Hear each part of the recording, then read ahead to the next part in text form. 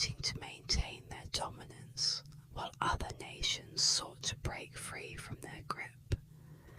It was a conflict that reached beyond the battlefield and into the halls of power, shaking the foundations of monarchies, shifting alliances, and setting the stage for modern Europe. Welcome to ASMR History. Today, I'm excited to take you on a journey through the intricate and often tumultuous history of the 30 Years' War.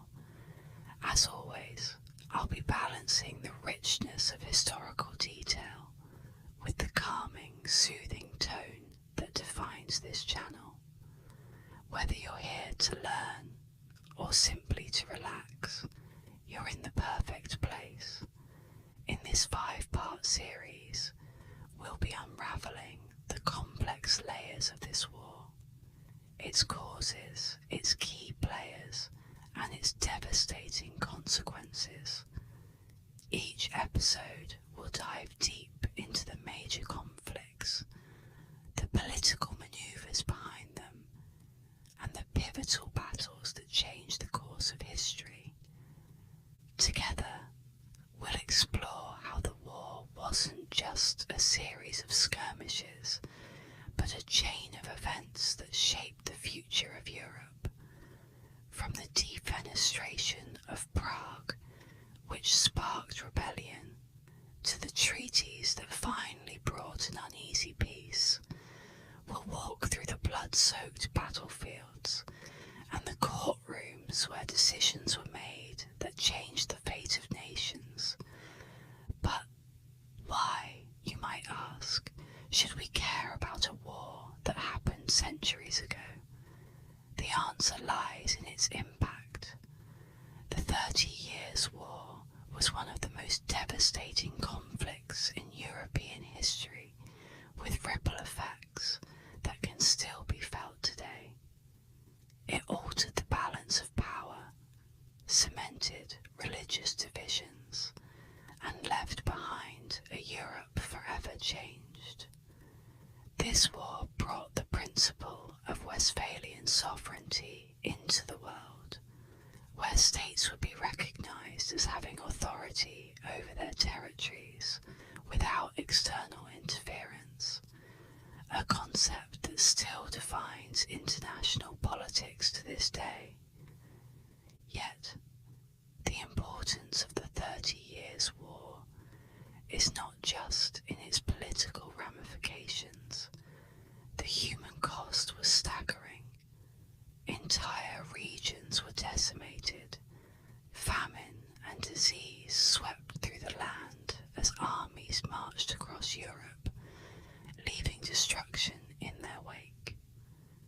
It's estimated that the war claimed the lives of nearly 8 million people, a number that underscores the profound suffering endured during these 30 long years. The economies of many states were in ruins, and social order broke down as the war dragged on. For the people who lived through it, the 30 Years' War was nothing short of apocalyptic. As we journey through this series, we'll uncover the stories of emperors, kings, generals, and common folk caught in the crossfire. Each episode will zoom in on specific phases of the war, giving you a front row seat to the dramatic events that shaped the conflict. From the Battle of White Mountain to the Peace of Westphalia, we will dissect the key moments that define this era. Now that we've set the stage for what's to come, let's step back to where it all began.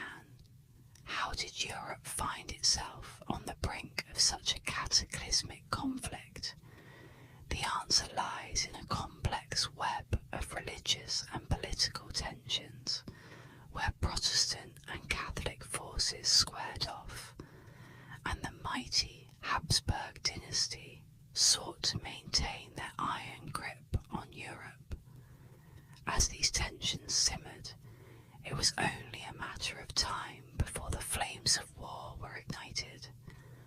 By the early 17th century, Europe was a powder keg, with religious and political tensions simmering just beneath the surface. At the heart of this conflict were two rival visions for the continent, one Catholic, the other Protestant.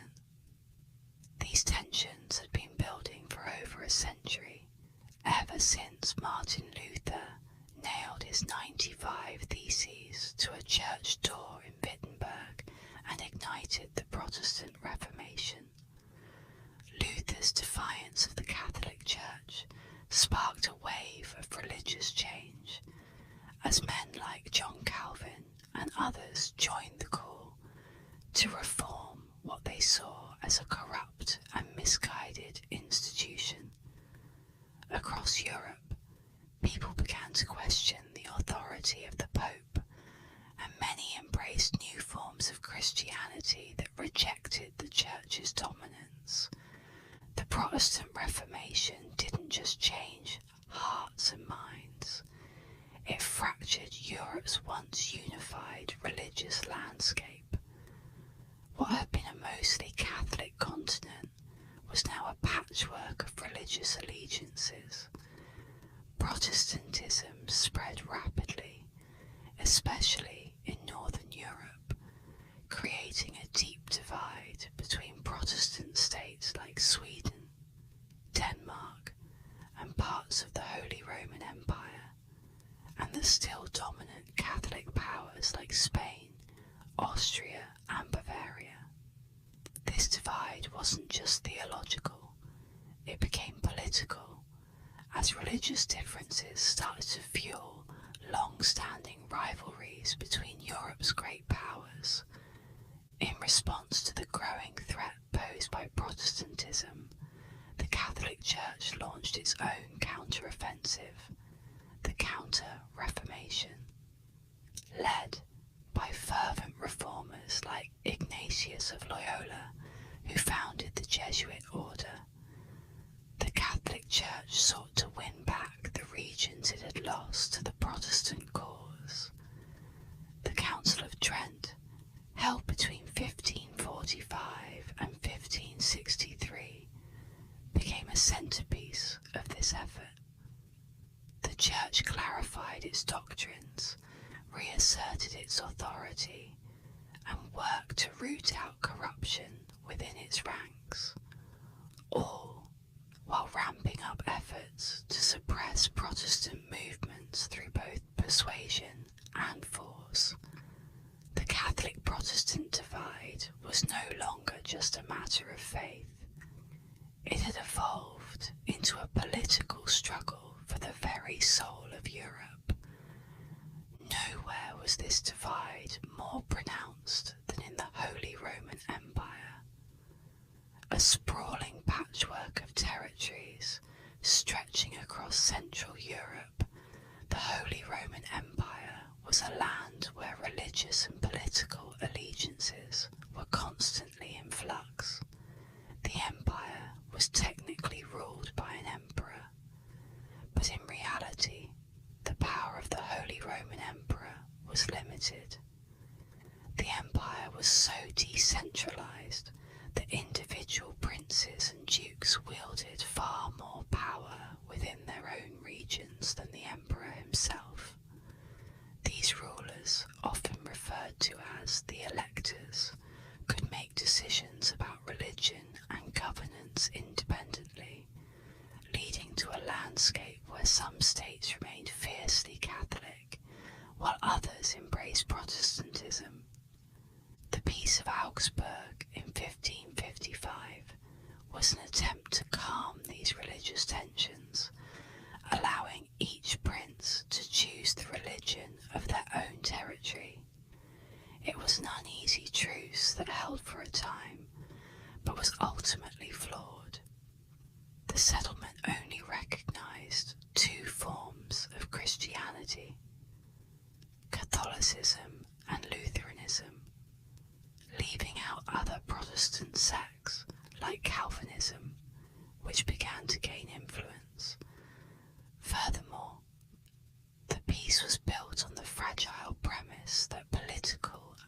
religious unity could coexist in such a divided empire. It did little to heal the deepening fractures between Protestant and Catholic states, and as Calvinism spread through regions like the Palatinate, those tensions escalated. Enter Ferdinand Toad, a man whose name would become synonymous with the 30 Years' War. As a devout Catholic and a member of the powerful Habsburg dynasty, Ferdinand had one clear goal: to restore Catholicism as the dominant faith in the Holy Roman Empire. When he became emperor in 1619, he set out on an aggressive campaign to centralise power and roll back the gains made by Protestant states. His policies alienated Protestant princes, who viewed him not only as a threat to their religious freedoms, but also as a ruler intent on stripping away their autonomy. One of the most notable opponents of Ferdinand's policies was Frederick the Elector of the Palatinate and leader of the Protestant Union. Frederick saw himself as a defender of the Protestant cause, a man destined to resist the growing influence of the Habsburgs. His role in the early years of the war would prove pivotal, as he took up the mantle of resistance against Ferdinand's centralisation efforts. With tensions rising across the empire, Protestant and Catholic states began to prepare for the inevitable confrontation that lay ahead. But this conflict was never just a local affair. As religious divisions deepened within the Holy Roman Empire, Europe's great powers began to take sides. Spain, another Habsburg-controlled Catholic power, threw its full weight behind Ferdinand's efforts to crush Protestant resistance. Meanwhile, France, despite being a Catholic nation, saw an opportunity to weaken its Habsburg rivals. Under the guidance of Cardinal Richelieu, France began covertly supporting Protestant states, not out of religious solidarity, but to undermine the Habsburgs and shift the balance of power in Europe. In the north, Protestant powers like Sweden and Denmark also took an interest in the growing conflict. These nations had their own motivations, largely shaped by a desire to curb Habsburg influence and protect Protestant interests in the empire. Sweden, under the leadership of King Gustavus Adolphus, would later play a crucial role in turning the tide of the war, bringing both military might and a passionate commitment to the Protestant cause. Historians have long debated whether the 30 Years' War was truly about religion, or if it was, in fact, a struggle for political dominance. C.V. Wedgwood, one of the foremost historians of the conflict, famously wrote, "The war, which began as a religious conflict, evolved into a struggle for political power across Europe." Indeed, while religion was the spark that ignited the war, political ambitions soon took centre stage. Peter H. Wilson, another historian of the period, emphasised the complex interplay between faith and power in the conflict, arguing that the two were inseparable in early modern Europe. What began as a clash between Catholics and Protestants quickly morphed into a broader struggle for control over the future of Europe. As alliances formed and armies prepared for battle, Europe teetered on the brink of chaos. The peace that had been tenuously maintained for decades was about to shatter. The first blow would come in a small room in Prague, where the future of the Holy Roman Empire, and indeed all of Europe, would be decided by a single violent act. The Defenestration of Prague was about to spark a conflict that would consume Europe for 30 long, bloody years. By the early 17th century, tensions in the Kingdom of Bohemia had reached a boiling point.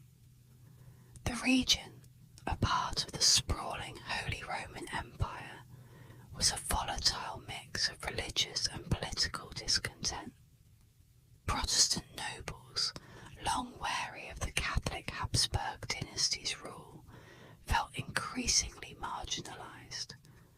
While Bohemia had a history of religious diversity, the rise of Catholic power under Habsburg control seemed to threaten their rights. For these Protestant nobles, the 1609 Letter of Majesty was supposed to be a guarantee of religious freedom. Issued by Emperor Rudolf II, it promised Bohemia's Protestant estates the right to practice their faith without fear of persecution. Yet, in the years following its signing, those promises seemed to ring hollow. Ferdinand II, a staunch Catholic with ambitions of restoring Catholic dominance throughout the empire, was elected King of Bohemia in 1617. This was a clear signal to the Protestant nobles that their days of religious freedom might be numbered.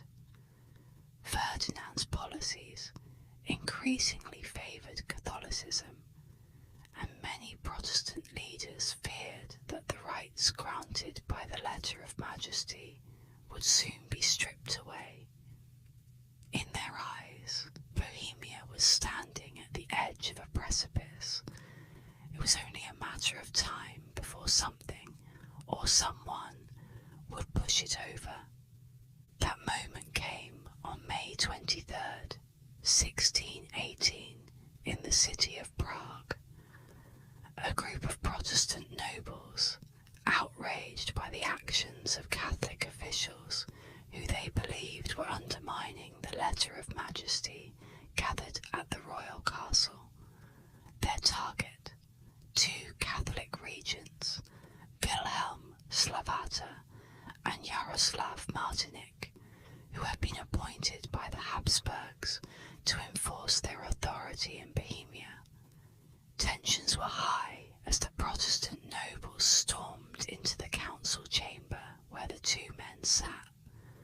Voices were raised, accusations flew, and in a fit of fury, the nobles decided to take matters into their own hands, quite literally.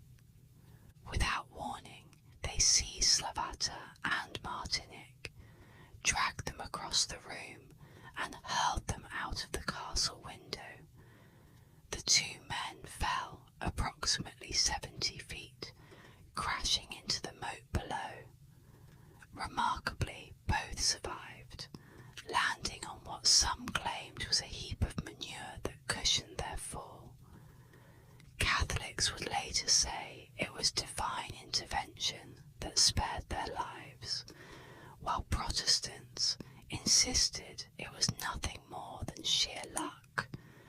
Whatever the truth, the event became known as the Defenestration of Prague, and it would be the spark that set Europe ablaze. In the immediate aftermath, chaos erupted. News of this defenestration spread quickly, sending shockwaves through both Protestant and Catholic camps. For Ferdinand II, now the Holy Roman Emperor, this was an unforgivable act of rebellion. He viewed the defenestration as a direct challenge to his authority Protestant estates. Outraged, he wasted no time in mustering an army to crush the Bohemian revolt and reassert Habsburg control over the region. On the Protestant side, the defenestration was seen as a bold and necessary act of defiance. The nobles who had thrown the Catholic officials from the window were hailed as heroes, standing up to the oppressive Habsburg regime. Protestants across Bohemia rallied to their cause, forming alliances and preparing for the inevitable clash with imperial forces. The Bohemian estates, now in open rebellion, sought support from Protestant states across Europe, hoping to turn what had begun as a local conflict into a broader Protestant alliance against Catholic hegemony. The defenestration of Prague, while dramatic, was not just a symbolic gesture. It marked the point of no return in Bohemia's simmering tensions. What had been a series of political manoeuvres and religious grievances was now a full-blown revolt. As historian Peter H. Wilson put it, the defenestration of Prague ignited a wider European conflict that would last for decades. Indeed, what began as a local struggle in the heart of Central Europe soon spiraled into a war that would engulf the entire continent. Both sides quickly mobilized their forces. The Catholic Habsburgs, backed by the might of Spain and Bavaria, prepared to stamp out the Protestant rebellion in Bohemia. Meanwhile, the Protestant estates, led by figures like Frederick the Hood of the Palatinate, scrambled to defend their cause. Armies began to gather, alliances were forged, and the first skirmishes broke out across Bohemia. The stage was set for a conflict that would devastate Europe for the next 30 years. As tensions rose, it became clear that this was no longer just about Bohemia. The defenestration of Prague had opened a Pandora's box, unleashing centuries-old rivalries and ambitions. Protestant and Catholic powers across Europe began to take sides, knowing that the outcome of this conflict could reshape the balance of power on the continent. What started as a protest over religious rights in Bohemia quickly became a struggle for the future of Europe itself. For Ferdinand II, crushing the Bohemian rebellion was about more than just maintaining control over a single region. It was part of a larger vision to restore Catholic dominance throughout the Holy Roman Empire. He was determined to make an example of the Bohemians, to show that any challenge to Habsburg authority would be met with swift and brutal force. But the Protestant nobles of Bohemia had no intention of backing down.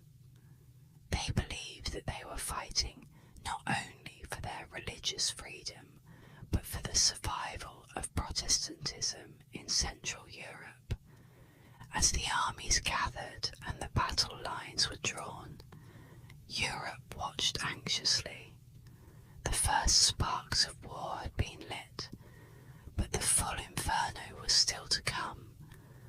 Protestant and Catholic leaders alike knew that what happened in Bohemia would reverberate far beyond its borders. The defenestration of Prague had set in motion a chain of events that could not be undone. War was inevitable, and it would not be long before the entire continent was consumed by it. The defenestration had been the match that ignited the flames, but it was the Bohemian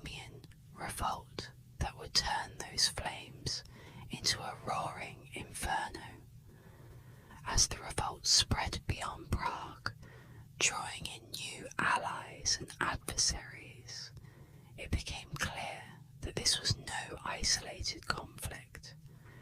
It was the beginning of something far larger, a war that would reshape Europe for generations to come. As the dust settled after the dramatic Defenestration of Prague, Bohemia found itself standing on the precipice of open rebellion.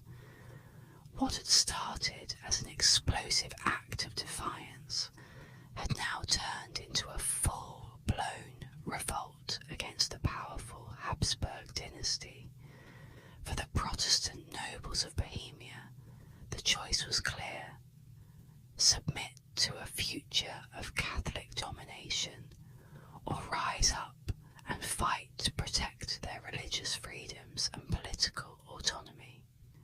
These nobles, many of whom had long chafed under the heavy hand of Habsburg rule, were driven by a mixture of both fear and frustration. They had watched with growing alarm as Emperor Ferdinand II, a devout Catholic, made it clear that his reign would not tolerate Protestantism in any form. Religion was at the heart of the rebellion, but it was not the only factor. The Bohemian nobles were just as concerned about the erosion of their political rights. The Habsburgs had been steadily centralising power, stripping away the traditional privileges that the Bohemian estates had long enjoyed. These nobles, accustomed to a degree of autonomy in governing their lands, saw Ferdinand's efforts to strengthen imperial control as a direct threat to their status and influence. This dual fear of religious persecution and political subjugation lit the fires of revolt across the kingdom. The Protestant nobles were determined to push back against what they saw as an existential threat to their way of life. Faced with the possibility of war, the Bohemian leaders made a bold and fateful decision. They deposed Ferdinand as their king and turned to Frederick, the Elector of the Palatinate, to lead their cause. Frederick, a young and ambitious Protestant prince, was a natural choice. He was not only a prominent member of the Protestant Union, a coalition of German Protestant states, but also the son-in-law of King James III of England. To the Bohemian nobles, Frederick represented the hope of a wider Protestant alliance, an opportunity to rally other Protestant nations to their side and build a united front against the Catholic Habsburgs.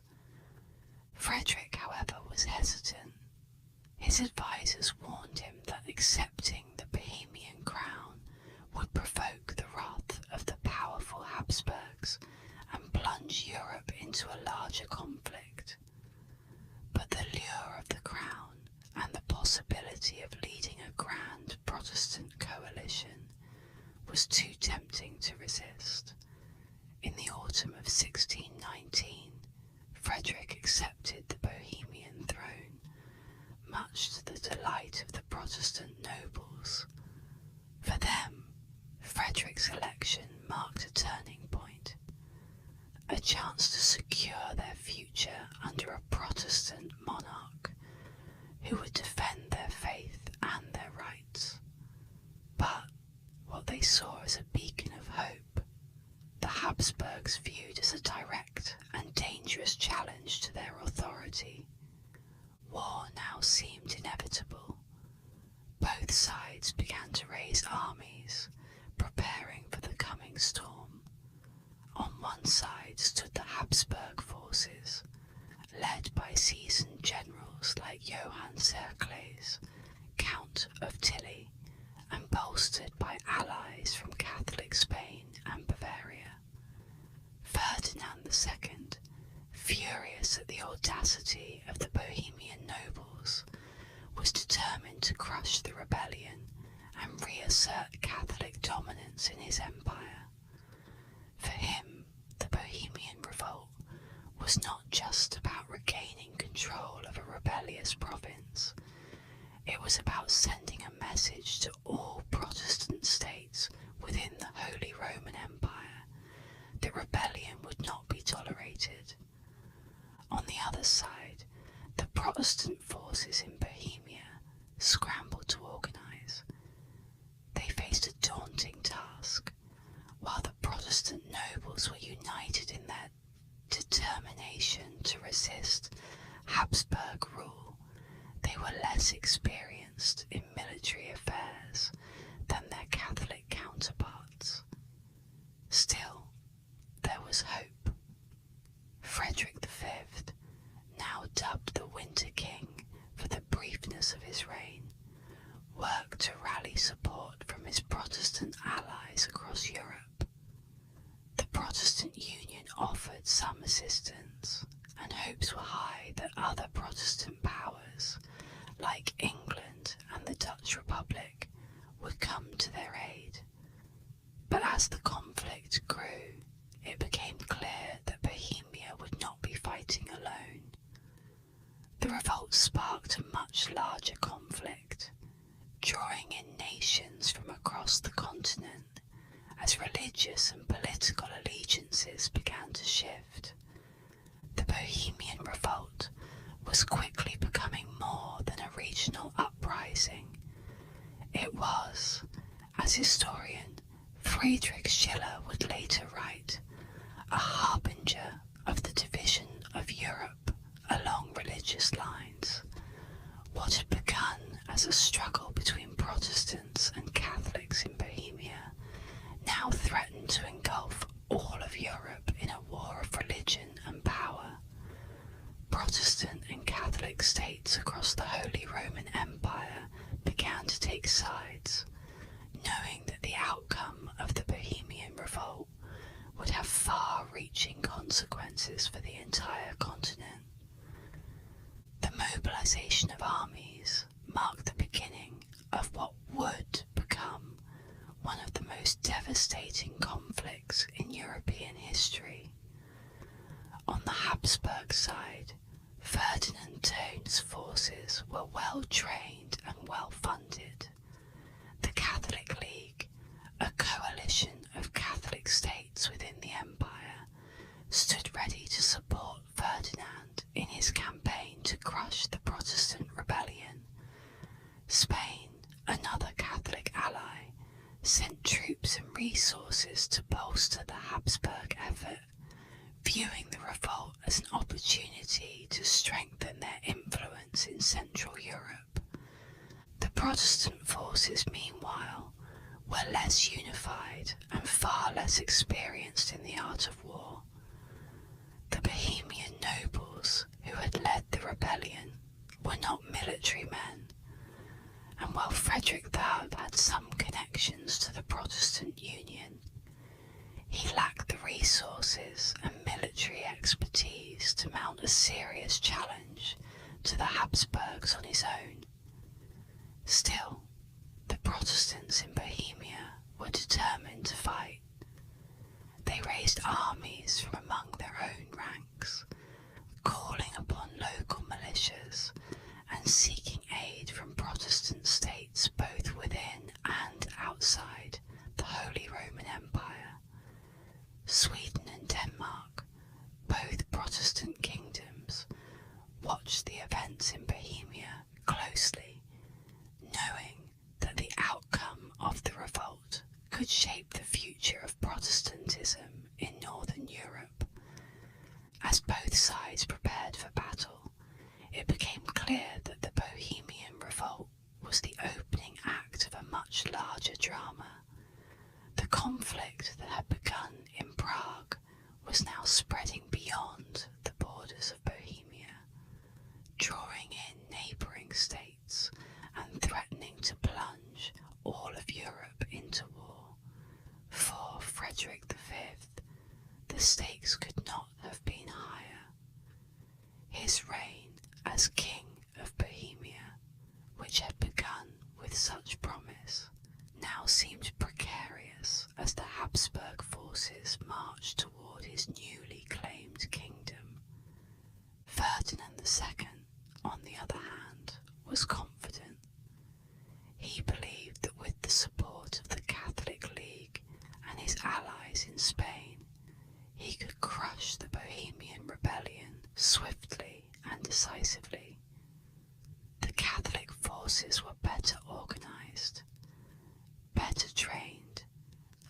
better equipped than their Protestant counterparts.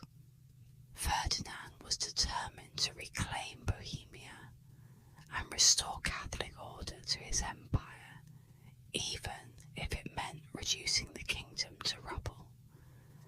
The Bohemian nobles, though, refused to surrender. They had risked everything in their revolt against the Habsburgs, and they were prepared to defend their land and their faith to the last man. For them, this was not just a political struggle, it was a fight for their very survival. If Ferdinand succeeded in crushing the revolt, it would mean the end of Protestantism in Bohemia and the triumph of Catholic absolutism throughout the Holy Roman Empire. As both Protestant and Catholic forces gathered for battle, Europe braced for what was to come. The Bohemian revolt had become the flashpoint of a much larger conflict, a war that would determine the future of religion and power on the continent. The first major confrontation was about to take place on the rolling hills outside of Prague, at a site that would become infamous in the annals of European history. The Battle of White Mountain was looming on the horizon, and its outcome would change the course of the 30 Years' War. The morning of November 8th, 1620, dawned cold and overcast on the outskirts of Prague. On a small rise known as White Mountain, two armies prepared for battle, both knowing the stakes couldn't be higher. For the Catholic forces, led by the formidable General Johann Cercles, Count of Tilly, the mission was clear: crush the Protestant rebellion once and for all, and reassert Habsburg dominance over Bohemia. For the Protestant forces, cobbled together in desperation and led by Christian of Anhalt, it was a final stand, a last chance to defend their cause, their faith, and their independence. The Battle of White Mountain would determine the fate of Bohemia, but it would also set the stage for the next phase of the 30 Years' War, shaping the conflict's future in ways no one could have predicted. Bohemia was the heart of the rebellion against Habsburg rule, and the Catholic forces knew that if they could break the Bohemian resistance here, they could send a clear message to the rest of Europe. The strategic importance of the battle was undeniable. Situated just outside of Prague, White Mountain controlled the approach to the city, making it a critical location for both sides. If the Catholics won, Prague would fall, and with it, the hopes of the Protestant cause in Bohemia. The Protestants, on the other hand, were fighting not just to protect their capital, but to preserve their religious freedom and their political autonomy. The stage was set for a decisive confrontation. On one side of the battlefield stood the Catholic League's army, a well-organised and battle-hardened force, led by General Tilly, a man known for his ruthless efficiency and tactical brilliance. The Catholic army had the clear advantage.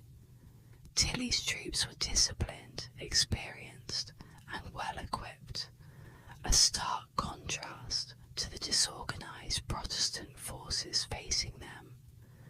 Tilly had been preparing for this moment for months, knowing that this battle could determine the fate of the entire rebellion. His army, bolstered by Habsburg and Bavarian support, was was ready to strike a devastating blow. In contrast, the Protestant forces, led by Christian of Anhalt, were a shadow of what they had hoped to be. Anhalt, while a capable politician, was no seasoned military commander, and his army reflected that. The Protestant forces were a ragtag coalition of Bohemian militias and mercenaries, poorly equipped and lacking the discipline of their Catholic counterparts. Morale was low, and many of the soldiers were inexperienced, facing their first real battle. Anhalt's army had been hastily assembled in the hopes of defending Prague, but it was clear to those watching from the sidelines that they were outmatched.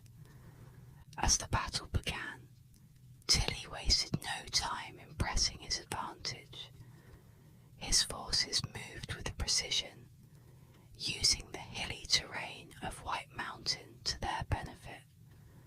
The Catholic infantry advanced in well-coordinated formations, supported by artillery that rained destruction on the Protestant lines. Anhalt's forces, by contrast, struggled to maintain cohesion. Lacking a clear strategy and hampered by poor leadership, the Protestant army faltered almost from the start. Tilly's forces exploited every weakness, breaking through the Protestant defences and driving them back towards Prague. The Protestant cavalry, meant to be their trump card, was scattered by a decisive Catholic charge, leaving the infantry exposed.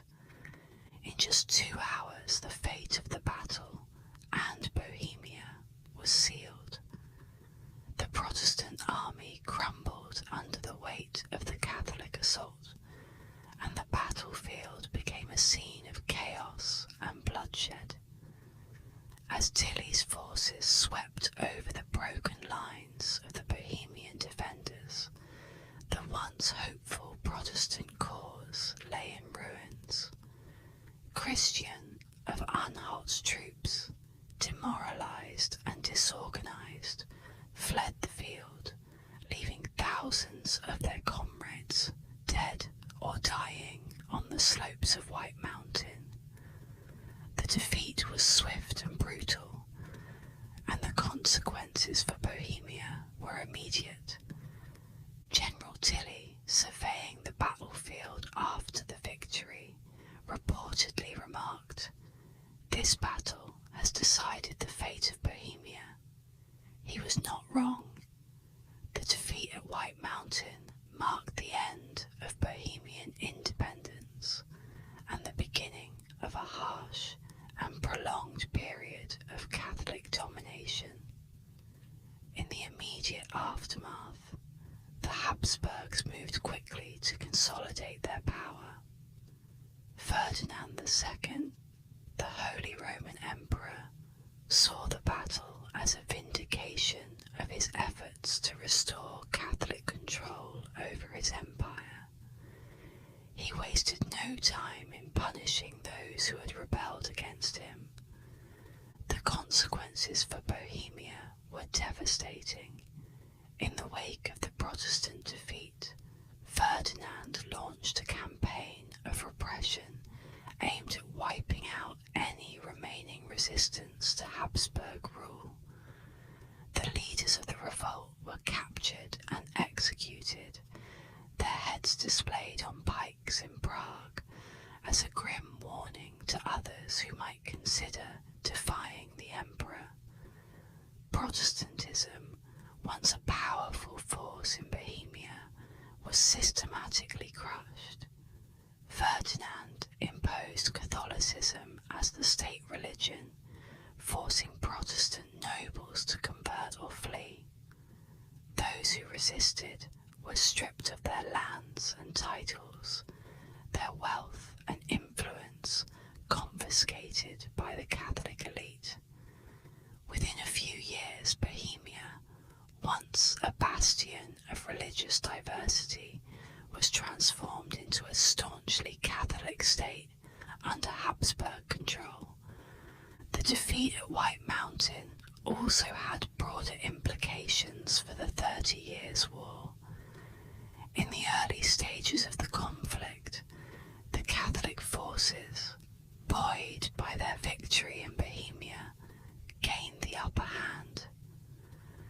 Ferdinand II's success in crushing the Bohemian revolt emboldened him, and Catholic armies across Europe began to push back against Protestant forces. The war, which had begun as a localized conflict in Bohemia, now expanded as Protestant states elsewhere in Europe watched in horror as their Bohemian allies were defeated. The Catholic victory sent shockwaves through Protestant Europe, prompting nations like Denmark, Sweden, and the Dutch Republic to reconsider their involvement in the conflict. For the Protestant cause, the loss of Bohemia was a significant blow.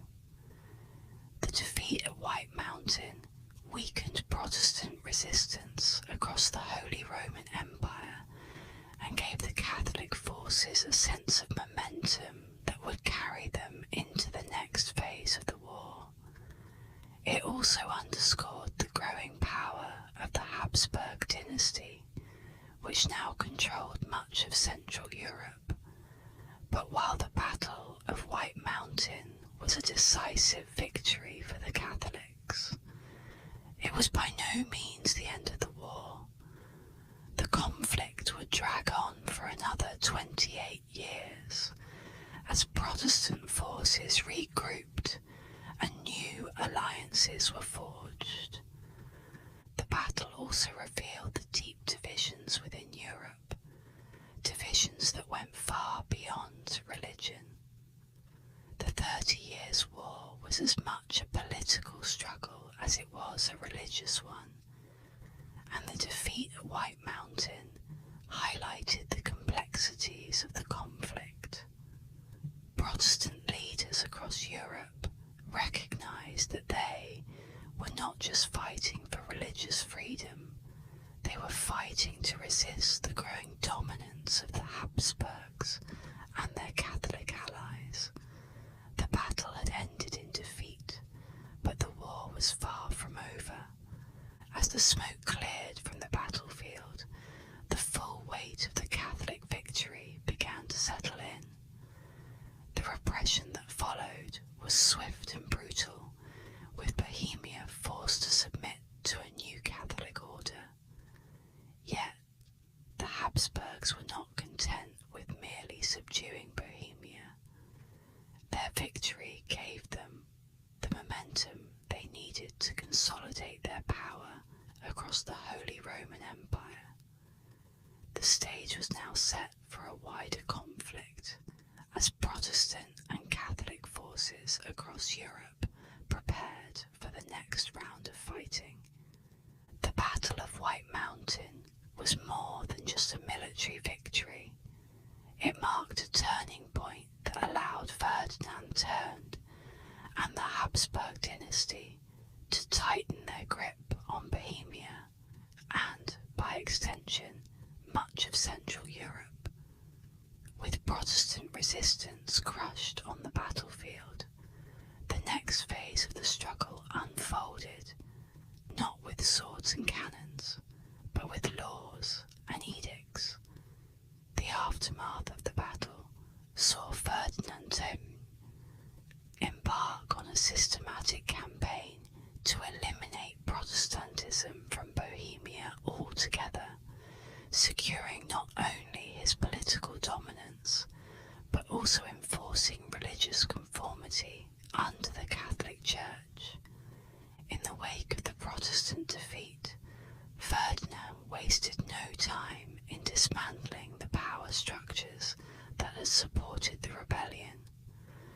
One of the most immediate actions he took was the wholesale confiscation of Protestant lands. The nobility had supported the revolt were stripped of their estates, their wealth, and their influence. These confiscated lands were then redistributed to loyal Catholic nobles and to the Church itself, ensuring that those who held power in Bohemia were now firmly aligned with the Habsburg regime. The loss of land not only crippled the Protestant elite economically, but also removed their ability to mobilise future resistance. But land confiscation was just the beginning. For Ferdinand, the rebellion had been more than a political challenge. It was a spiritual affront. As a devout Catholic, he viewed the Protestant presence in Bohemia as a stain on the true faith. To cleanse his realm of heresy, Ferdinand embarked on an aggressive campaign of forced conversions. Protestant nobles who wished to retain their titles and privileges were given a choice: convert to Catholicism or face exile. Many chose the latter, fleeing Bohemia rather than renounce their faith. Those who stayed were compelled to attend Catholic Mass and submit to the authority of the Church.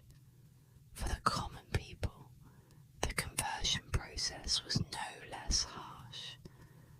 Protestant ministers were expelled, churches were seized and reconsecrated, and religious practices outside the Catholic faith were banned. Within a generation, Protestantism had all but disappeared from Bohemia, replaced by the iron hand of Catholic orthodoxy. Ferdinand's success in Bohemia was more than a religious victory. It also represented a major political consolidation of Habsburg power. The defeat of the Bohemian nobles gave him the opportunity to centralise authority within the Holy Roman Empire, further weakening the autonomy of the various principalities and duchies that had long resisted imperial control. What had once been a loosely bound collection of semi-independent states was now being drawn more tightly under the Habsburg banner. Ferdinand's victory sent a clear message, not just to Bohemia, but to the entire empire. Rebellion would be met with swift and severe consequences, and the Habsburgs would tolerate no dissent, either religious or political. This consolidation of power had far-reaching implications for the future of Europe. With Bohemia now firmly under Catholic control, the Habsburgs had a secure base from which to project their influence across Central Europe. Catholicism became synonymous with loyalty to the empire, and any deviation from this religious norm was treated as treasonous. The Peace of Augsburg, which had attempted to bring some balance between Protestant and Catholic states within the empire, was effectively nullified in Bohemia. Religious pluralism was no longer an option under Habsburg rule. In reflecting on his victory and the subsequent crackdown, Ferdinand II famously remarked, "The true faith shall be restored, not by the sword alone, but through divine grace and political unity." For Ferdinand, the consolidation of power in Bohemia was not just a matter of political expediency. It was a divine mission to restore what he saw as the rightful order of the world. He believed that his rule was ordained by God, and that the Catholic faith was the only legitimate expression of Christianity, This intertwining of religious fervour and political ambition drove much of Ferdinand's decision-making in the years following the Battle of White Mountain. The repercussions of this consolidation reverberated across Europe. For Protestant states, the defeat in Bohemia was a sobering reminder of the Catholic League's strength and the Habsburgs' determination to reassert control over the Holy Roman Empire. Protestant rulers in Denmark, Sweden, and elsewhere began to rethink their strategies, knowing that Ferdinand's victory in Bohemia could easily be replicated elsewhere if they did not act. The stage was set for the next phase of the 30 Years' War, as Protestant forces regrouped and sought new alliances to counter the growing dominance of the Catholic Habsburgs. Yet, the Catholic victory was not without its challenges. The repression in Bohemia created a legacy of bitterness and resentment that would linger for generations. The forced conversions, land seizures, and political centralization left many feeling oppressed under the Habsburg regime. While outwardly Bohemia appeared pacified, the memory of the rebellion and the heavy-handed measures that followed fueled a simmering discontent that would never fully disappear. The cracks in the Habsburg edifice were still there, waiting for the right moment to re-emerge. As Ferdinand II and his Catholic allies celebrated their triumph, the rest of Europe braced for what was to come. The consolidation of power in Bohemia was a victory, but it was just one chapter in a much larger conflict. The 30 Years' War was far from over, and the battle lines were shifting once again. Protestant forces, watching from the sidelines, would not let the defeat in Bohemia stand uncontested.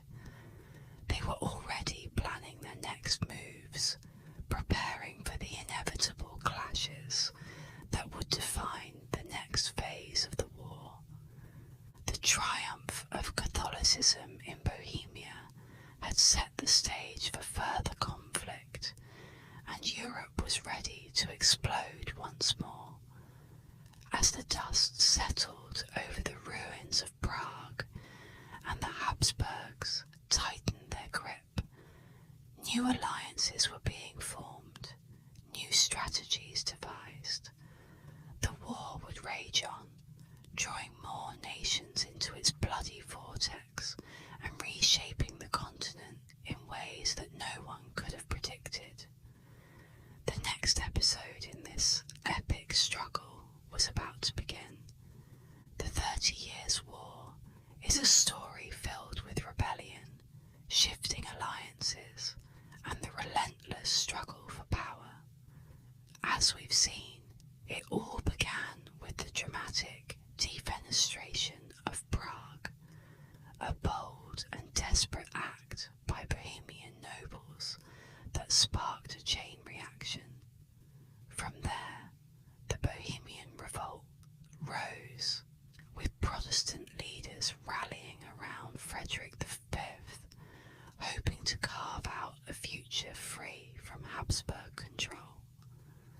But their hopes were shattered at the Battle of White Mountain, where Catholic forces delivered a decisive blow, leading to the consolidation of Habsburg power and the repression of Protestantism in Bohemia.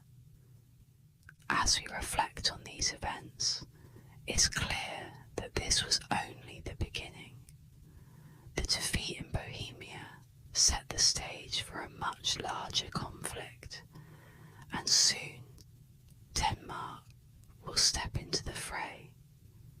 In the next episode, we'll explore the Danish intervention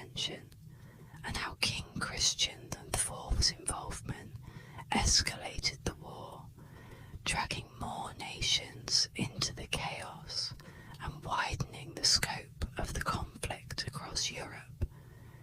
If you've enjoyed this journey through history, be sure to subscribe to ASMR History. We'll continue to explore the fascinating twists and turns of the 30 Years' War, bringing you deeper into the battles, politics, and key figures that shaped the era. Thank you for joining me today, and as always, sleep well.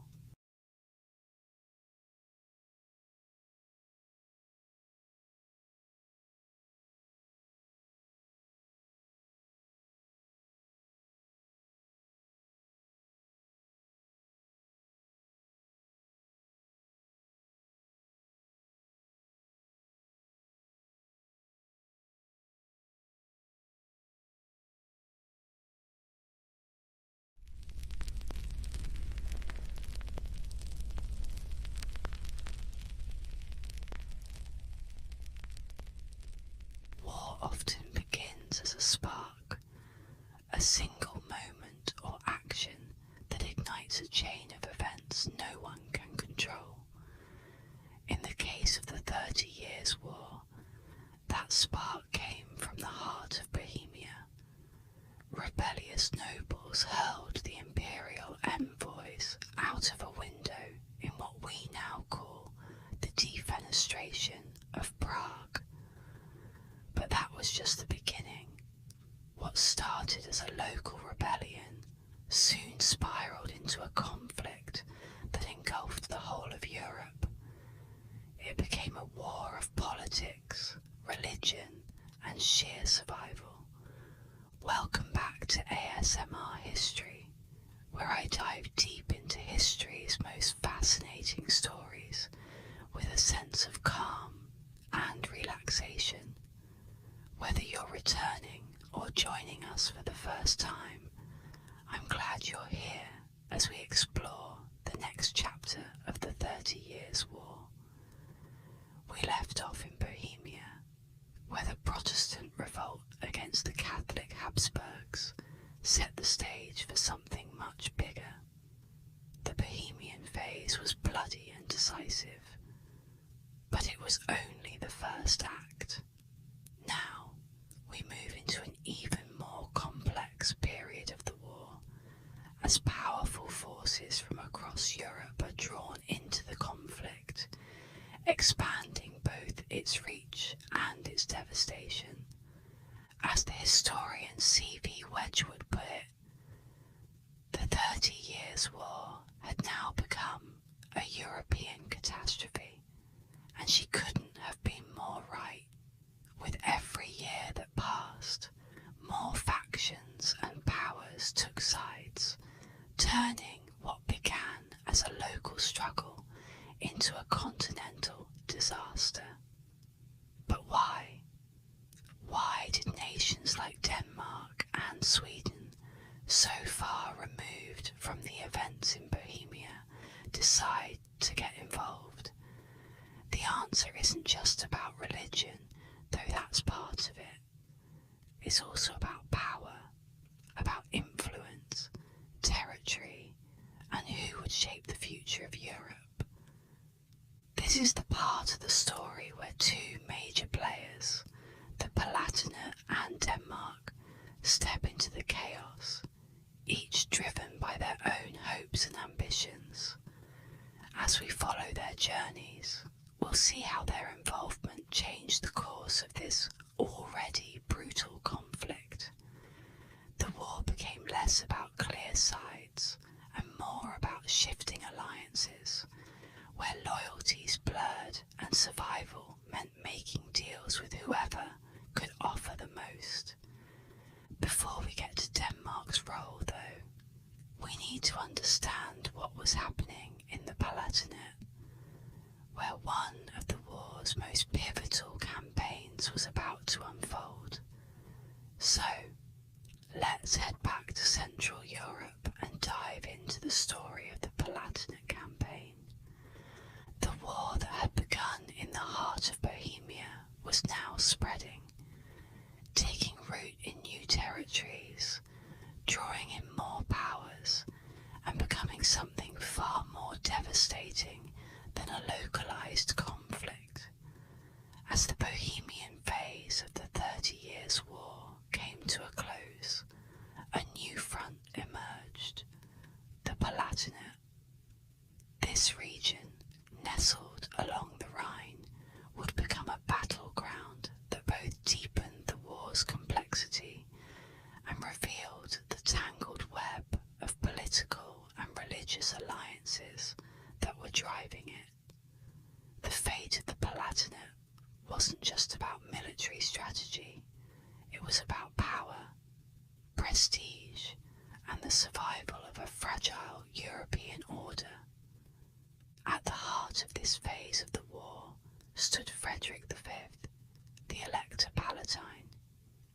He was a man whose ambition, inexperience, and sense of destiny led him into the centre of the storm. Frederick had been crowned King of Bohemia, a position that should have solidified his power. Instead, it became a trap, setting him up as an enemy of the Habsburg dynasty and the Catholic League. When he accepted the Bohemian crown, Frederick hoped to rally Protestant princes across Europe to his cause. Instead, his gamble failed, and his Bohemian reign was short-lived, ending in defeat at the Battle of White Mountain. But Frederick's story didn't end there. His defeat in Bohemia made him a symbol of Protestant resistance, and the war soon expanded into his own lands in the Palatinate. The Palatinate's strategic location, bordering France, the Netherlands, and the Holy Roman Empire, made it a prime target for both Catholic and Protestant forces. Its fertile lands and fortified towns held immense value, not just for their resources, but for the control they offered over the surrounding region. As the conflict moved westward, the Palatinate became the next chess piece in the broader game of European power. As Frederick fled into exile, his lands became a prize for his enemies. The Catholic League, led by the Duke of Bavaria and the Spanish Habsburgs under King Philip IV, saw an opportunity to crush Protestant resistance and secure vital territory. Spain, in particular, played a pivotal role in the Palatinate campaign. While their involvement might have seemed distant at first, their interests were deeply intertwined with the fate of the region.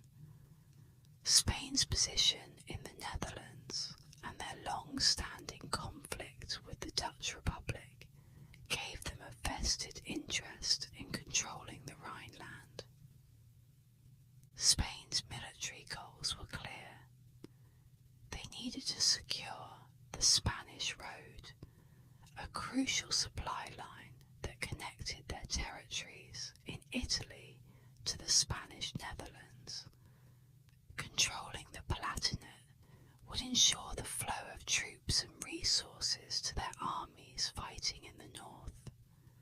Their alliance with the Catholic League made the destruction of Frederick's territories a strategic necessity. As the historian C.P. Wedgwood remarked, the destruction of the Palatinate was the first true expansion of the war beyond its initial bounds. Spain's involvement marked a turning point. The 30 Years' War was no longer a localized conflict over Bohemia. It had become a European struggle for dominance. The Spanish forces, along with the armies of the Catholic League, launched a brutal campaign in the Palatinate. Towns were sacked, villages burned, and thousands of people displaced as the war tore through the region. The devastation was immense, not just in terms of the physical destruction, but in the way it shattered the social and political order. Frederick's lands were systematically dismantled, and with them any hope he had of regaining his throne. As the Palatinate fell under Catholic control, it became clear that this was more than just a military campaign. It was a symbolic victory for the Catholic forces. Frederick had been cast as the Winter King, a monarch whose reign lasted only a season, and his fall served as a warning to other Protestant leaders who might dare to challenge the might of the Catholic League and the Habsburgs. But the war, of course, did not end there.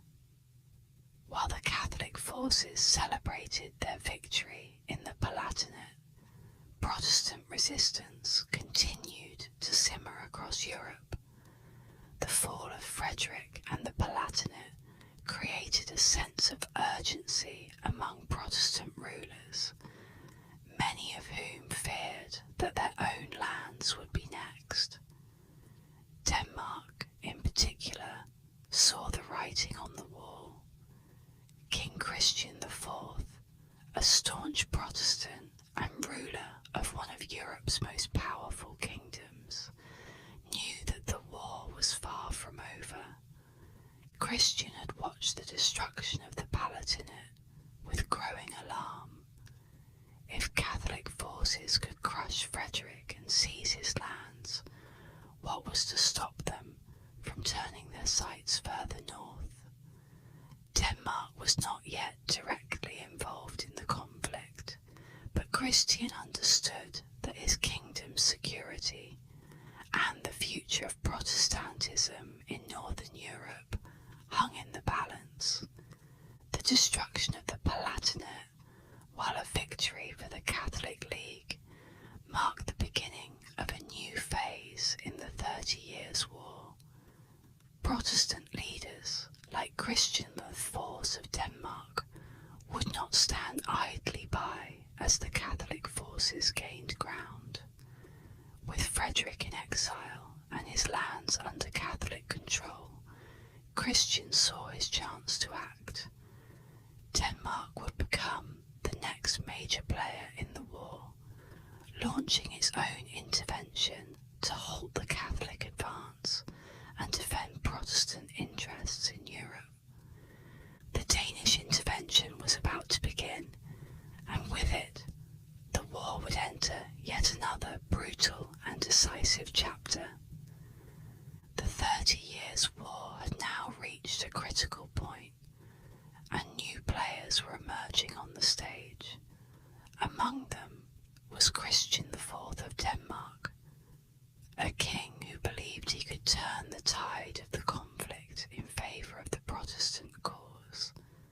Christian wasn't just any ruler, he was a monarch with ambition, drive, and a deep sense of duty to protect Protestantism in northern Europe.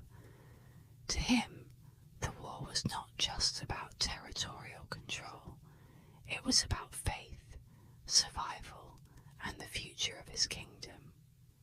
Christian IV saw the devastation in the Palatinate and knew that his time to act had come. If the Catholic League could destroy Frederick and his lands, what was to stop them from pushing northward into the Protestant heartlands? Denmark was secure for the moment, but Christian understood that this security could be fleeting if the Habsburgs were allowed to crush Protestantism unchecked. His words, immortalized by later historians, reveal his determination. I will not stand idly by while the Protestant faith is crushed under the boot of the Habsburgs. But Christian's ambitions were not solely born from religious conviction. There was a political calculus at work as well. The Danish king saw an opportunity to expand his influence and secure his kingdom's borders by intervening in the war. The collapse of Frederick's power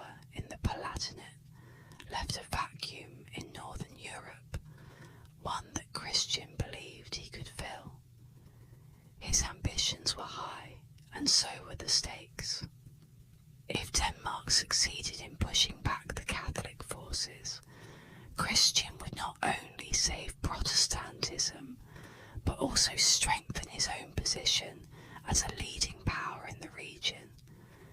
Denmark's Protestantism, deeply rooted in its culture and politics, was intertwined with Christian's goals. For Christian IV, defending the faith was both a personal mission and a national responsibility. His kingdom had been one of the first to adopt Protestantism during the Reformation, and now he saw it as his duty to ensure its survival in the face of Catholic aggression. But religious zeal alone would not win battles. Christian knew that if Denmark was to succeed, it would need more than prayers. It would need soldiers, strategies, and victories on the battlefield. At first, Denmark's intervention seemed promising.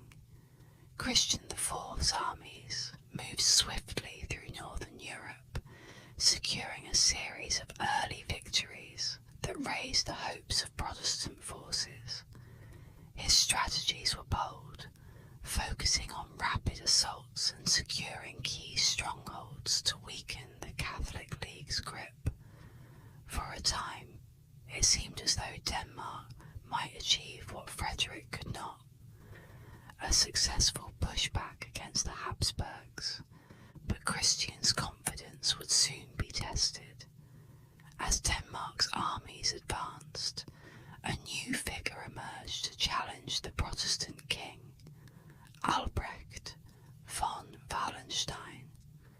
Wallenstein, an imperial general of unmatched skill and ambition, would prove to be one of Christian's greatest adversaries.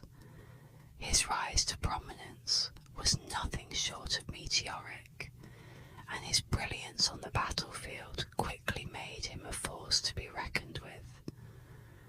Wallenstein was not content with merely defending Habsburg interests. He sought to crush Denmark's ambitions and cement Catholic dominance in Europe. Wallenstein's strategic mind was unlike any other. He understood the complexities of war, the importance of logistics, and the psychological aspects of battle. Where Christian had relied on speed and momentum, Wallenstein employed patience, cunning, and overwhelming force. He built an army unlike any other, one that could move swiftly and strike decisively, all while maintaining a relentless pressure on the Protestant forces. Wallenstein's rise marked a turning point in the Danish intervention, one that would soon put Christian IV's plans in jeopardy. Denmark's early victories began to fade as Wallenstein's forces countered Christian's strategies with brutal efficiency. The Protestant strongholds that had once seemed secure were now under threat, as Wallenstein's armies advanced with terrifying precision. Christian found himself outmatched, not just in numbers, but in the tactical brilliance that Wallenstein brought to the battlefield.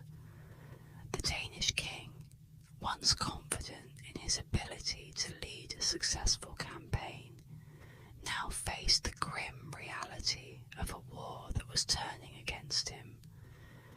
But Christian was not one to back down easily. He rallied his forces, determined to hold the line against Wallenstein's relentless advance. Battles raged across northern Europe, with both sides suffering heavy losses. The toll of the war weighed heavily on Christian IV, who struggled to maintain his kingdom's military and economic strength in the face of mounting pressure. The war, which had once seemed like a righteous cause,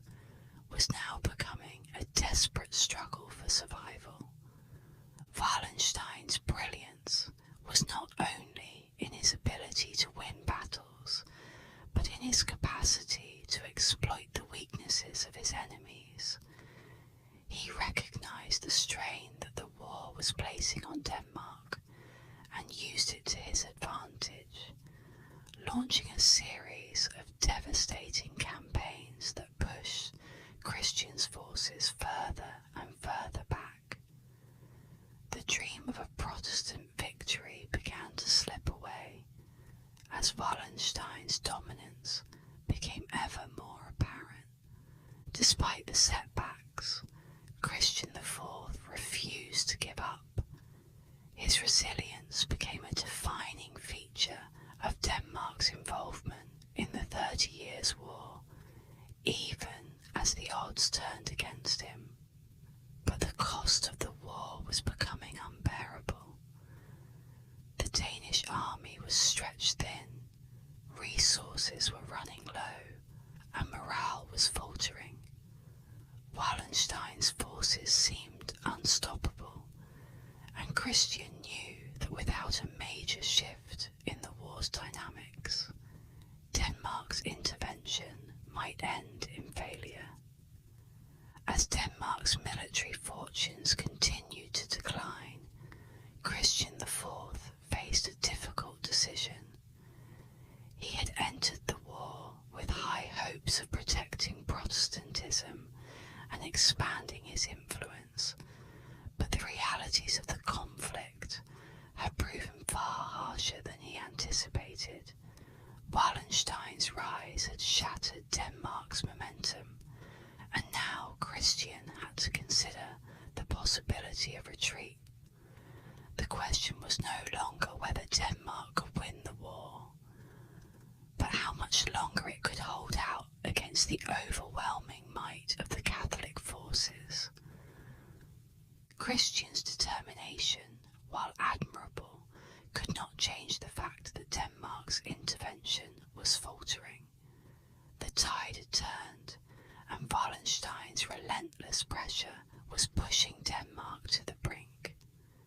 Christian IV, once a symbol of Protestant defiance, now found himself facing the harsh reality of defeat. His ambitions for a Protestant resurgence in Northern Europe were slipping away, and with them, the hopes of those who had looked to Denmark for leadership. But the story of Christian IV's intervention is not just one of defeat.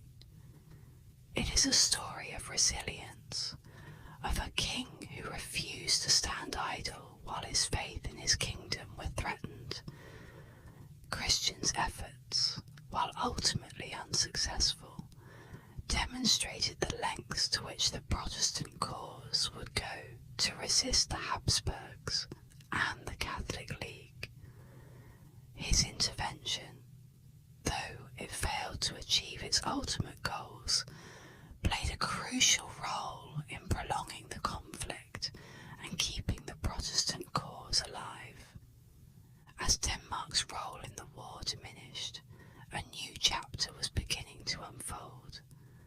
Wallenstein, the man who had brought Christian IV to his knees, was now poised to take on an even greater role in the conflict. His alliance with the Catholic League would bring him into direct conflict with other Protestant forces, and his ambitions were far from satisfied. With Denmark weakened, Wallenstein now turned his attention to the broader war in Europe, where his tactical genius would be tested against new and formidable opponents. The stage was set for a new phase of the war, one that would see Wallenstein rise to even greater prominence in the service of the Catholic cause. The 30 Years' War had already seen its share of ambitious generals and cunning leaders, but few would leave a mark quite like Albrecht von Wallenstein. Rising from the ranks of the imperial army, Wallenstein carved out a reputation as a master tactician, a man who could bend the chaotic forces of war to his rise wasn't just a product of military skill. It was the result of a sharp, calculating mind that viewed war as both business and politics. Peter H. Wilson, in his renowned work on the conflict, captures this duality best. Wallenstein was a man who saw war as both business and politics. Wallenstein's ascent was swift. He was a man of vision, someone who understood that the 30 Years' War was no longer just about religious divisions. It was about power, Protestant or Catholic. What mattered most was who could leverage the instability to their advantage. Wallenstein did just that. His early campaigns were marked by decisive victories, each one furthering his reputation as the man who could dominate Protestant forces and shift the balance of power in favour of the Catholic League. One of Wallenstein's most remarkable qualities was his ability to see the battlefield as more than just a place for conflict. It was a chessboard, and he knew how to move the pieces. His army was not just an extension of the empire, but a finely tuned machine that he wielded with brutal efficiency. His strategies were innovative, often using the land and his enemies' weaknesses to his advantage. It wasn't just about sheer numbers for Wallenstein. It was about positioning, timing, and outmaneuvering his opponents in ways they never saw coming. Key battles solidified his legacy. The Battle of Dessau Bridge in 1626, where his forces crushed a Protestant army under Ernst von Mansfeld, stands as one of his most significant victories. The Protestant forces had hoped to sever Wallenstein's supply lines and gain a strategic upper hand, but Wallenstein was one step ahead. His tactical foresight allowed him to anticipate their moves, cutting them down with precision and securing his dominance. It was here that his genius truly began to shine, with maps rustling softly in the background as his strategy unfolded, like the calming yet methodical planning of a master at work. But it wasn't just the battlefield where Wallenstein made his mark. His role in shaping the course of the war was as much about politics as it was about military might. Unlike many of the Catholic leaders, Wallenstein's motivations were far more pragmatic. While religion undoubtedly played a role, his true ambition lay in power. He wasn't driven by a desire to defend the Catholic faith alone. He sought to reshape the political landscape of Europe in favour of the Habsburgs and ultimately himself. Wallenstein understood that in war, the lines between religion and politics were often blurred, and he was more than willing to exploit that. This pragmatic approach often put him at odds with the Catholic League's leadership. While they saw the war as a religious crusade, Wallenstein viewed it as an opportunity to consolidate power and increase his influence. He wasn't afraid to make alliances with Protestant forces if it served his purposes, and his willingness to negotiate with enemies raised eyebrows among the more devout Catholic leaders. To Wallenstein, war was a game of survival and success, and he would do whatever it took to win, even if that meant stepping outside the traditional bounds of loyalty to the Catholic cause. This tension between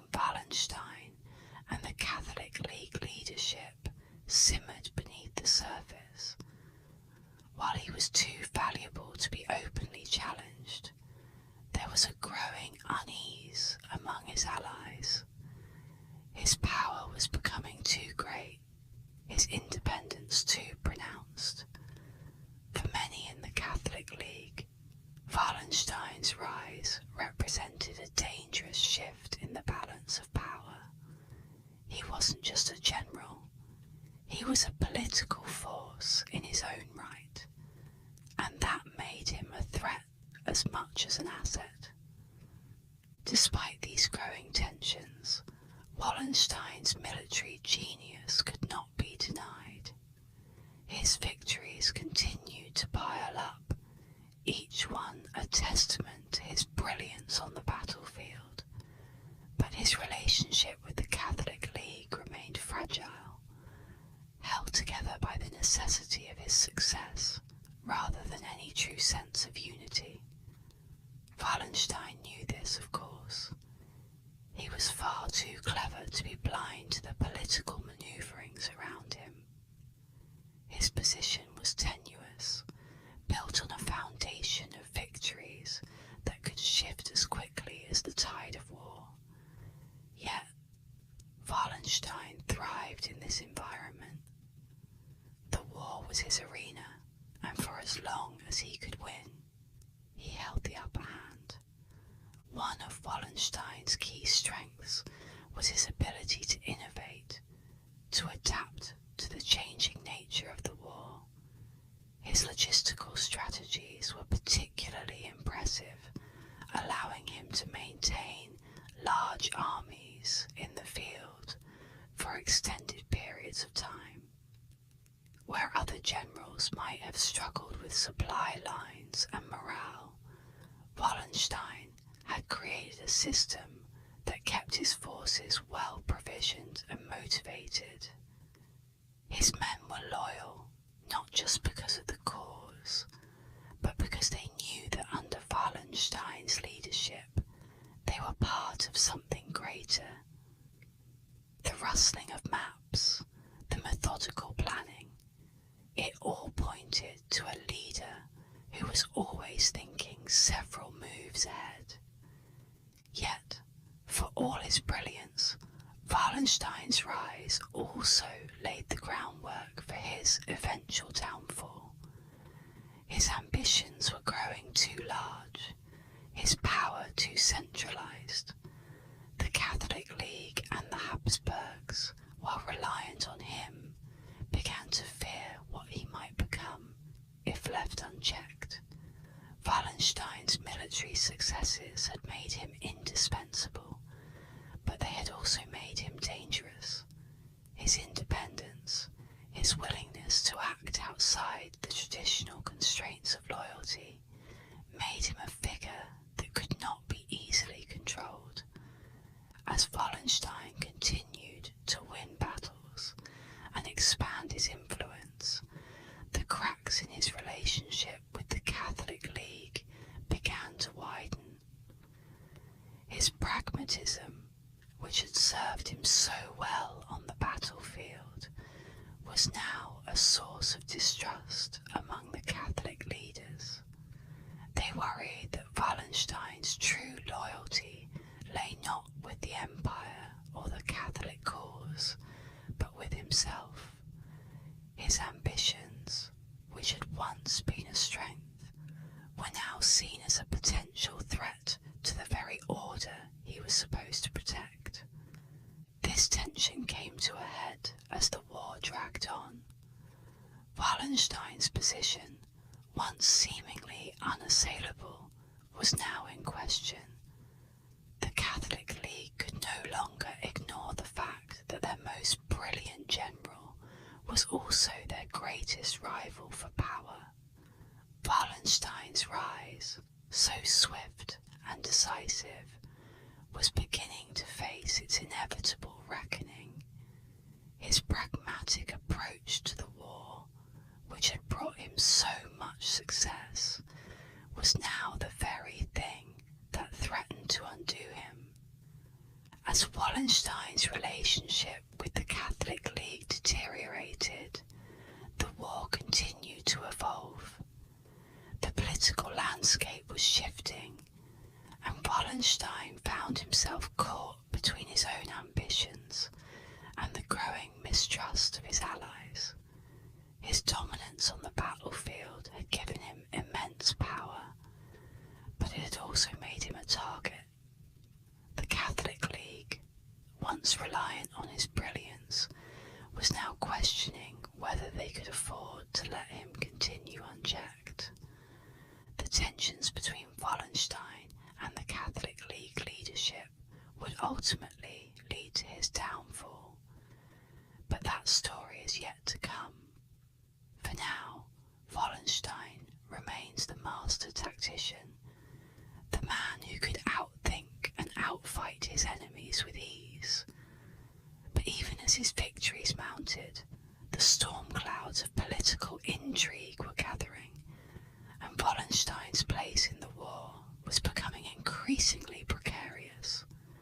The Treaty of Lubeck, which would soon follow, marked a turning point in the conflict, not just for Wallenstein, but for the entire war. It would set the stage for new alliances, new strategies, and new players to enter the fray. The Treaty of Lubeck was not a grand, triumphant moment for Denmark.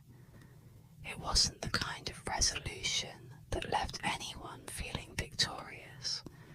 Instead, it marked a quiet end to Denmark's ill-fated intervention in the 30 Years' War, an acknowledgement of defeat wrapped in diplomacy for King Christian IV, who had entered the war with high hopes of defending Protestantism and expanding his influence.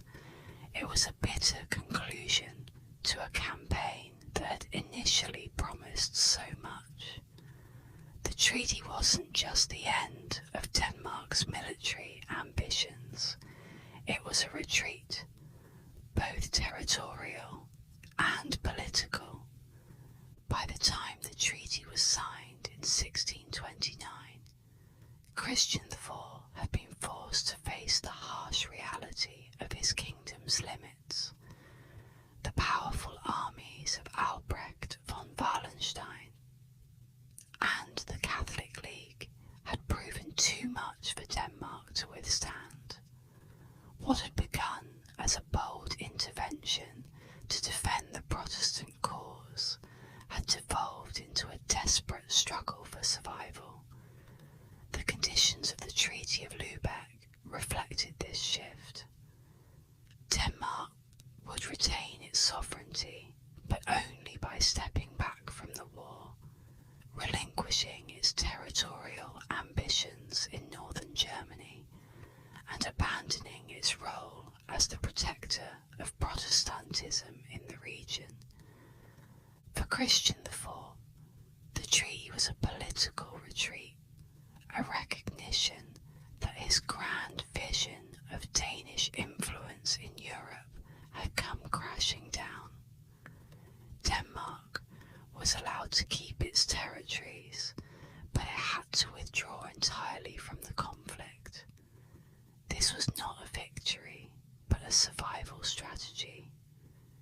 It was a move designed to preserve what little power Denmark still held, while acknowledging that further involvement in the war would only bring more devastation.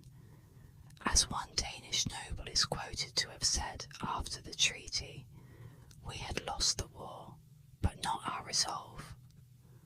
The sentiment was clear. Denmark had been forced to withdraw, but they had not given up on the hope of maintaining their place in the European order. But while the Treaty of Lubeck ended Denmark's active participation in the 30 Years' War, it did little to bring true peace to the continent. In many ways, it was a pause, not a resolution. The treaty's failure to address the broader issues at play, the religious and political tensions that had fueled the war, meant that the conflict would continue to rage on, with new players stepping in to fill the vacuum left by Denmark's retreat. The war, by this point, had become far too complex for any single treaty to end it. While Denmark's exit might have offered a moment of calm, it was clear that the underlying conflicts were far from resolved. Protestant forces across Europe were still reeling from Wallenstein's military dominance, and Catholic powers were not yet satisfied with their gains. The Treaty of Lubeck, in essence, allowed the war to shift gears rather than stop entirely. It created a temporary lull in the fighting, but it did nothing to ease the deep divisions tearing Europe apart. In fact, the treaty set the stage for further conflict, particularly involving Sweden and its ambitious king, Gustavus Adolphus. With Denmark out of the picture, the Protestant cause needed a new champion, and Gustavus was more than ready to step into that role. He saw an opportunity to expand Swedish influence in Northern Europe while defending the Protestant faith, much like Christian IV had hoped to do. But, unlike Christian, Gustavus would bring a level of military prowess that would change the course of the war. The failure of the Treaty of Lubeck to secure lasting peace meant that the 30 Years' War was far from over. While Christian IV and Denmark had retreated, the conflict was only entering a new phase, one that would see Sweden rise to prominence and the war's devastation continue to spread across the continent. The Treaty of Lubeck was, in many ways, a missed opportunity. It ended Denmark's involvement, but did nothing to resolve the deeper issues that had ignited the war in the first place. Christian IV returned to Denmark. His dreams of European influence shattered, but his kingdom still intact. The treaty had spared Denmark from further destruction, but it had also stripped it of the power and prestige Christian had sought to gain. The Danish king, once a hopeful leader of the Protestant cause, was now forced to watch from the sidelines as the war raged on without him.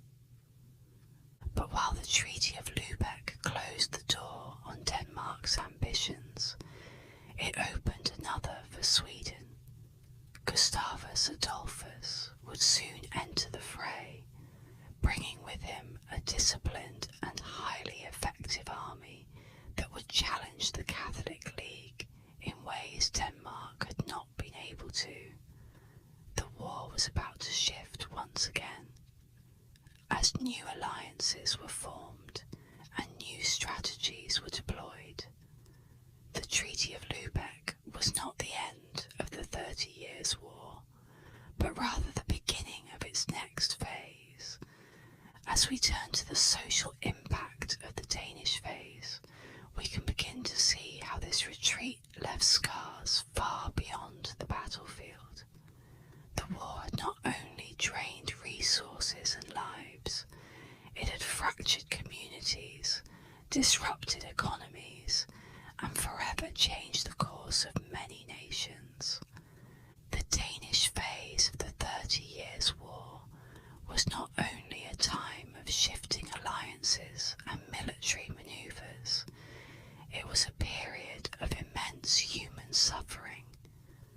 The conflict had a profound social impact, particularly in northern Germany, where the fighting tore through towns and villages, leaving devastation in its wake.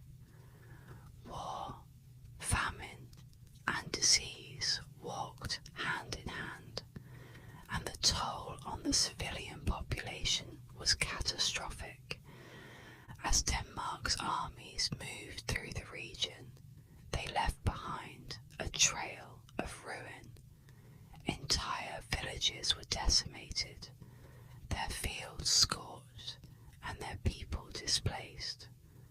Rural communities that had once thrived were now barren and broken. Crops had been destroyed, livestock slaughtered or stolen, and the once fertile lands of northern Germany were transformed into desolate wastelands. The people who had survived the battles found themselves facing a new enemy: starvation, as one contemporary source grimly described. The land was barren and the people starved. Famine spread like wildfire, claiming the lives of thousands. With fields left untended and trade routes disrupted, food became a precious commodity. Those who could afford to flee did so, but many had nowhere to go. Entire regions were emptied as families abandoned their homes in search of safety or sustenance, only to find neither. The war had shattered the very fabric of their lives, leaving them at the mercy of forces beyond their control. Disease followed closely behind. As the weakened population became vulnerable to outbreaks of plague and other illnesses, the chaos of the war created the perfect conditions for sickness to spread unchecked, and many who had survived the sword found themselves succumbing to disease. But the human toll wasn't limited to the countryside. In towns and cities across northern Germany, social unrest began to simmer. The war had disrupted trade, sending shockwaves through the region's economy. Merchants and artisans found their livelihoods threatened as markets collapsed and goods became scarce. Hunger and poverty drove people to desperation, and riots broke out in several towns as the once orderly structure of society crumbled under the weight of the conflict. The protracted war didn't just destroy homes and lives, it altered the very fabric of society. Communities that had once been tightly knit were now fractured, with neighbours turning on one another in the fight for survival. The war had created a new kind of social landscape, one marked by distrust, fear, and a deep sense of loss. Families were torn apart, and for many, the future looked bleak. Those who had survived the initial phases of the war were now struggling to rebuild their lives in a world that seemed irreparably broken. Economically, the impact of the Danish phase was equally devastating. Trade routes that had once been the lifeblood of northern Europe were severed, and agricultural production ground to a halt.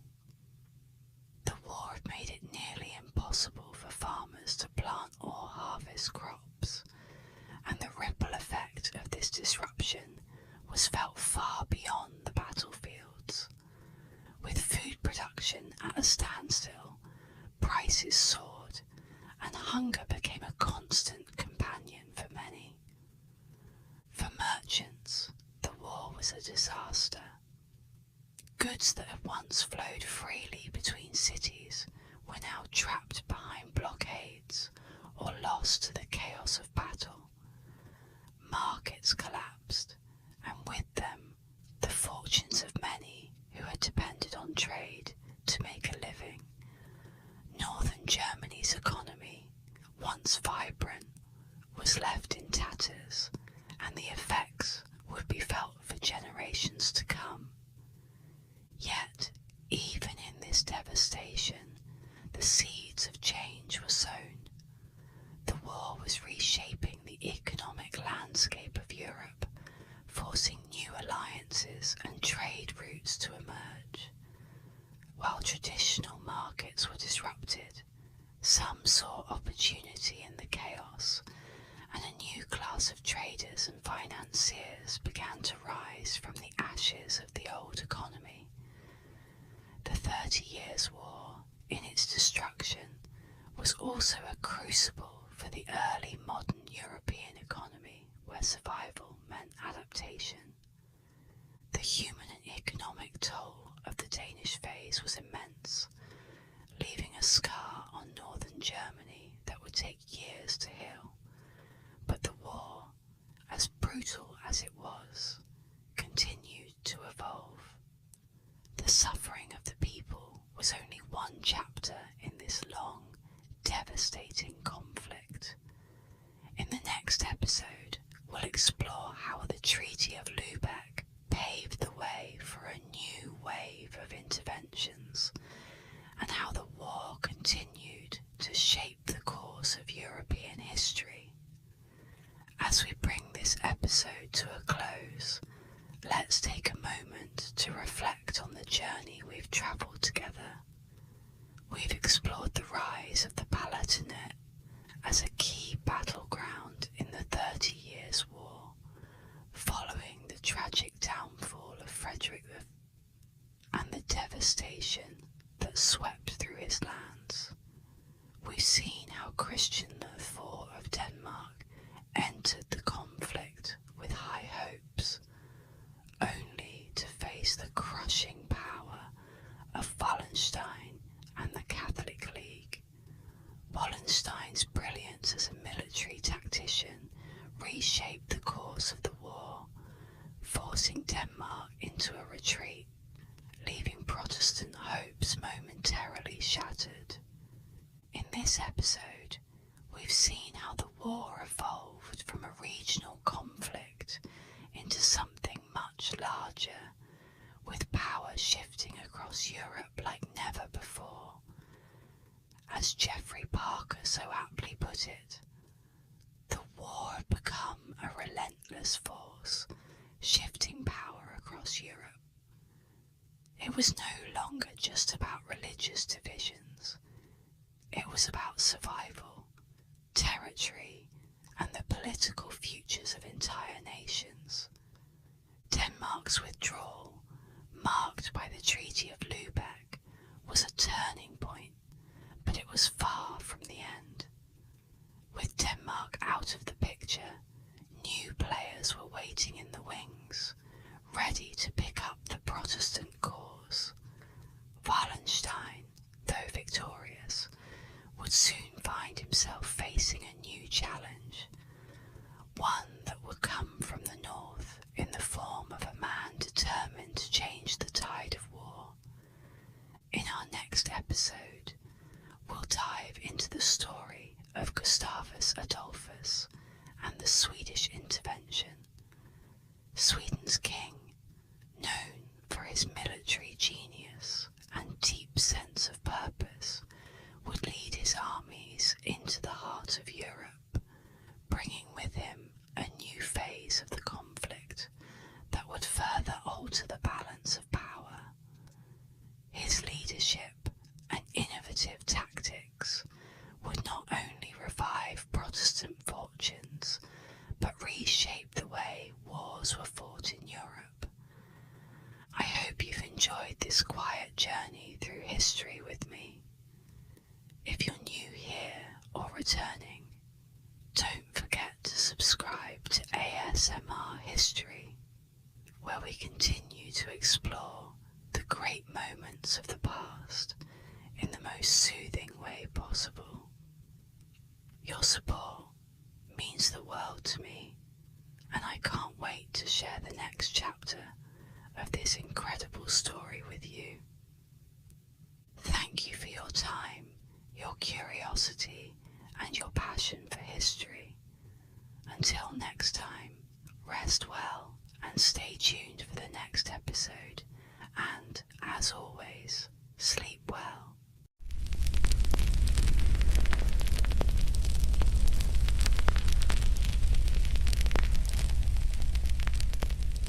Europe was a battlefield soaked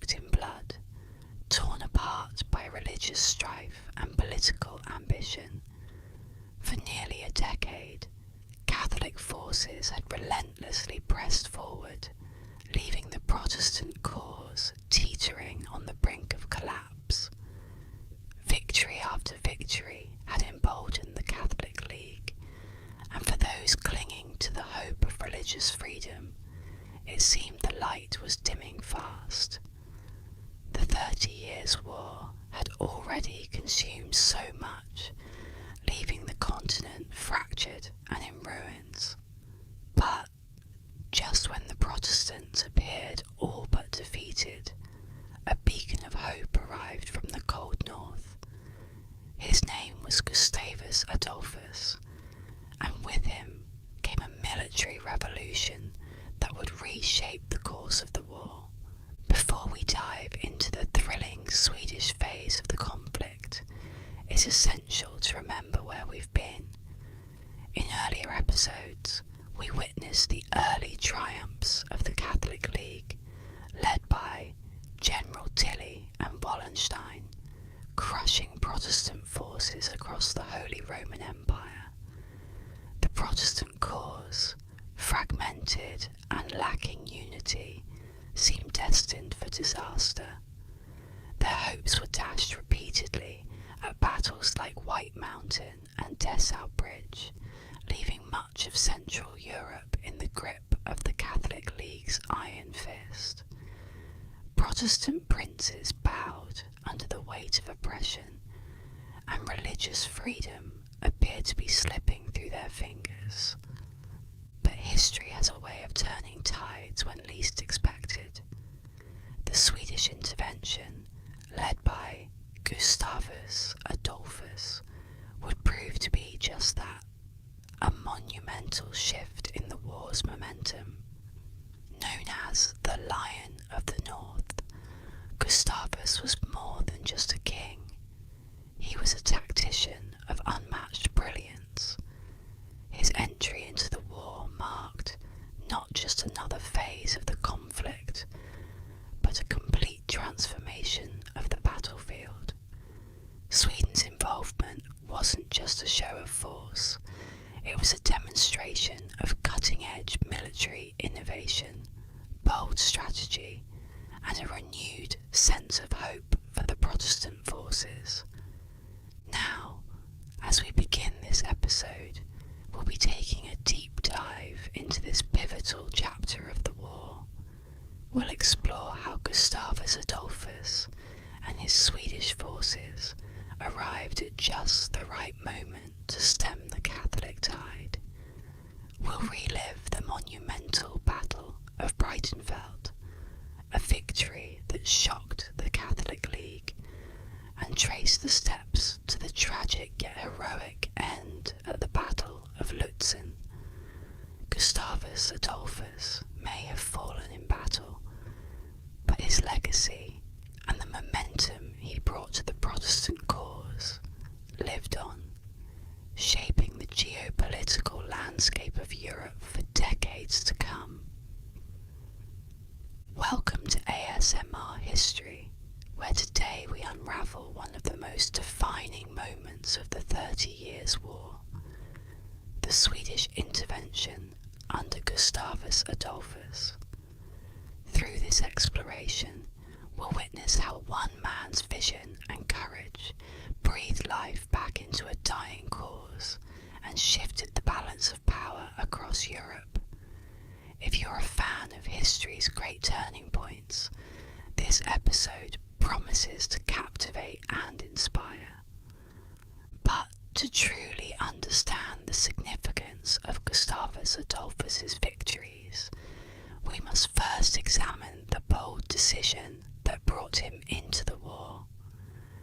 His entry wasn't just a reaction to events, it was a calculated move that would redefine the fate of Europe. When Gustavus Adolphus looked across the war-torn landscape of Europe in the early 1630s, he saw more than just destruction. He saw a continent teetering on the edge of total Catholic domination, the Protestant cause hanging by a thread. For over a decade, the Catholic Habsburgs had crushed Protestant forces underfoot, extending their influence and tightening their grip across the Holy Roman Empire.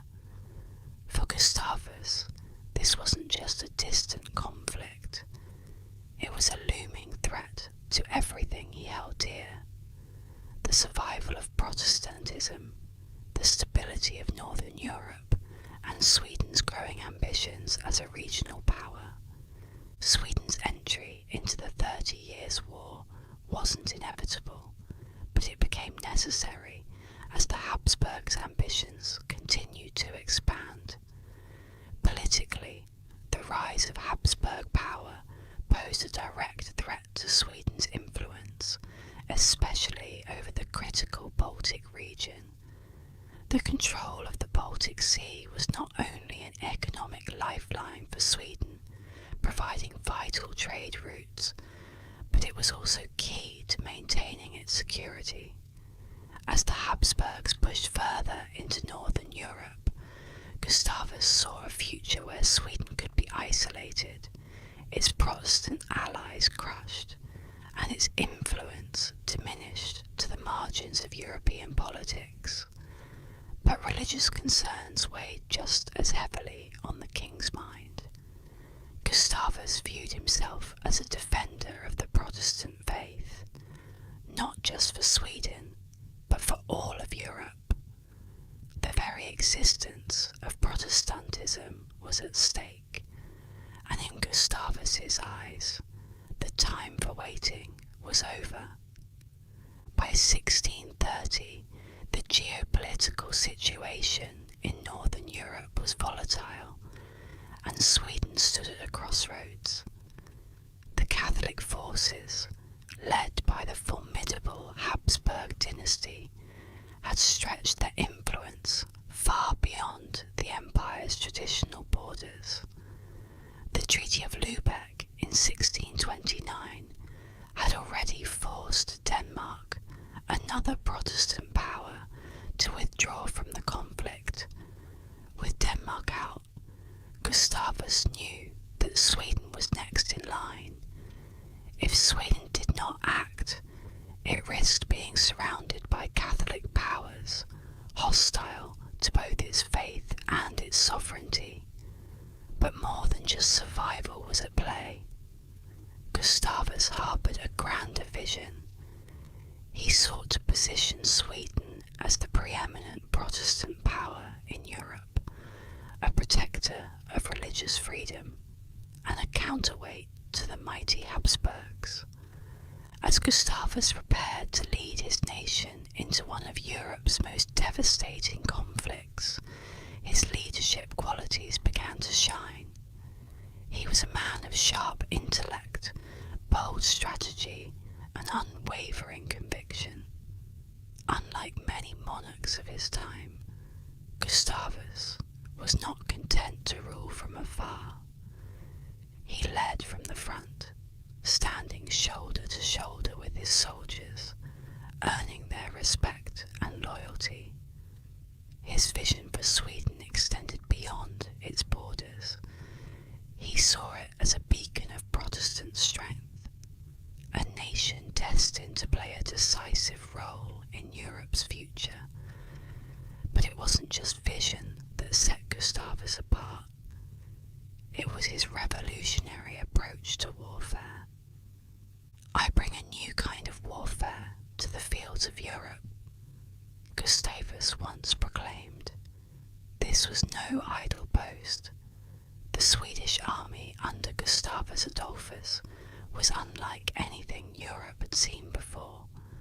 Where other armies clung to outdated tactics, relying on massive, slow-moving infantry blocks and static artillery positions, Gustavus brought innovation and precision to the battlefield. He had studied the failures of other Protestant forces and knew that brute force alone could not win this war. Instead, he focused on mobility, discipline, and a highly coordinated approach that would soon give Sweden a fearsome reputation. The Swedish army was a well-oiled machine, known for its discipline and training, but it was their tactics that truly set them apart. Gustavus pioneered the use of combined arms, where different types of units, infantry, cavalry, and artillery, worked together in perfect harmony. This was a stark contrast to the traditional European armies that tended to use their forces in isolation. Swedish infantry moved in flexible formations, allowing them to adapt to changing battlefield conditions. Meanwhile, cavalry units were not just used for charges, but were integrated into the flow of battle, providing support to both infantry and artillery. One of Gustavus's most groundbreaking innovations was his use of mobile artillery. While other armies treated their cannons as stationary behemoths to be positioned at the start of a battle and left there, Gustavus saw the potential for a more dynamic approach. His cannons were lighter, more mobile, and could be repositioned as needed, allowing his forces to adapt to the ebb and flow of combat in real time.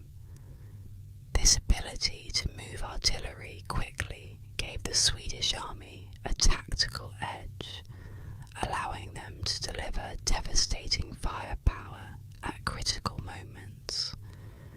Gustavus also recognized the importance of morale and leadership. He believed that his soldiers should be motivated by more than just fear or duty. They needed to believe in the cause they were fighting for. To that end, Gustavus fostered a sense of shared purpose within his ranks. His men fought not just for their king, but for their faith and their homeland. This sense of unity and conviction would prove crucial in the battles to come, where the odds were often stacked against them. When Gustavus finally decided to enter the war, it was with a clear sense of purpose. In June 1630, his forces landed on the northern coast of Germany, marking the beginning of Sweden's direct involvement in the 30 Years' War.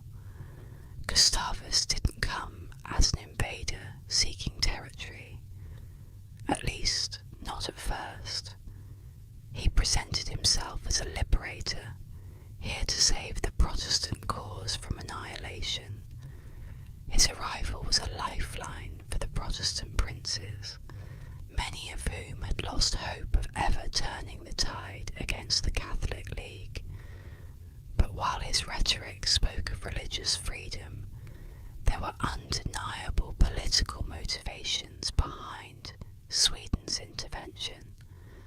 Gustavus knew that to protect Sweden's interests, he needed to weaken the Habsburgs and prevent them from dominating northern Europe. At first, the situation looked bleak for Gustavus. His forces were relatively small, and the Catholic armies, under the command of seasoned generals like Count Tilly, had become overconfident after years of unchecked victories. But what Gustavus lacked in numbers, he more than made up for in strategy and discipline. His army was lean, efficient, and ready for a fight. The Protestant cause, which had been floundering for years, suddenly had a powerful and capable ally on its side. The initial months of Sweden's involvement were marked by a cautious build-up, as Gustavus sought to rally support from the remaining Protestant princes and solidify his foothold in northern Germany. But the Catholic forces were quick to take notice. Gustavus had come to disrupt the status quo, and they were not about to let him do so without a fight. The clash that would follow would mark one of the most important turning points in the entire war, the Battle of Breitenfeld. This battle, fought in 1631, would be Gustavus' first true test on the continental stage. It was here that the full might of his tactical genius would be put to the test against the seasoned forces of the Catholic League. Breitenfeld was more than just a battlefield. It was a proving ground for the new kind of warfare Gustavus had promised. The world would soon see just how revolutionary his methods were, and the fate of the Protestant cause hung in the balance. The morning of September the 17th, 1631, dawned cold and grey as two great armies squared off on the plains outside Breitenfeld. On one side stood the forces of the Catholic League, led by the renowned Count Tilly, confident after a decade of victories. His troops, hardened by battle and loyal to the Habsburg cause, had crushed nearly every Protestant army they'd faced, and there was little reason to believe this day would be any different. On the other side stood the Swedish army, led by Gustavus Adolphus, the Lion of the North, and their allies, the Saxons. For the first time in years, the Protestant forces had hope. Breitenfeld would become a crucible, a test of tactics, innovation, and leadership. What unfolded on that battlefield would change the course of the 30 Years' War forever. Gustavus Adolphus had not come to Breitenfeld alone. His careful diplomacy had brought him alliances with the Protestant princes of northern Germany, most notably the Elector of Saxony, whose forces would fight alongside the Swedes. For the Protestant princes, aligning with Sweden was their last desperate chance to resist the Catholic steamroller. Tilly's forces had swept through Germany, laying waste to any who stood in their way. With Denmark driven from the war, Protestant Europe looked to Gustavus as their saviour. But for all the hope pinned on the Swedish king, the situation remained perilous. Count Tilly commanded a massive, well-trained army, and his men had been victorious too many times to fear a foreign invader, no matter how bold. As the two armies prepared for battle, it was clear that this clash would be a defining moment. Breitenfeld wasn't just another battle, it was a confrontation between two radically different approaches to warfare. Tilly's forces followed the traditional European model, heavy blocks of infantry supported by slow, ponderous artillery.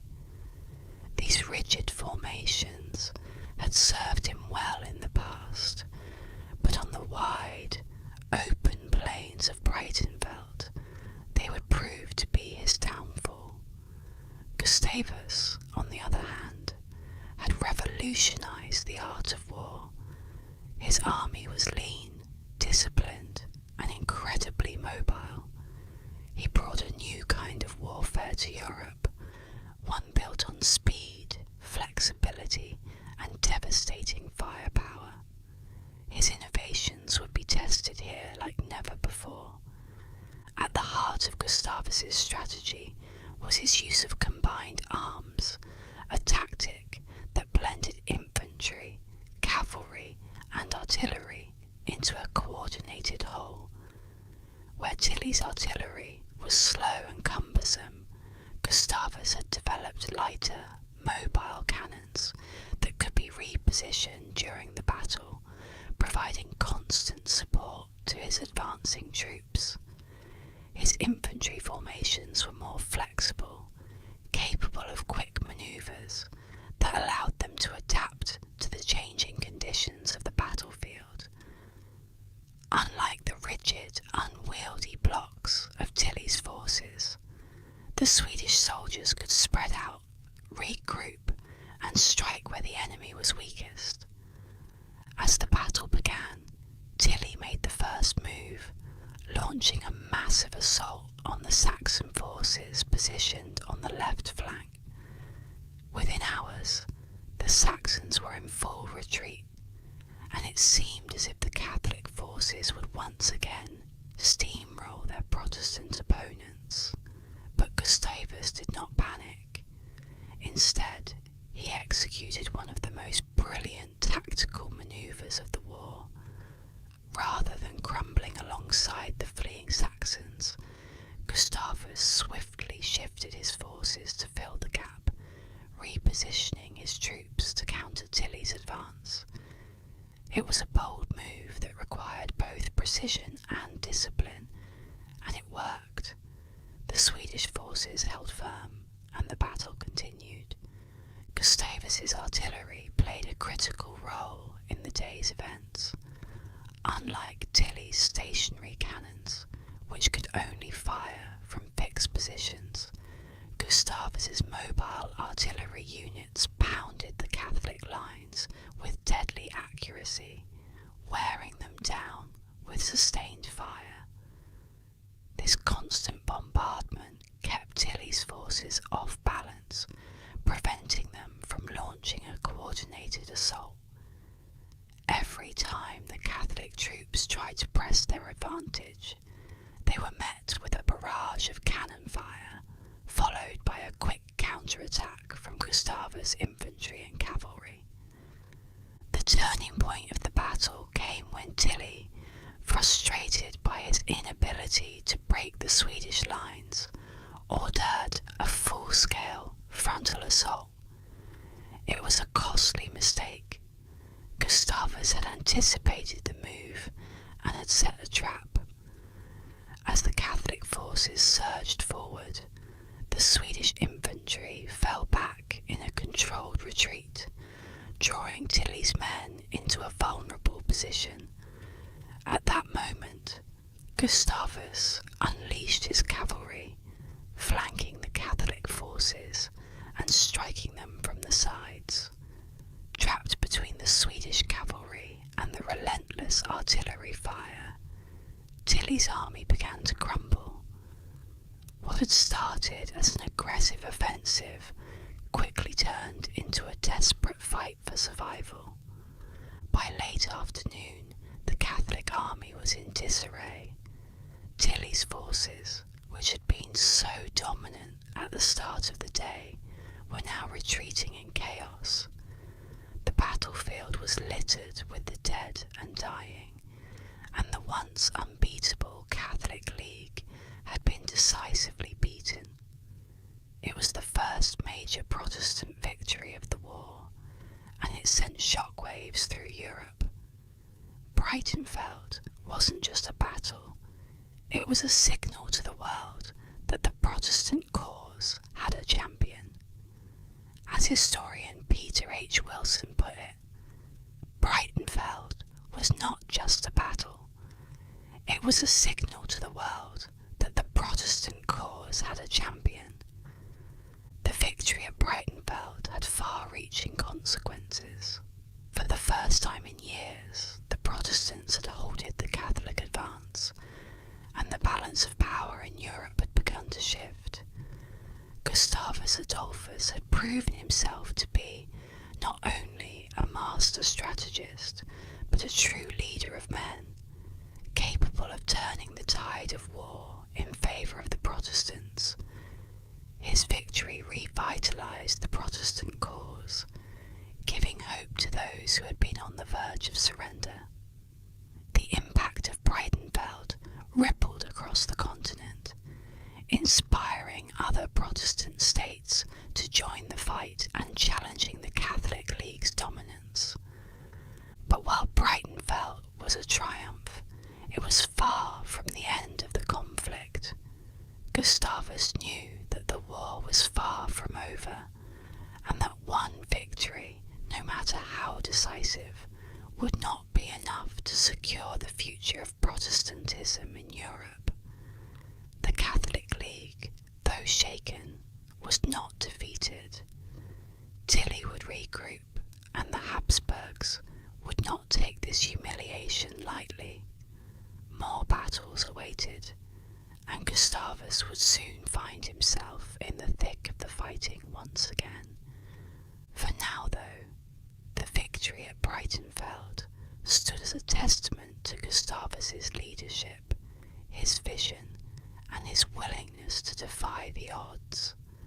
The Protestant forces had found their champion, and Europe had found a new kind of warfare.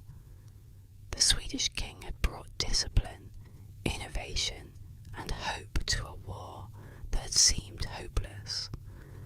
His tactics would be studied for generations to come, and his legacy was already being written on the battlefield. But as Gustavus marched his army deeper into the heart of Europe, destiny had one more twist in store for him. The Lion of the North had roared at Breitenfeld, but his final act was yet to come. On the plains of Lutzen, amid the fog and gunfire, Gustavus would meet his fate in one of the war's most tragic and heroic moments.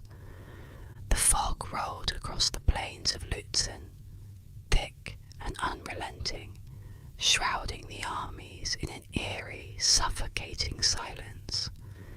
It was November 16th, 1632, and the fate of Europe was once again hanging in the balance.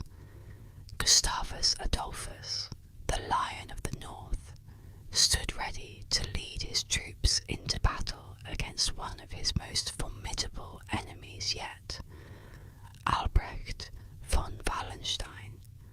After the triumph at Breitenfeld, Gustavus's reputation as a military genius had grown, and the Protestant cause had been reinvigorated. But Wallenstein, recalled by Emperor Ferdinand to command the Catholic forces, was not a man to be underestimated. With his cunning and ruthlessness, he was determined to crush the Swedish king and turn the tide of the war. The tension leading up to Lutzen had been simmering for months. Wallenstein had begun to march his forces across Saxony, threatening the gains that Gustavus had made in the past year. Gustavus, sensing the urgency, mobilized his army to confront the Catholic forces head-on. The battle would take place under some of the most challenging conditions imaginable. The fog clung to the ground, obscuring vision, while the cold November wind bit at the soldiers. For hours, the two armies stood facing each other, unable to see clearly through the mist. The battlefield was a treacherous maze of uncertainty, where any wrong move could lead to disaster. Yet, despite the weather and the hazards it presented, both commanders were determined to engage. As the battle began, chaos quickly erupted. The fog made it nearly impossible for either side to maintain formation, and communication between units became a nightmare. Orders were shouted into the haze, sometimes lost in the clamour of battle, as troops stumbled forward, often unsure of their direction. For Gustavus Adolphus, this was a particular challenge. His tactical brilliance relied on mobility and precision, qualities that the weather had rendered almost useless.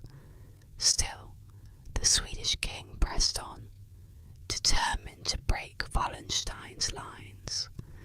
His mobile artillery, so effective in previous engagements, struggled to find targets in the fog, but Gustavus refused to be deterred.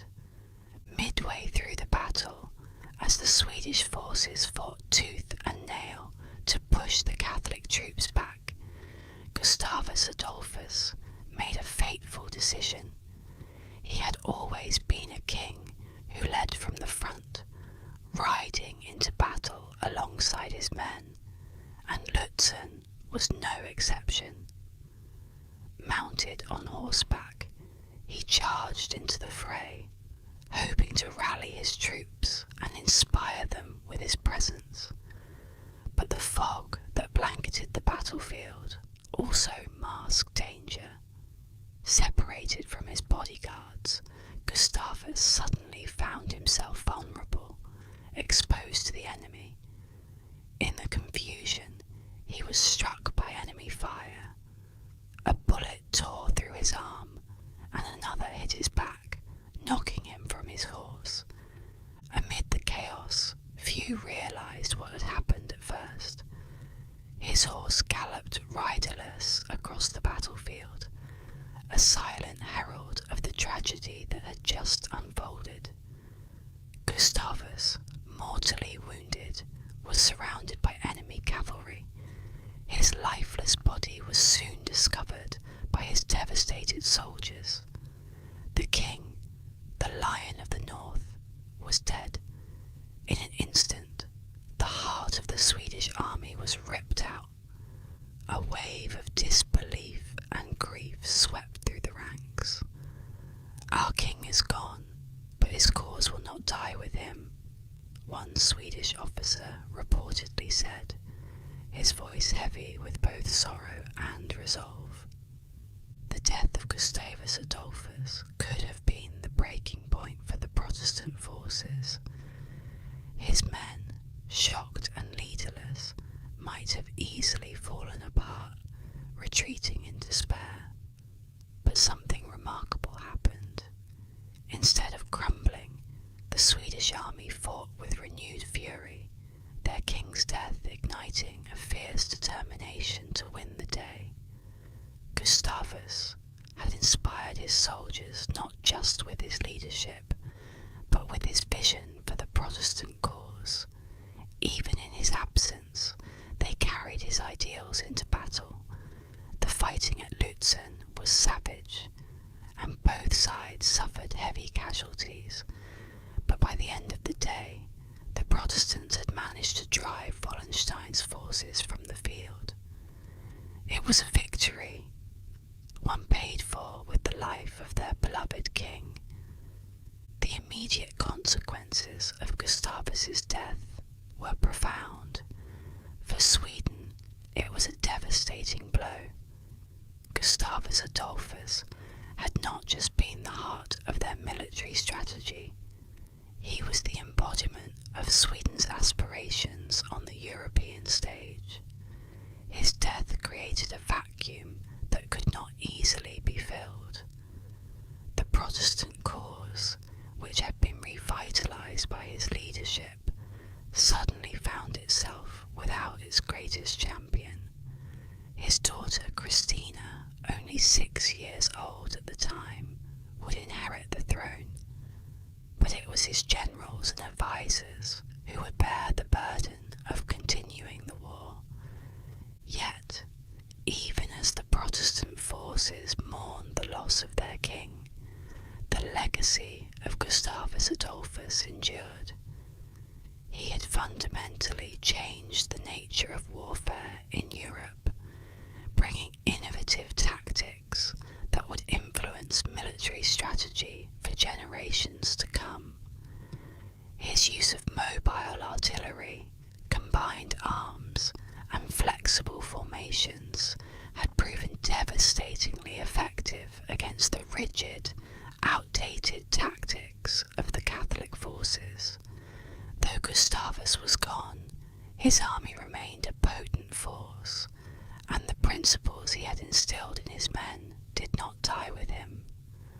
On the broader scale of the war, the death of Gustavus Adolphus was both a tragedy and a turning point. In the short term, it left the Protestant cause in a precarious position. Wallenstein, though beaten at Lutzen, was not out of the fight, and the Catholic forces remained Gustavus' influence would continue to shape the course of the war. His victories at Breitenfeld and Lutzen had shown that the Catholic forces could be beaten, and his presence in the war had drawn in new Protestant allies, ensuring that the fight would go on. The Swedish phase of the 30 Years' War had begun with his entry, but his impact would be felt long after his death. As we reflect on the legacy of Gustavus Adolphus, it is clear that he was more than just a warrior king. He was a visionary who saw the potential for a new kind of Europe, one where Protestant states could stand on equal footing with their Catholic rivals. His leadership had not only changed the course of a war, but had altered the balance of power across the continent. His death was a blow, but it was not the end of the Protestant cause. The torch he had lit would be carried forward by those who believed in his vision, even in the face of overwhelming odds. The battle at Lutzen was the end of Gustavus Adolphus' journey, but it was not the end of his influence. His death marked a turning point in the 30 Years' War, as the conflict entered a new and uncertain phase. Now, the question was no longer whether Sweden could tip the scales, but how his legacy would continue to shape the war and the future of Europe. In the next phase of the war, the impact of the Swedish intervention would be fully realised, as Protestant forces, fuelled by Gustavus' legacy, sought to secure the victories he had fought so hard to achieve. The 30 Years' War had raged across Europe for over a decade, leaving devastation and despair in its wake. Protestant forces had suffered crushing defeats, and the Catholic Habsburgs seemed unstoppable, their power and influence stretching from the heart of the Holy Roman Empire to the far reaches of Europe. But when Sweden, under the leadership of Gustavus Adolphus, entered the fray, everything changed. The Swedish phase of the war marked a pivotal moment, one that would not only alter the course of the conflict, but also reshape the future of European politics and warfare. Sweden's involvement revitalised a Protestant cause that had been all but written off. The early Catholic victories had created a sense of inevitability, as if the Habsburgs' dominance would continue unchecked.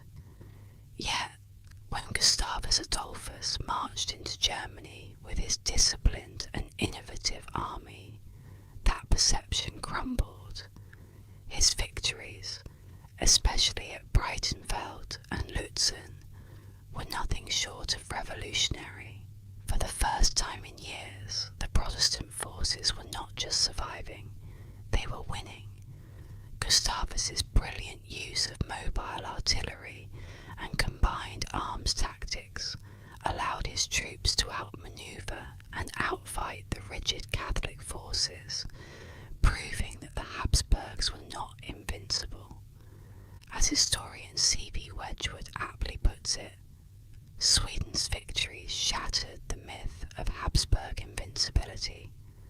Gustavus's military successes didn't just inspire hope, they sparked a renewed belief in the Protestant cause.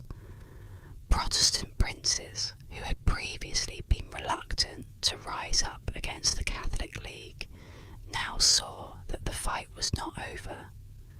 With Sweden leading the charge, it became clear that the Habsburgs could be defeated, and Protestant states across Europe rallied to continue the struggle. It wasn't just about survival anymore. It was about reclaiming lost ground and reasserting their place in Europe. The victory at Breitenfeld in 1631 was the turning point that gave Protestant forces the momentum they desperately needed. Before Breitenfeld, the Protestant armies had been on the defensive, often outgunned and outmaneuvered by the Catholic League. Gustavus Adolphus changed all that. His army, with its innovative tactics and disciplined soldiers, crushed the Catholic forces in a battle that shocked Europe. Breitenfeld wasn't just a battlefield victory, it was a symbolic triumph that proved the Protestants could fight back. This victory inspired Protestant states like Saxony and Brandenburg to join forces with Sweden, swelling the ranks of those who were willing to oppose the Catholic hegemony. The shockwaves of Sweden's victories reached far beyond the battlefield. Politically, the balance of power in Europe began to shift. Before Sweden's intervention, the Habsburgs had been poised to dominate much of the continent. Their control over the Holy Roman Empire seemed unshakable, and their influence was spreading rapidly. But Gustavus Adolphus's campaigns forced them to reconsider their ambitions. The Habsburgs, once the towering giants of European politics, now faced a serious challenge. Sweden had not only altered the course of the war, but had also emerged as a major power in its own right. Sweden's rise was one of the most unexpected consequences of the 30 Years' War. Before the conflict, Sweden had been a relatively small regional power, focused mainly on securing its influence around the Baltic Sea. But Gustavus Adolphus' military genius and his vision for Sweden's role in Europe propelled the country onto the world stage. Sweden's military successes brought it respect and influence, and the nation quickly became one of the key players in European politics. Gustavus's death in 1632 at Lutzen may have robbed Sweden of its charismatic leader, but his legacy endured.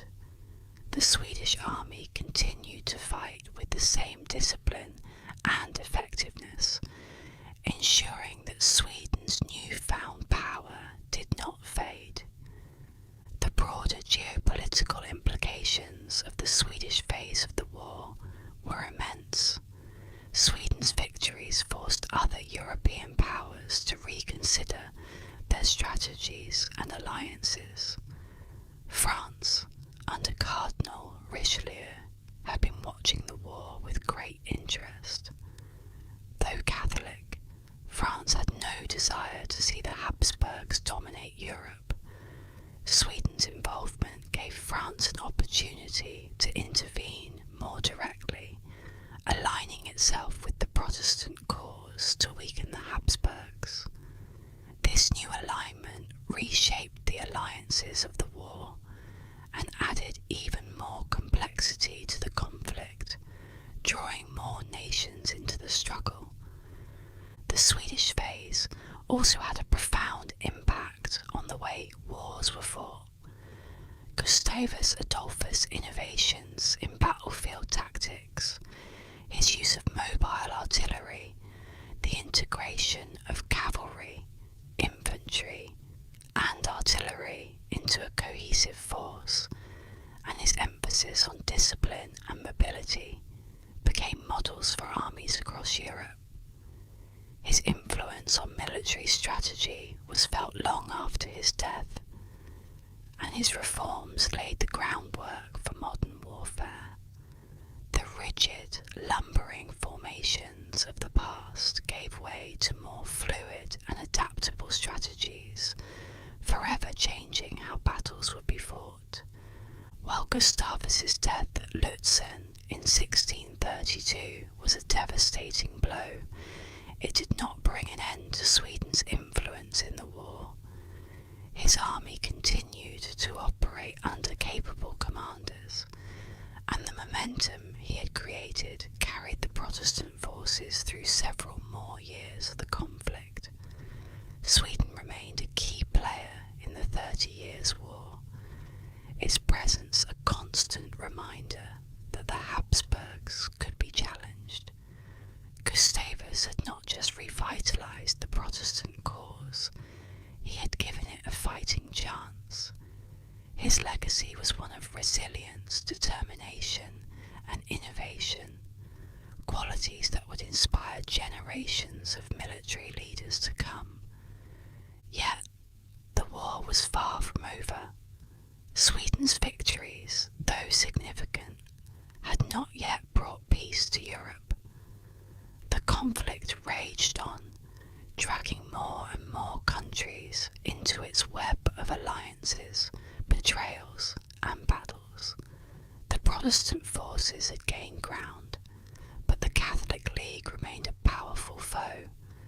In the next phase of the war, new political manoeuvrings and military campaigns would shape the final outcome. As the war entered a new phase, the need for resolution became more urgent. The devastating toll on Europe's population, economies, and landscapes was becoming too great to ignore. It was in this context that the negotiations leading to the Peace of Prague would begin to take shape. But the lessons of the Swedish phase were clear. The Habsburgs' dominance had been broken, and the future of Europe would not be decided by force alone. Diplomacy, once again, would rise to the forefront of the war's final chapters. The Peace of Prague, signed in May 1635, was supposed to be the turning point that would end decades of bloodshed, ruin, and chaos. After years of religious and political conflict between Catholic and Protestant forces within the Holy Roman Empire, this treaty aimed to bring reconciliation. Emperor Ferdinand II, recognising the unsustainable devastation across his territories, sought a compromise with the Protestant states. The treaty offered a path to peace by promising religious concessions to the Protestant princes, restoring their properties and rights in exchange for their allegiance to the empire. It was a diplomatic attempt to heal the deep rift between the Catholic and Protestant factions that had torn the empire apart for over a decade. At first glance, the Peace of Prague seemed like a glimmer of hope. It allowed Protestant states to maintain their religious practices, easing the rigid terms of the Edict of Restitution, which had demanded the return of all church lands seized by Protestants since 1552. The treaty also sought to end the influence of foreign powers in the conflict, encouraging Protestant princes to reconcile with the Catholic Emperor and unify under the Holy Roman Empire's banner. Wallenstein, the Emperor's key military commander, had fallen, and the idea of a German peace began to take hold. It was, on the surface, a chance to end the war that had consumed much of Europe. But peace would not come so easily. While many Protestant princes within the empire accepted the treaty, the external forces that had become entangled in the conflict were not so willing to stand down. Sweden, having carved out a position of power and influence through Gustavus Adolphus' victories, refused to accept the terms of the Peace of Prague. Sweden's interest in the war had gone far beyond religious matters. They were now a major power in Europe, and they were not about to give up their hard-won influence. Similarly,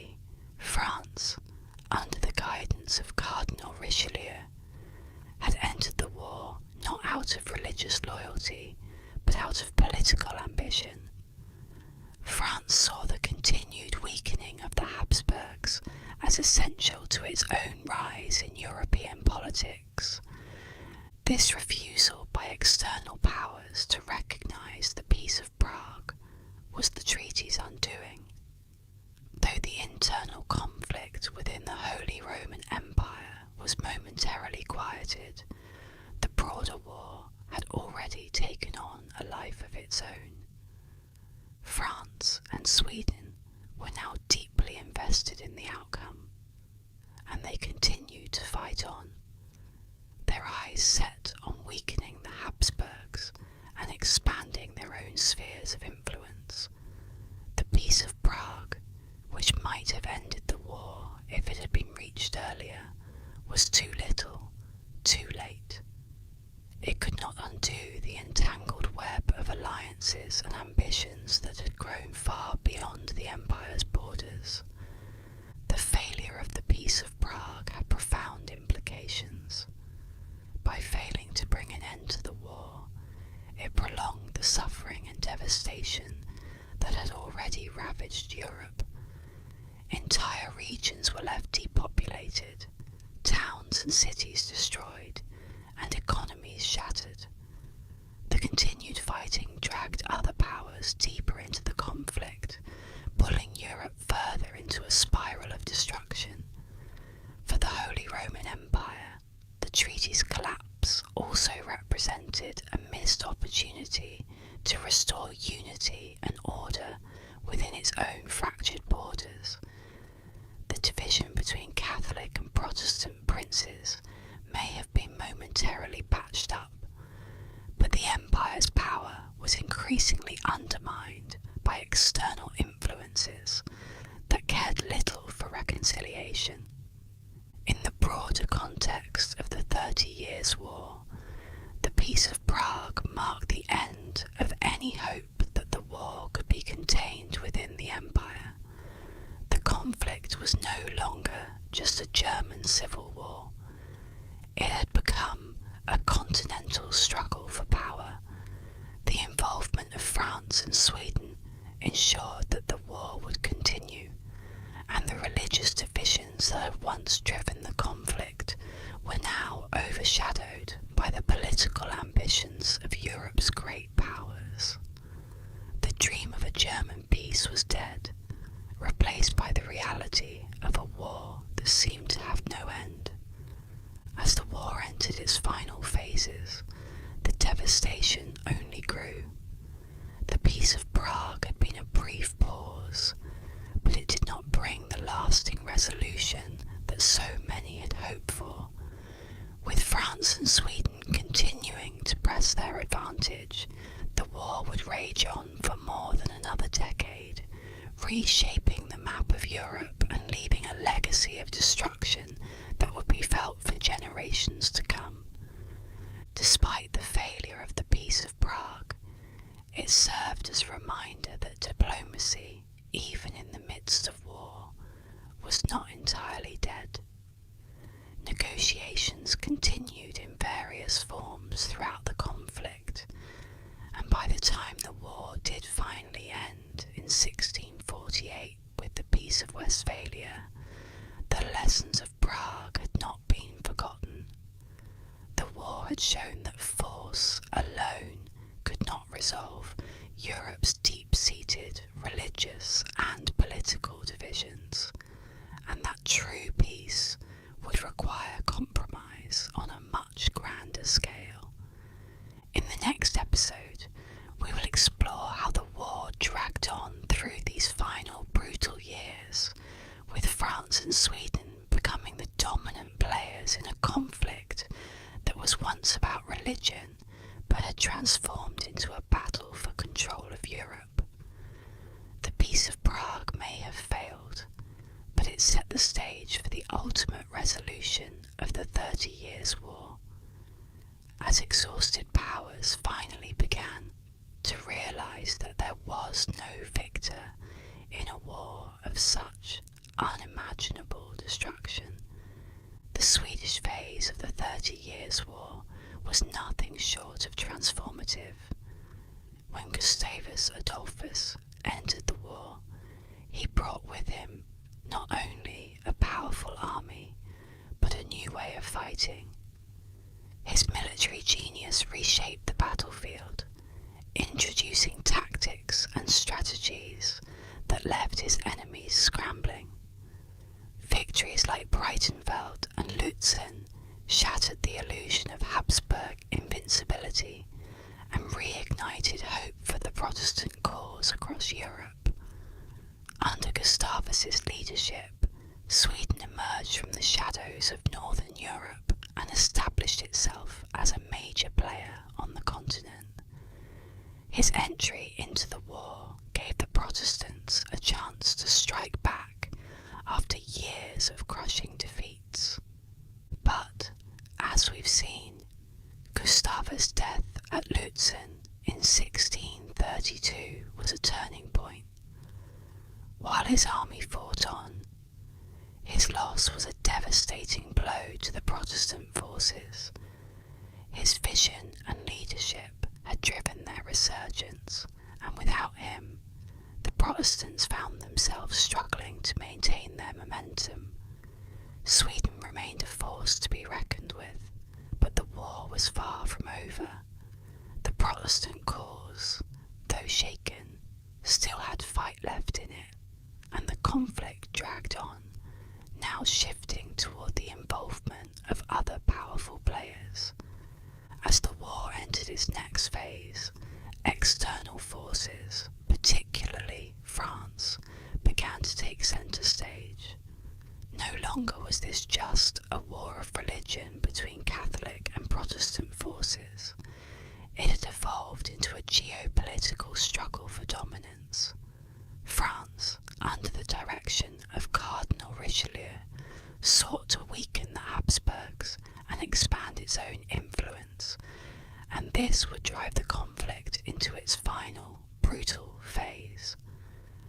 In our next episode, we'll explore this transition, focusing on France's intervention and the shifting alliances that would define the war's closing chapters. We'll see how the ambitions of kings and cardinals transformed what had once been a German civil war into a truly continental conflict. The 30 Years' War was far from over, and the devastation that would follow would reshape Europe for generations. As we close the chapter on the Swedish phase, it's impossible to overlook the legacy of Gustavus Adolphus. His impact went far beyond the battlefield. He altered the balance of power in Europe, demonstrating that a smaller nation could challenge even the mightiest of empires. His military innovations influenced warfare for centuries, and his dedication to the Protestant cause helped ensure that religious freedom would not be snuffed out. Though he did not live to see the end of the war, his influence endured, and his legacy continues to echo through the pages of European history. Thank you for joining me today. I hope you enjoyed this episode and, as always, sleep well.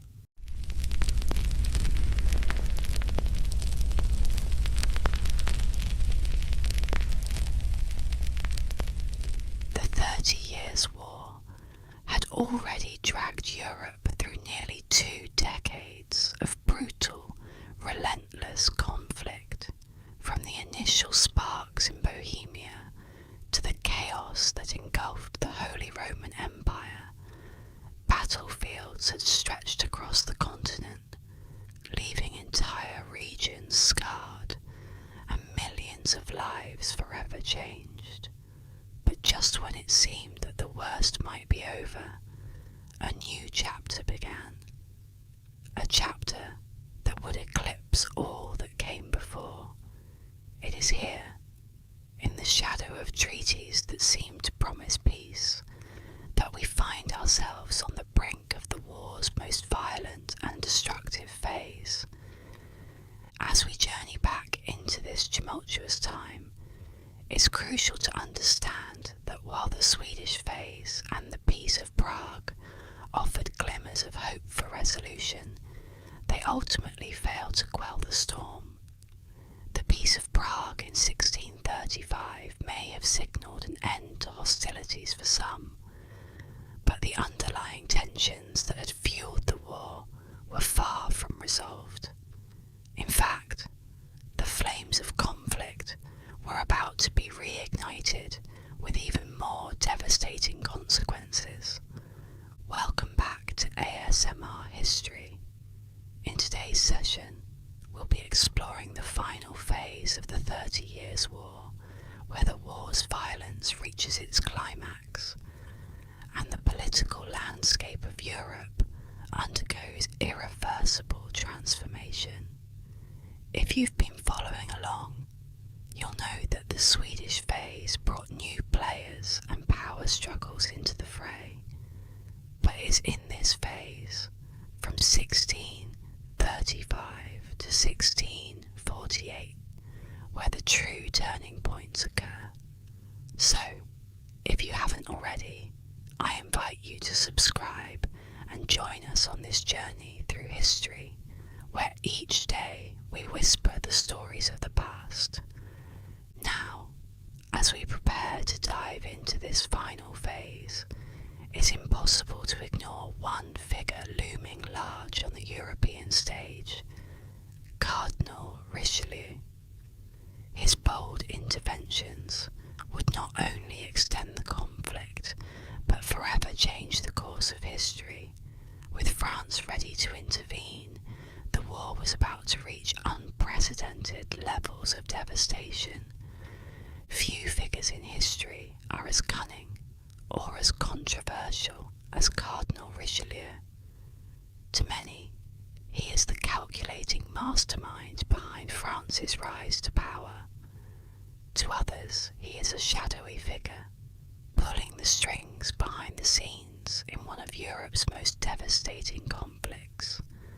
In truth, Richelieu was both: a man who, though a servant of the Catholic Church, made decisions not for the sake of religion, but for the security and dominance of France. When Richelieu entered the fray of the 30 Years' War, the conflict had already claimed countless lives and reshaped much of the political landscape of Europe. Yet, for Richelieu, the war was far from over. He saw an opportunity to tip the scales, not just in favour of any religious cause, but in favour of France itself. His primary aim: to weaken the powerful Habsburgs, who controlled both Spain and the Holy Roman Empire, and to ensure France's ascendancy as Europe's dominant power. Richelieu's motives were rooted not in religious zeal, but in cold, calculated realpolitik. I act not for the faith of religion, but for the security of the state, he famously declared, a statement that would come to define his legacy. By the time Richelieu set his sights on the 30 Years' War, France was surrounded by Habsburg territories. The Spanish Habsburgs held sway to the south, while the Austrian branch of the family exerted influence to the east. These two great powers had long been France's rivals, and Richelieu saw in the war an opportunity to disrupt their dominance. Although France was officially a Catholic nation, Richelieu made the audacious decision to align with Protestant forces, an act that shocked many of his contemporaries. This was not about religious loyalty, but about survival and strategy. France, at the time, was a land torn between faith and ambition. On one hand, the Catholic Church was a powerful institution, shaping both the religious and political life of the country. On the other, the French monarchy had its own interests to protect, interests that often ran counter to the Church's goals.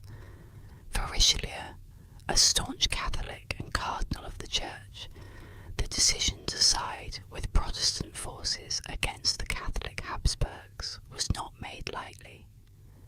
But to him, the equation was simple. The enemy of my enemy is my friend.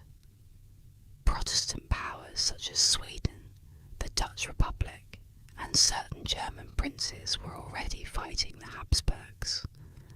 By supporting these Protestant forces, Richelieu could weaken the Habsburg stranglehold on Europe while advancing France's position. Yet, Richelieu's decision was not without its risks.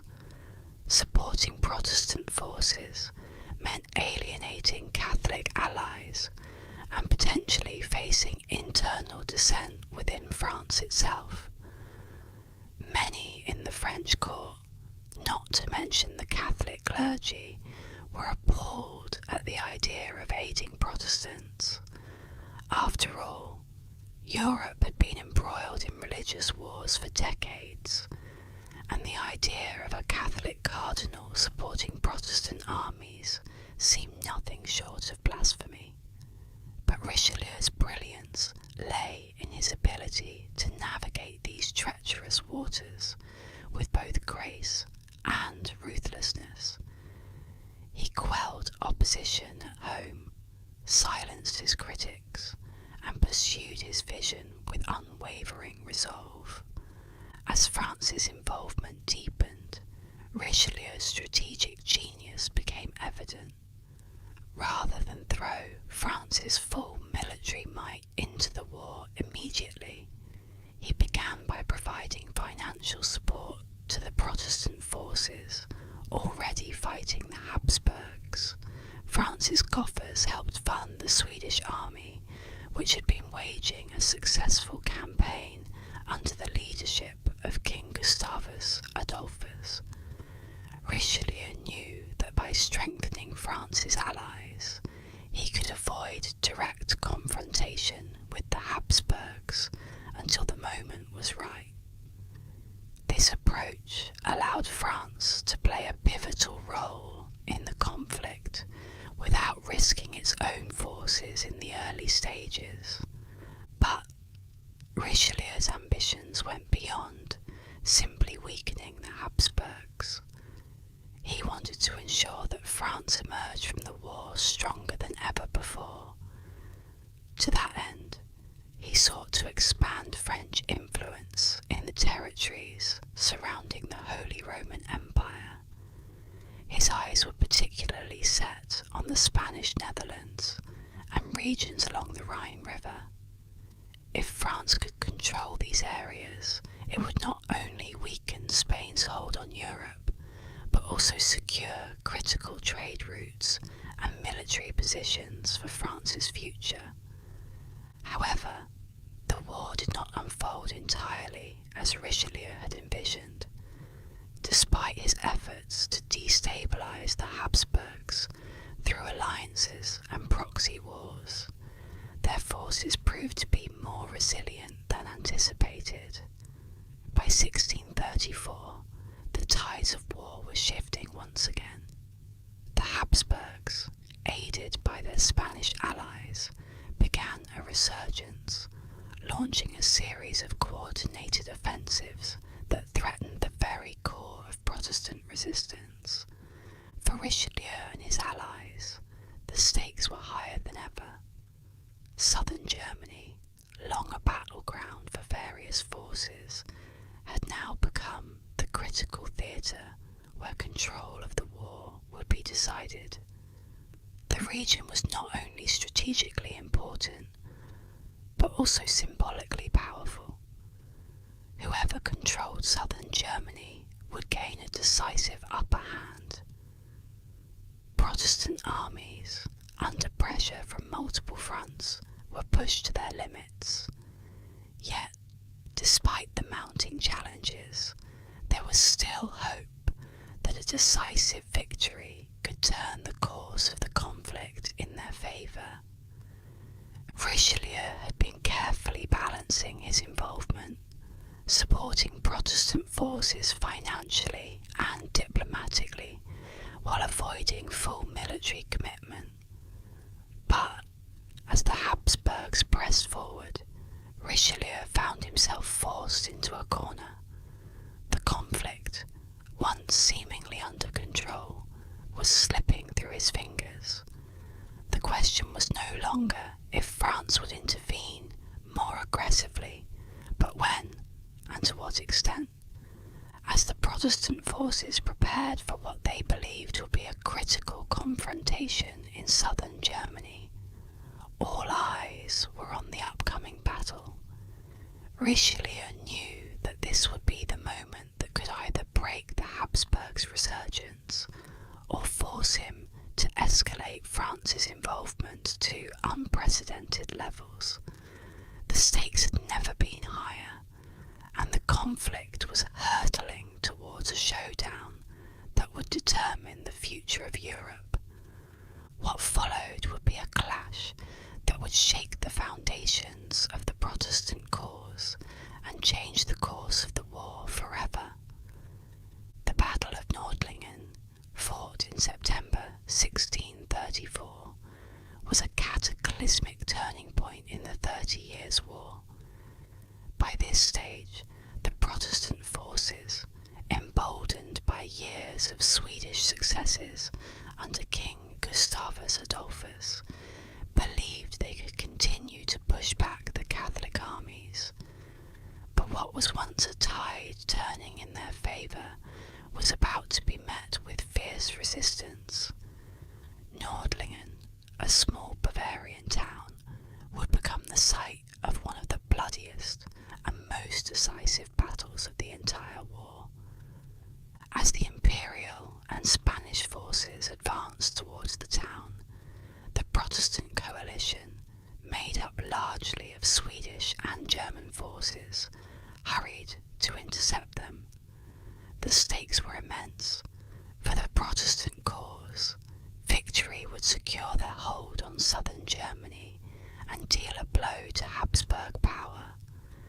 For the Catholics, it was an opportunity to reassert their dominance after years of being pushed onto the defensive. Both sides knew that whoever controlled Nordlingen would control the future of the war. On the morning of September 6th, 1634, the battle commenced. The Protestant forces, under the leadership of Swedish commanders Gustav Horn and Bernard of Saxe-Weimar, faced off against a formidable Catholic army commanded by Ferdinand of Hungary and Cardinal Infante Ferdinand of Spain. The battlefield was dominated by rolling hills and dense woods, and the Protestant forces took a position on the high ground, believing they held a tactical advantage. What they didn't anticipate, however, was the sheer scale of the Catholic army they were about to face. The Catholic forces were far better equipped and outnumbered their opponents. As the battle wore on, the Protestant troops struggled to maintain their foothold on the hills. The Catholic army, bolstered by fresh Spanish reinforcements, launched a series of devastating assaults. One by one, the Protestant lines began to falter under the weight of superior numbers and firepower. The chaos and destruction of battle echoed through the valley, with the clash of steel and the cries of soldiers filling the air. Despite their best efforts, the Protestant forces found themselves increasingly outmatched. The Swedish soldiers, once the pride of the Protestant cause, were now facing complete collapse. The relentless Catholic onslaught eventually broke through their defences, and the battlefield became a scene of utter carnage. Thousands of Protestant soldiers were killed or captured, and their hopes of securing southern Germany vanished in a single brutal day. The victory at Nordlingen was not just a military triumph for the Catholic League. It was a turning point in the war itself. As historian Peter H. Wilson wrote, Nordlingen was the last true victory of the Catholic League, but it came at a great cost. The Protestant armies were shattered, and the Swedish dominance that had been so carefully cultivated over the years was dealt a devastating blow. The momentum of the war shifted once again in favour of the Habsburgs, and the Protestant cause, once so hopeful, seemed to teeter on the brink of collapse. In the aftermath of the battle, the political landscape of Europe began to shift dramatically. Protestant rulers across Germany, once confident in their alliance with Sweden, began to reconsider their loyalties.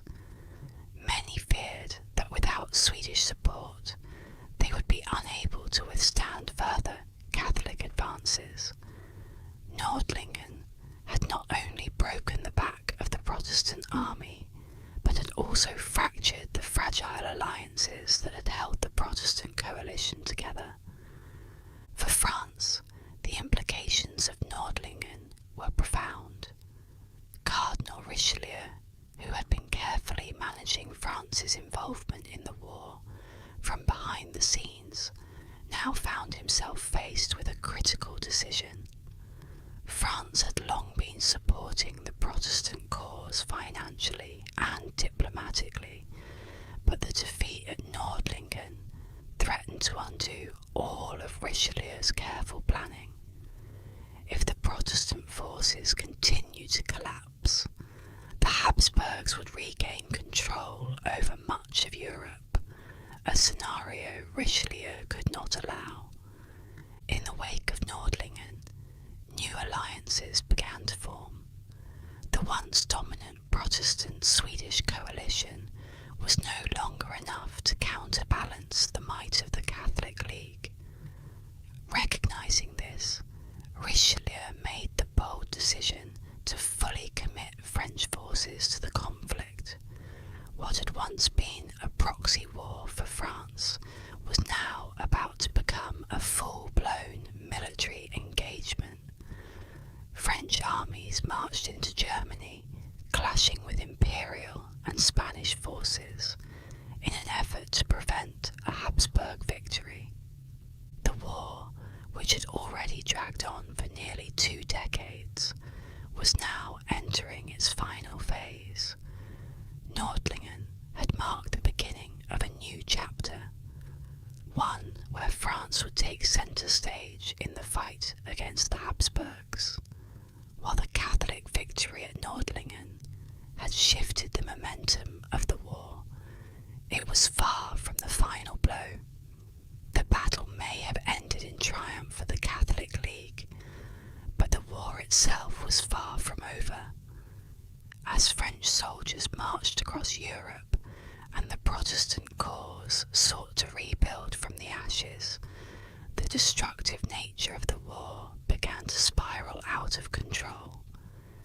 New fronts opened, more alliances were formed, and the conflict, which had once been contained to the Holy Roman Empire, now began to consume all of Europe in a blaze of destruction. The Battle of Nordlingen may have marked a pivotal moment, but what followed was a prolonged period of unimaginable devastation. The Battle of Nordlingen may have been a decisive victory for the Catholic forces, but it did not bring an end to the conflict. Instead, it marked the beginning of a harrowing new phase in the 30 Years' War. A phase where hope for resolution seemed distant, and the suffering of all involved reached unimaginable levels. The war dragged on, propelled by political ambition, shifting alliances, and a refusal by the major powers to back down. Despite the clear exhaustion of the armies and nations involved, peace remained elusive. The exhaustion was not just felt on the battlefield, across Europe, especially among the civilians who had little say in the war but bore the heaviest burdens. As the war stretched into its third and fourth decades, entire regions were left devastated. Fields, once fertile and full of life, lay fallow, abandoned by farmers who had fled the violence or perished in the chaos. Trade routes, once the lifeblood of the continent, were blocked or destroyed.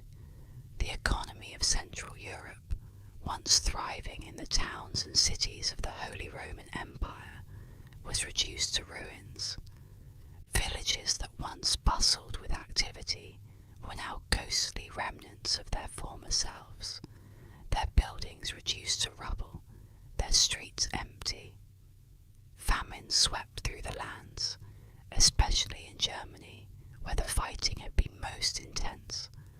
Armies, unable to be properly supplied by their nations, often resorted to living off the land, taking what little was left from the people they encountered. Livestock, crops, and provisions were looted, leaving civilians with nothing to sustain themselves.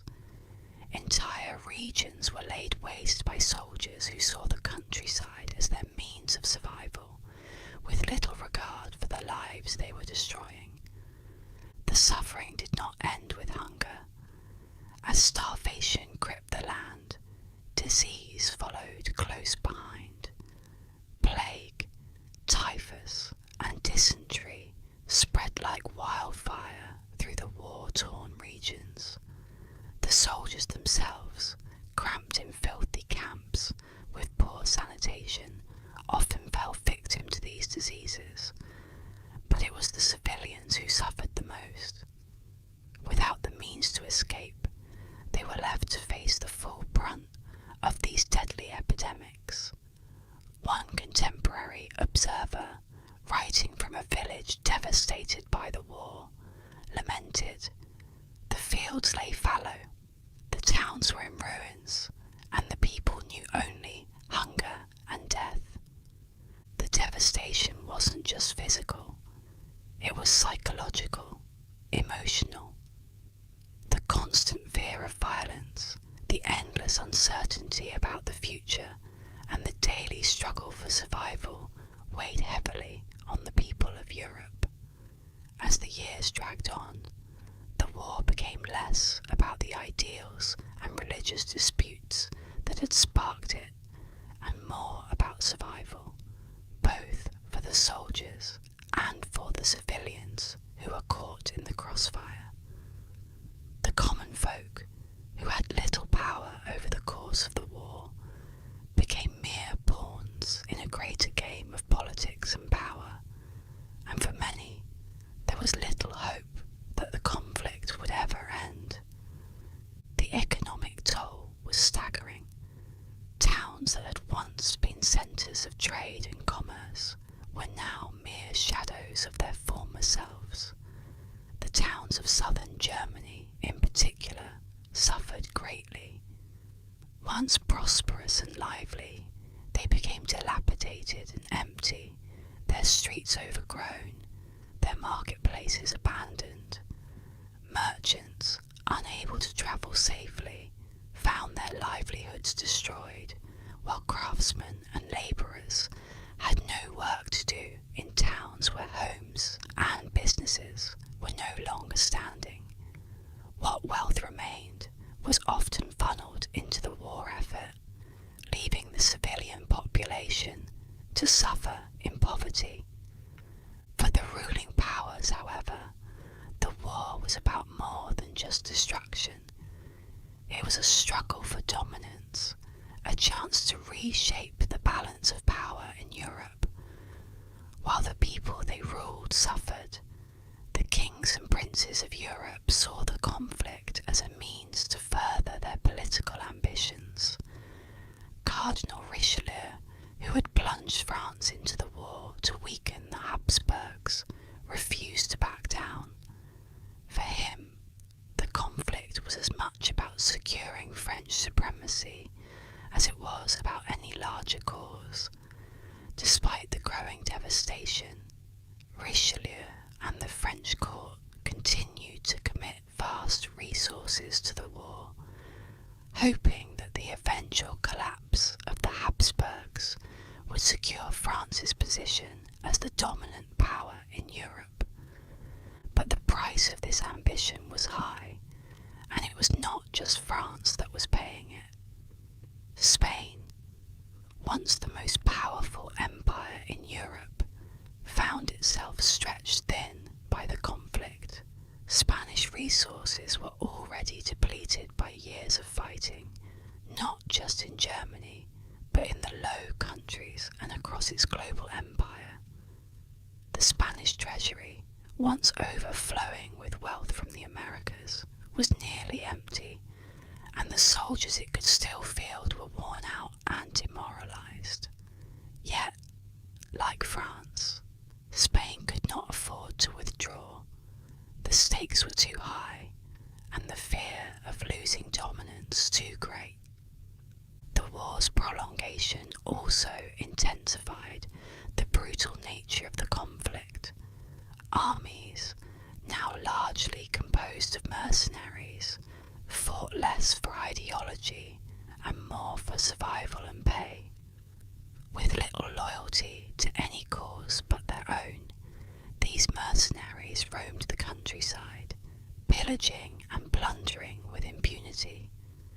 Villages, towns and cities suffered not just from organised military campaigns, but from the relentless predations of soldiers who were as much enemies to the civilians as the opposing armies were. Amidst this devastation, efforts were made to bring an end to the conflict. Diplomatic negotiations came and went, but none seemed able to halt the war's momentum. The Peace of Prague in 1635 had provided a fleeting hope, but it ultimately failed to address the deeper divisions driving the war. The alliances that had formed and broken throughout the conflict were now shifting once again, as nations sought new partners to protect their interests or expand their influence. For many in Europe, it seemed as though the war would never end. The dream of a swift resolution had long since faded, replaced by the grim reality that peace might be even further away than it had been at the war's outset. As more armies marched across the continent, burning, pillaging and fighting, it became clear that the conflict had spiralled into something far greater than any of its original participants could have imagined. But the war was far from over. Even as the devastation reached unimaginable levels, new alliances were being forged. France, under Richelieu's guidance, sought to strengthen its ties with Sweden, hoping that a combined Franco-Swedish effort could finally turn the tide. While the suffering of civilians continued and the economy teetered on collapse, these new alliances were preparing for a final push against the Habsburg forces. The stage was set for another chapter of destruction, with key battles on the horizon that would determine the fate of Europe. By the time France and Sweden fully aligned their forces, the 30 Years' War had already claimed the lives of countless soldiers and civilians. The world that emerged from the Battle of Nördlingen in 1634 was one of deepening desperation and shifting strategies. Both sides, Protestant and Catholic, had long since abandoned their original motivations of faith and duty to their rulers. As Friedrich Schiller wrote in his history of the 30 Years' War, this was no longer a war for God or king, but a war for survival and power.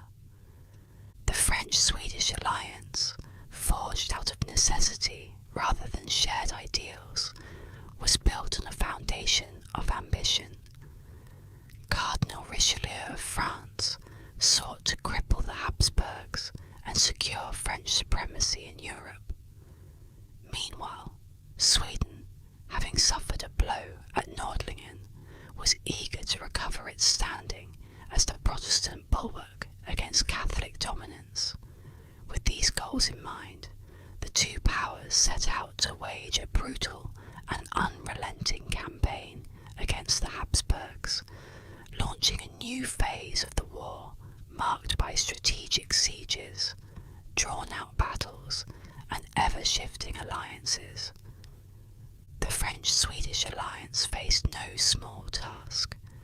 The Habsburgs, though weakened, were still a formidable force, with strongholds across Europe. What followed was a series of grueling military engagements, each more punishing than the last. The conflict no longer revolved around sweeping, decisive battles, but rather became a war of attrition. Long sieges and protracted campaigns drained both sides of resources, and the once glorious armies of Europe found themselves bogged down in endless cycles of attack and counterattack. One of the most significant early victories for the Franco-Swedish alliance came at the Battle of Wittstock in 1636. Here, Swedish forces under General Johan Baner decisively defeated the imperial army, reinvigorating Protestant hopes after the disastrous defeat at Nordlingen.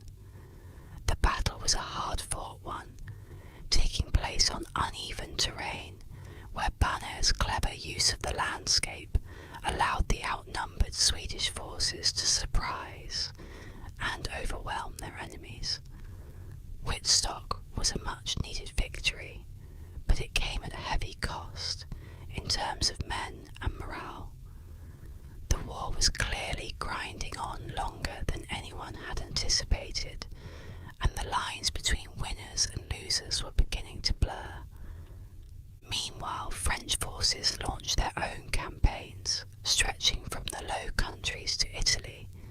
The French army, under the command of commanders like Louis de Bourbon, Prince of Condé, and Marshal Turenne, waged fierce battles across multiple fronts. One of the most notable clashes came in 1643 at the Battle of Rocroi, where Condé led the French to a crushing victory against the Spanish Habsburg forces. Rocroi shattered the myth of Spanish invincibility, dealing a blow to Spain's morale and signalling a shift in the balance of power. The victory was a turning point for France, proving that it was now a dominant military force on the continent. But even as victories were claimed on both sides, the war began to lose any sense of purpose beyond sheer survival and political manoeuvring. Battles like those fought at Freiburg in 1644 or Jankau in 1645 showed the increasingly grim nature of the conflict. At Freiburg, Marshal Turenne and the Duke of Enghien faced the daunting task of trying to drive the imperial forces from the region. The battle dragged on for weeks, with neither side able to gain a decisive advantage. The terrain, a mix of dense forests and rolling hills, made every movement costly and slow. In the end, Freiburg was a technical victory for the Franco-Swedish alliance, but it came at the price of thousands of lives and gained little in terms of strategic advantage. It was a pattern repeated across the war. Victories were becoming less about triumph and more about endurance. The siege warfare that defined much of the later years of the war was particularly grueling. cities like Breisach and Prague became the focal points of long, drawn-out struggles. At Breisach, French forces laid siege to the imperial fortress for nearly a year. The soldiers and civilians trapped within suffered terribly, facing starvation and disease as the French forces tightened their grip. When Breisach finally fell in 1638, the victory was hollow. Its walls were shattered, its people decimated. Yet the war continued, as if driven by its own momentum, no longer controllable by the men who had started it. As the war progressed, both sides became increasingly reliant on political maneuvering and diplomatic intrigue. The motivations of God and king that had once driven armies to the battlefield had long since faded. Instead, the conflict became a contest of political power, with France and Sweden determined to weaken the Habsburgs at any cost. Strategic alliances were formed and discarded with startling frequency. Protestant and Catholic loyalties meant little compared to the desire for survival, territory, and influence. Both sides employed strategies that reflected the shifting nature of the conflict. The Catholic forces, led by the Holy Roman Empire and Spain, sought to defend their territories while maintaining a stronghold in Central Europe. They relied on a mix of mercenaries and loyal imperial troops, often employing defensive tactics to hold key cities and fortresses. In contrast, the Franco-Swedish alliance took a more offensive approach, attempting to press their advantage on multiple fronts and stretch the Habsburg forces thin. One key example of this was the Swedish strategy in Bohemia, where they sought to reclaim lost ground from imperial forces. The Battle of Jankau in 1645 was a critical engagement in this theatre.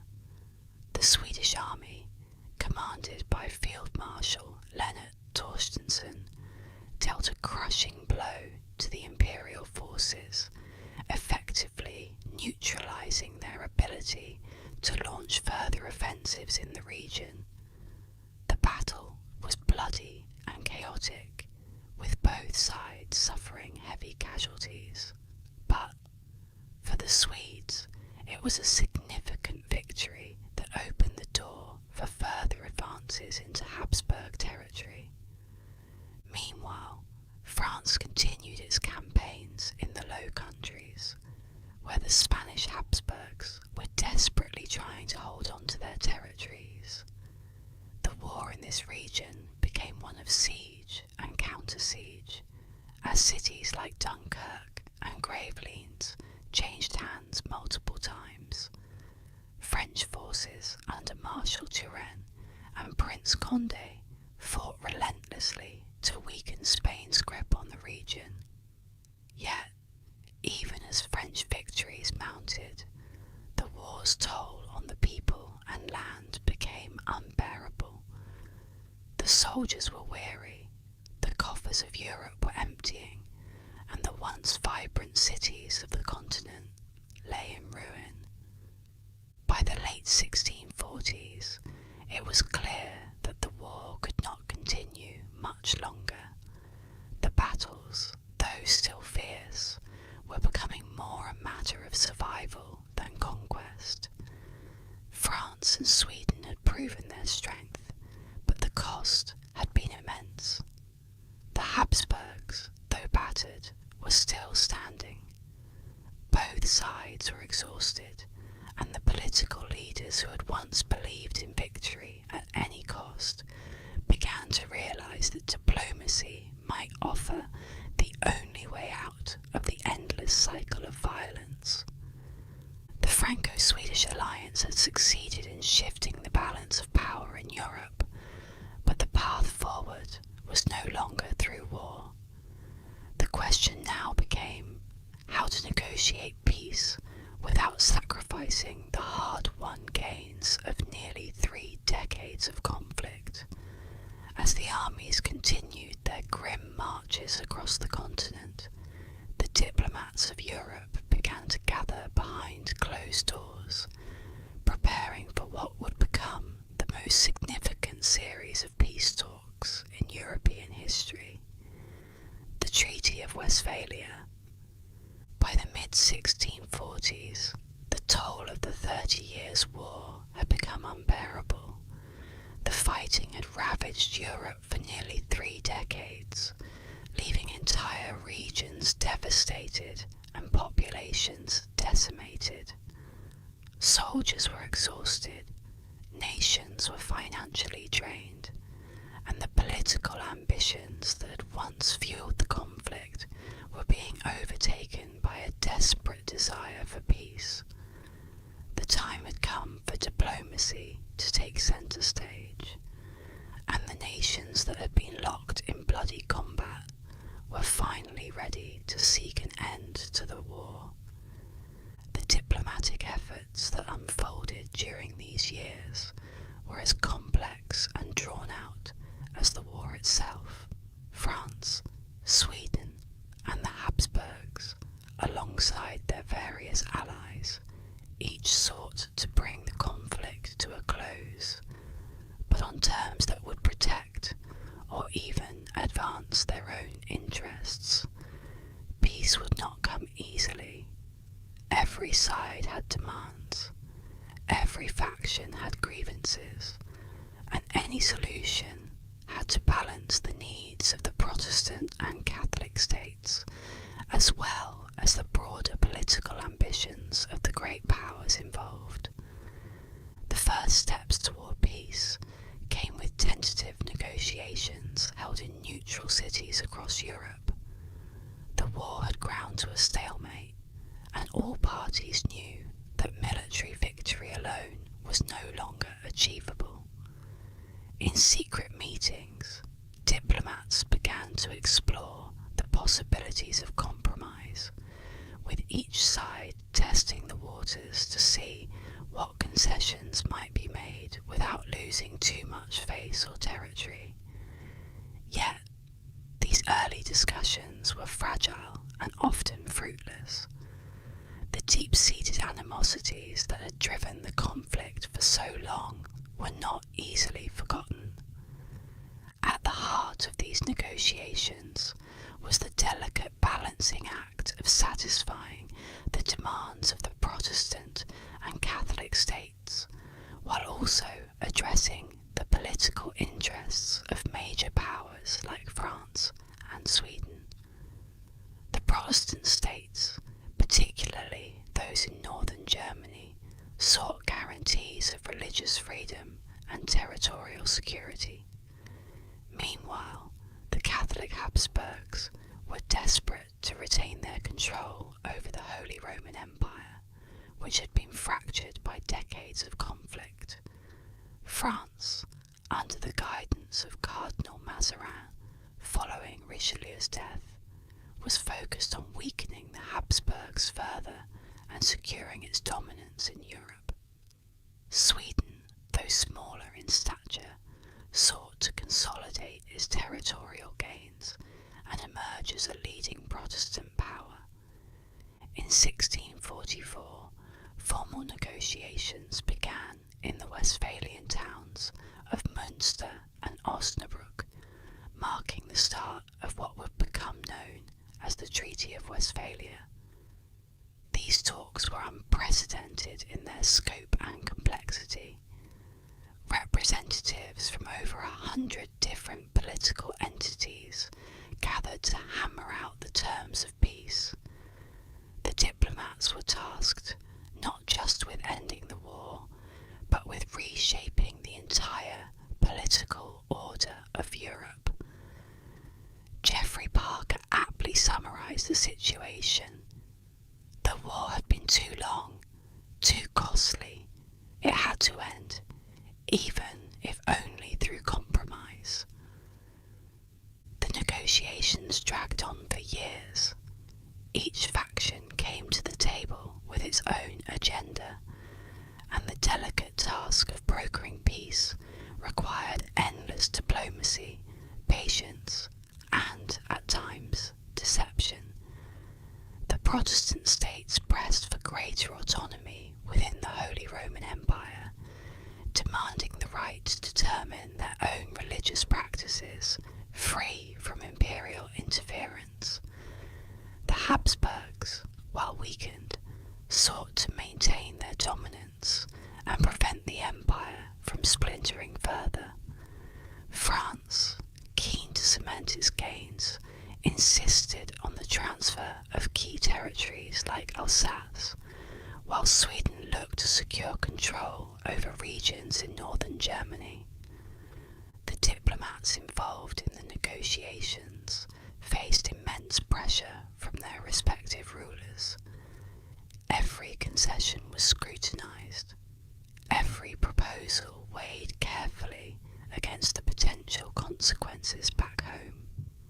For the Habsburgs, any perceived weakness could threaten the very existence of the Holy Roman Empire. For France and Sweden, securing favourable terms was essential to their future roles in Europe's political landscape.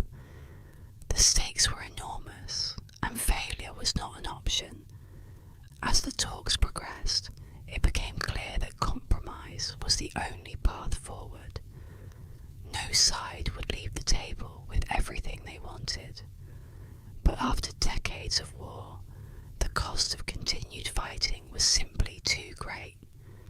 The suffering of civilians, the economic devastation, and the sheer exhaustion of the warring nations had created a sense of urgency that could no longer be ignored. The final terms of the Treaty of Westphalia, signed in 1648, represented the culmination of these long, difficult negotiations. The treaty not only ended the 30 Years' War, but also redefined the political order of Europe. The Protestant states secured their religious freedoms, with Calvinism officially recognised alongside Lutheranism and Catholicism. The Holy Roman Empire, though weakened, remained intact, but the authority of the emperor was significantly curtailed, giving more power to the individual states. France and Sweden both emerged as major players, with France gaining key territories in the west, and Sweden securing control over important regions in the north. The Treaty of Westphalia marked the end of one of the most destructive conflicts in European history, but it also set the stage for a new era of diplomacy. For the first time, the concept of state sovereignty was formally recognised, with each state granted the right to govern its own affairs without outside interference. The balance of power in Europe had shifted, and the war's end signalled the beginning of a new order that would shape the continent for centuries to come.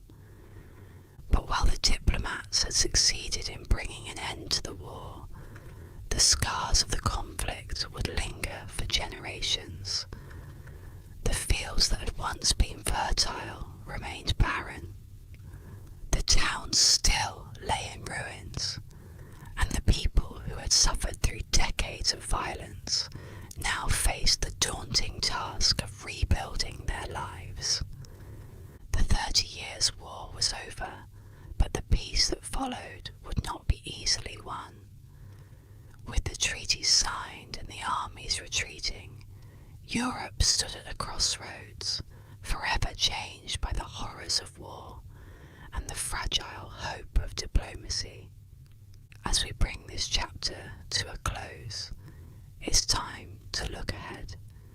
In the next episode, we'll explore how the Peace of Westphalia shaped the future of Europe, setting the stage for the rise of new powers and new conflicts. History, after all, never stands still. As we draw our story impossible to overlook the profound role France played in the conflict's final, brutal phase, under the strategic leadership of Cardinal Richelieu. France's decision to enter the war in full force in 1635 turned a regional religious struggle into a continent-wide political battleground. What began as a fight over faith had long transformed into a war for power, territory, and survival. With the French-Swedish alliance taking up arms against the Habsburgs, the war spiraled further into chaos, leaving Europe in ruins. The last years of the war were a testament to the devastation that unchecked ambition and political manoeuvring could bring. Cities were laid to waste. Fields once fertile turned into barren battlefields, and millions of lives were lost. The people of Europe, from the heart of Germany to the outskirts of France and Spain, endured unimaginable suffering. By the time the diplomats began negotiating peace, exhaustion had gripped every corner of the continent. As Geoffrey Parker observed, the war had been too long, too costly.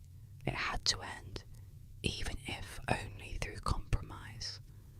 But peace was not won easily.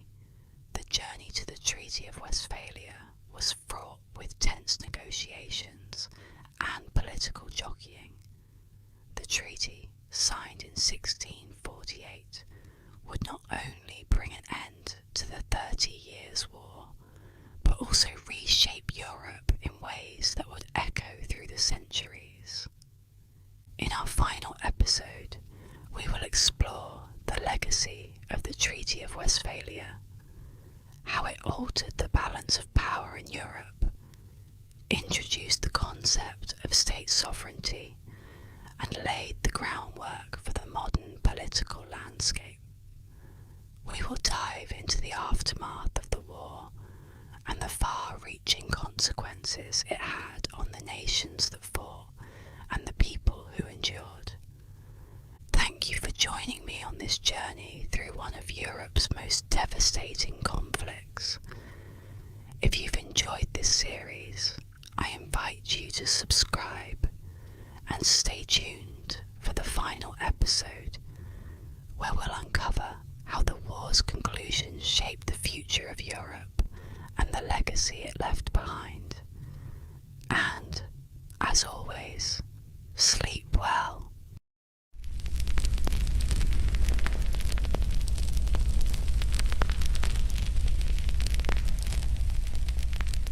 The year is 1648, and Europe stands battered, broken, and bruised after 3 decades of relentless war.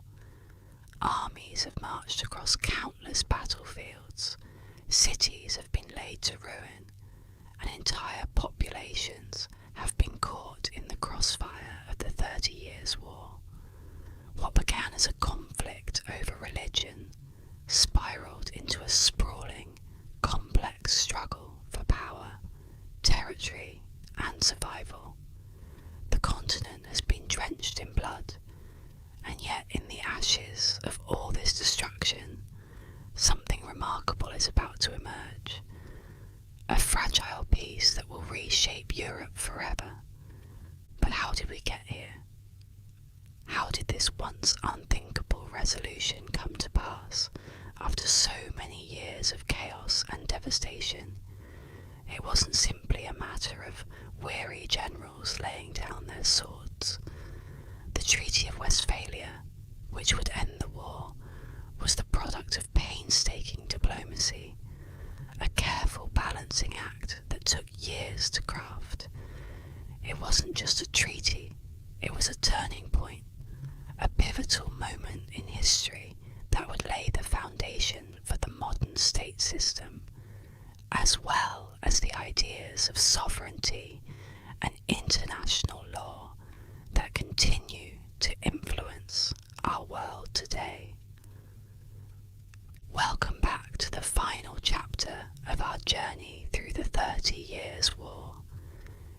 this last episode, we'll explore the road to peace, how the Treaty of Westphalia came to be, and the profound legacy it left behind. I'm excited to take you through this fascinating period of negotiation and the lasting impact it had on Europe and the world. Whether you followed the series from the beginning or are just joining us now, you'll find this chapter not only essential, but also a fitting conclusion to a war that shaped the course of history. The Treaty of Westphalia was more than a piece of paper.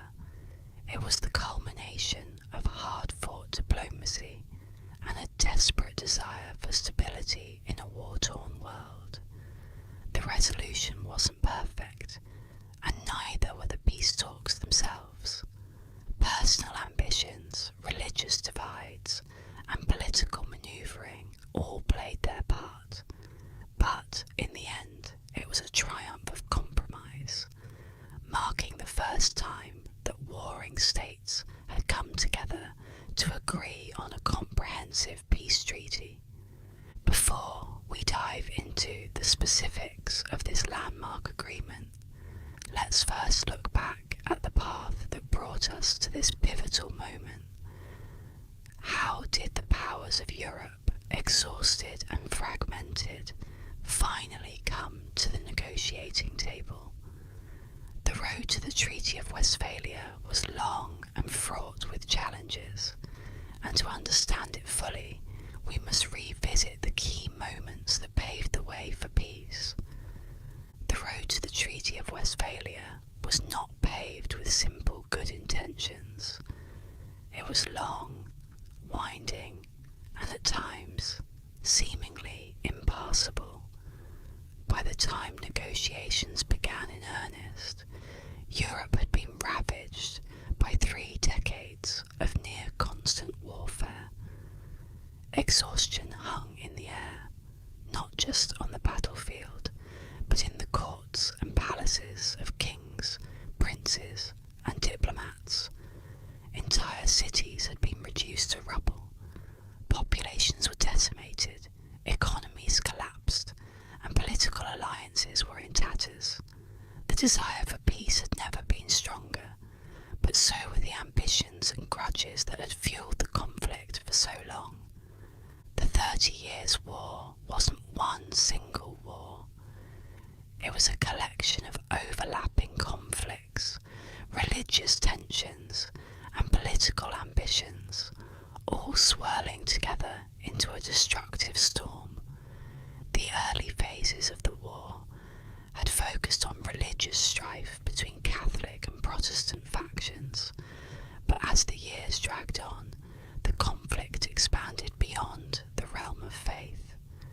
Nations like France, Sweden, Spain, and the Holy Roman Empire became entangled in a web of alliances, rivalries, and power struggles that seemed to have no end. With so many factions vying for their interests, finding a path to peace was like untangling a knotted rope.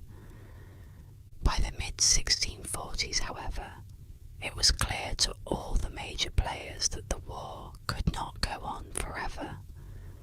Both sides were running low on resources and morale, and there was a shared recognition that a diplomatic solution was not only desirable, but necessary for survival.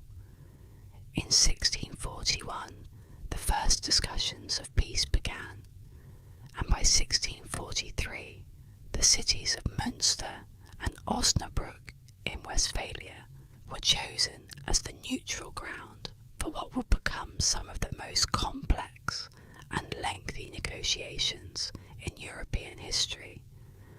2 separate but simultaneous peace congresses were established, one in Münster for the Catholic powers, and the other in Osnabrück for the Protestant factions.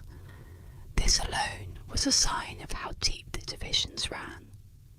But it also demonstrated the delicate balancing act required to bring so many different parties to the table. The negotiations were not just between two sides, but among a multitude of states, each with its own interests and demands. The Holy Roman Emperor Ferdinand III, Sweden's Queen Christina, France's Cardinal Mazarin, and Spain's Philip IV were all key figures, each navigating their own national goals while trying to maintain enough common ground to keep the talks alive. The process was painfully slow. Letters and emissaries travelled back and forth between the two cities, carrying proposals, counter-proposals, and endless revisions. The discussions were often tense, and it wasn't uncommon for negotiations to come to a standstill over seemingly small details. There were moments when the entire peace process teetered on the brink of collapse, saved only by the sheer desperation of the parties involved. As historian Peter H. Wilson so aptly put it, the Treaty of Westphalia was not a simple resolution, but a series of compromises carefully crafted to maintain a fragile peace. One of the main obstacles was the sheer scope of the war.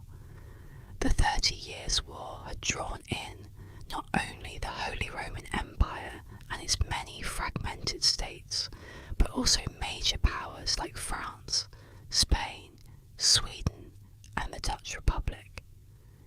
Each of these nations had their own separate conflicts and grievances to address.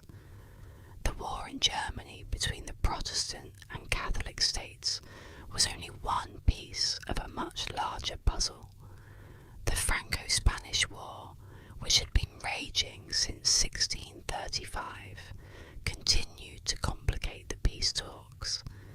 Meanwhile, Sweden's ambitions in the Baltic region and the Dutch Republic's struggle for independence from Spain were all entangled in the broader negotiations. The result was a diplomatic effort unlike anything Europe had ever seen before. The peace talks had to address not just the religious and political divisions within the Holy Roman Empire, but also the larger geopolitical struggles between Europe's great powers. France, under the leadership of Cardinal Mazarin, was determined to weaken the Habsburgs' grip on Europe. Sweden, under Chancellor Axel Oxenstierna, sought to secure its dominance in the northern German states. Spain, still reeling from its long war with the Dutch, was reluctant to cede more territory, but recognised the necessity of compromise. Despite these challenges, the diplomats pressed on, knowing that the alternative, continued war, was far worse. Months turned into years, and the negotiations dragged on, but slowly, painfully, progress was made. The congresses worked through countless issues, from territorial disputes to the rights of religious minorities, to the complex question of sovereignty within the Holy Roman Empire. The goal was to create a balance of power that would prevent any one state from dominating the others, while ensuring enough stability to maintain peace. One of the most contentious issues was the question of religious freedom. The war had started as a conflict between Catholics and Protestants, and the religious divisions remained deep. The Peace of Augsburg, signed nearly a century earlier in 1555, had established the principle of cuius regio eius religio, the idea that the ruler of a territory would determine its official religion. But the 30 Years' War had shattered this fragile peace, and the diplomats at Westphalia had to find a way to restore religious stability. In the end, they reaffirmed the principle of Augsburg, but with significant modifications, including protections for minority religious groups in certain areas. The peace congresses also had to navigate the complex web of territories and allegiances within the Holy Roman Empire. Over the course of the war, the map of Europe had been redrawn multiple times, with states changing hands, alliances shifting, and entire regions devastated by conflict. The Treaty of Westphalia sought to create a new political order, one that would respect the sovereignty of individual states while limiting the power of the emperor. This was a radical shift from the medieval idea of a united Christendom under the leadership of the Holy Roman Emperor. Instead, the Treaty of Westphalia established the modern concept of state sovereignty, where each ruler had the right to govern their own lands without interference from outside powers. As the negotiations reached their final stages in 1648, there was a palpable sense of relief. The war had dragged on for so long that many had forgotten what peace even looked like. But the Treaty of Westphalia, while not perfect, offered a glimmer of hope.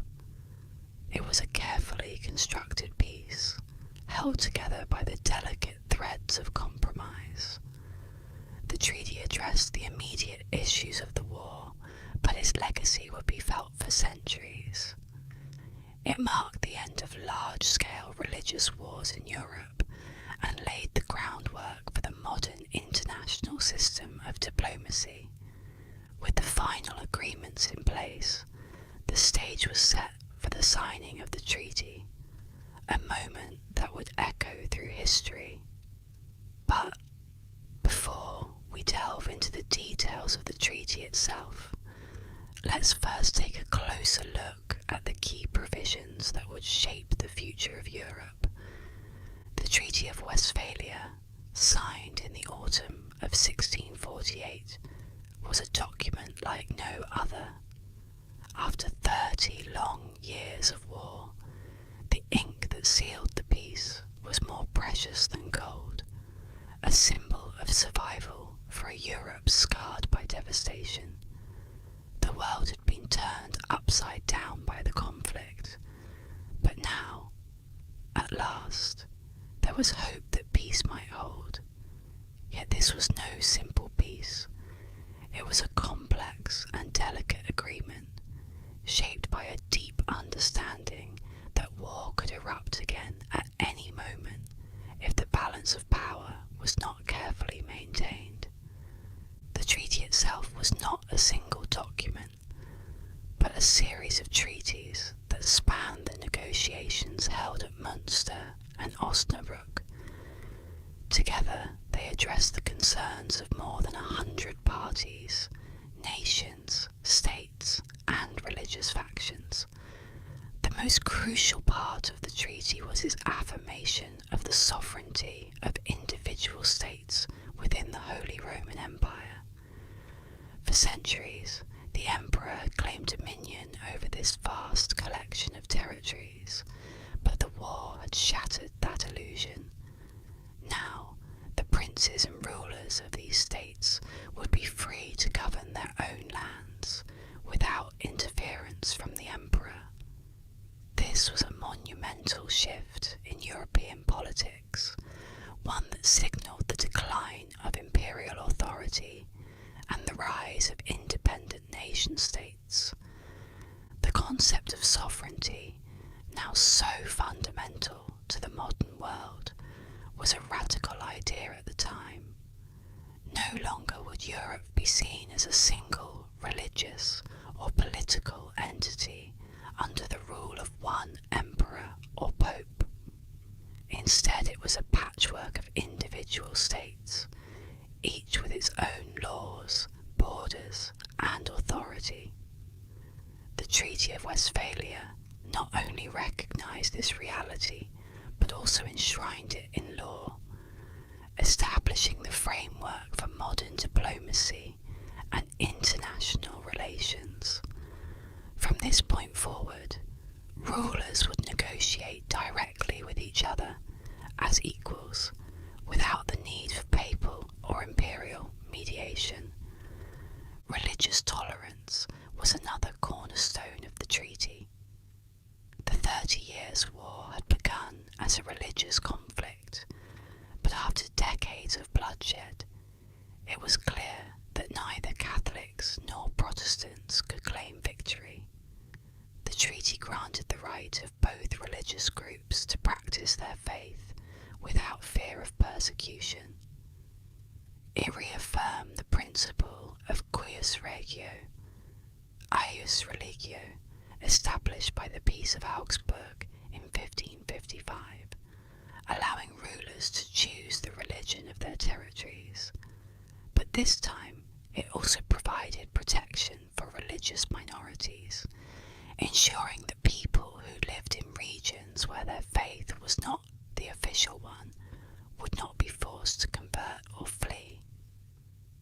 This religious compromise, hard-won and fragile, marked the end of large-scale religious wars in Europe. For more than a century, the continent had been torn apart by conflicts between Catholics and Protestants.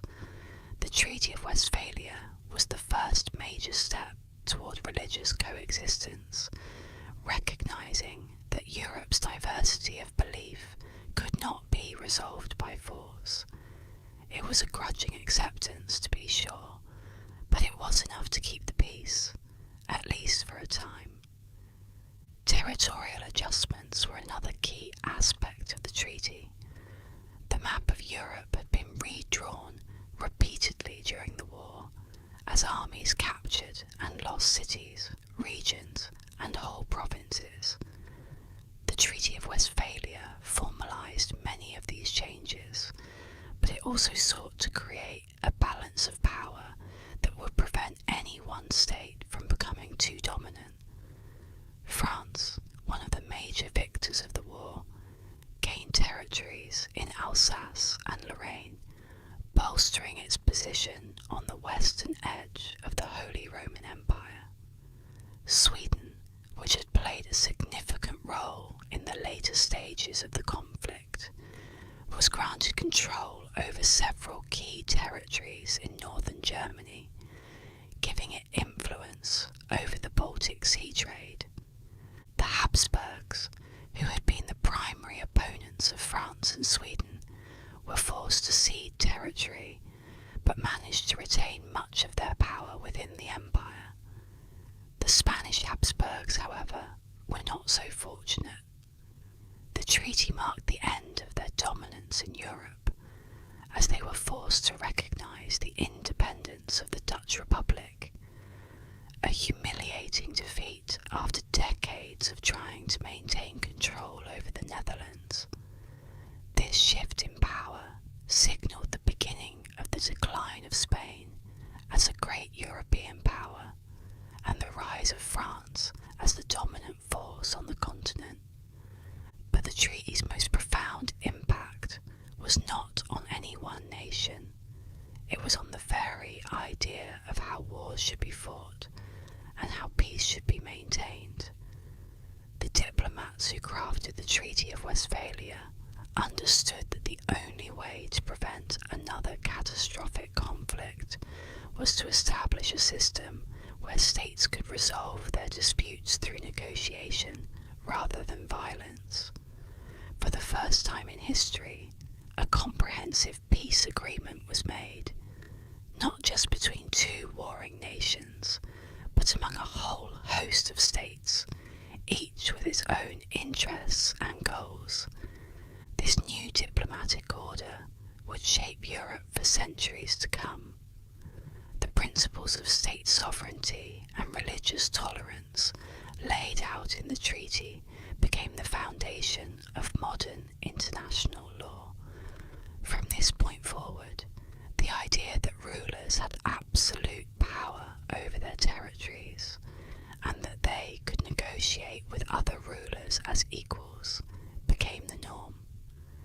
Treaty of Westphalia also established the precedent that peace could be maintained through diplomacy and compromise, rather than through sheer force of arms.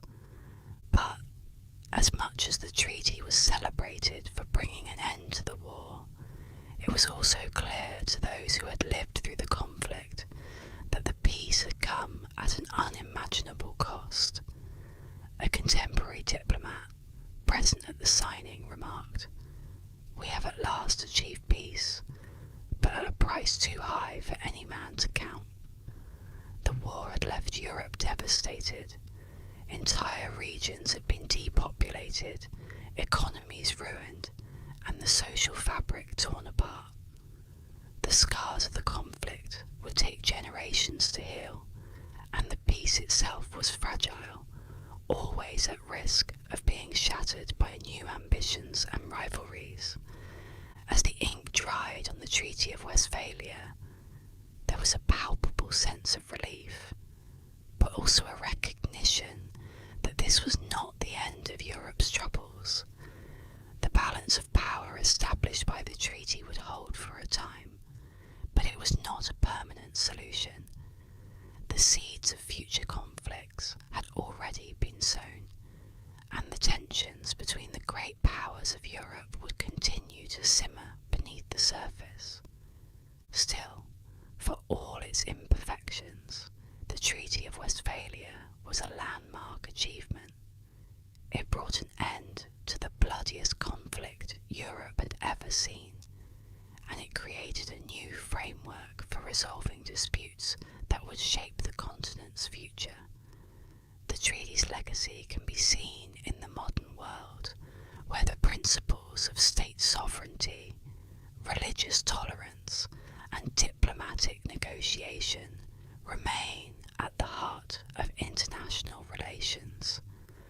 But the war's legacy did not end with the signing of the treaty. The 30 Years' War had fundamentally altered the political, social, and religious landscape of Europe, and its consequences would be felt for centuries.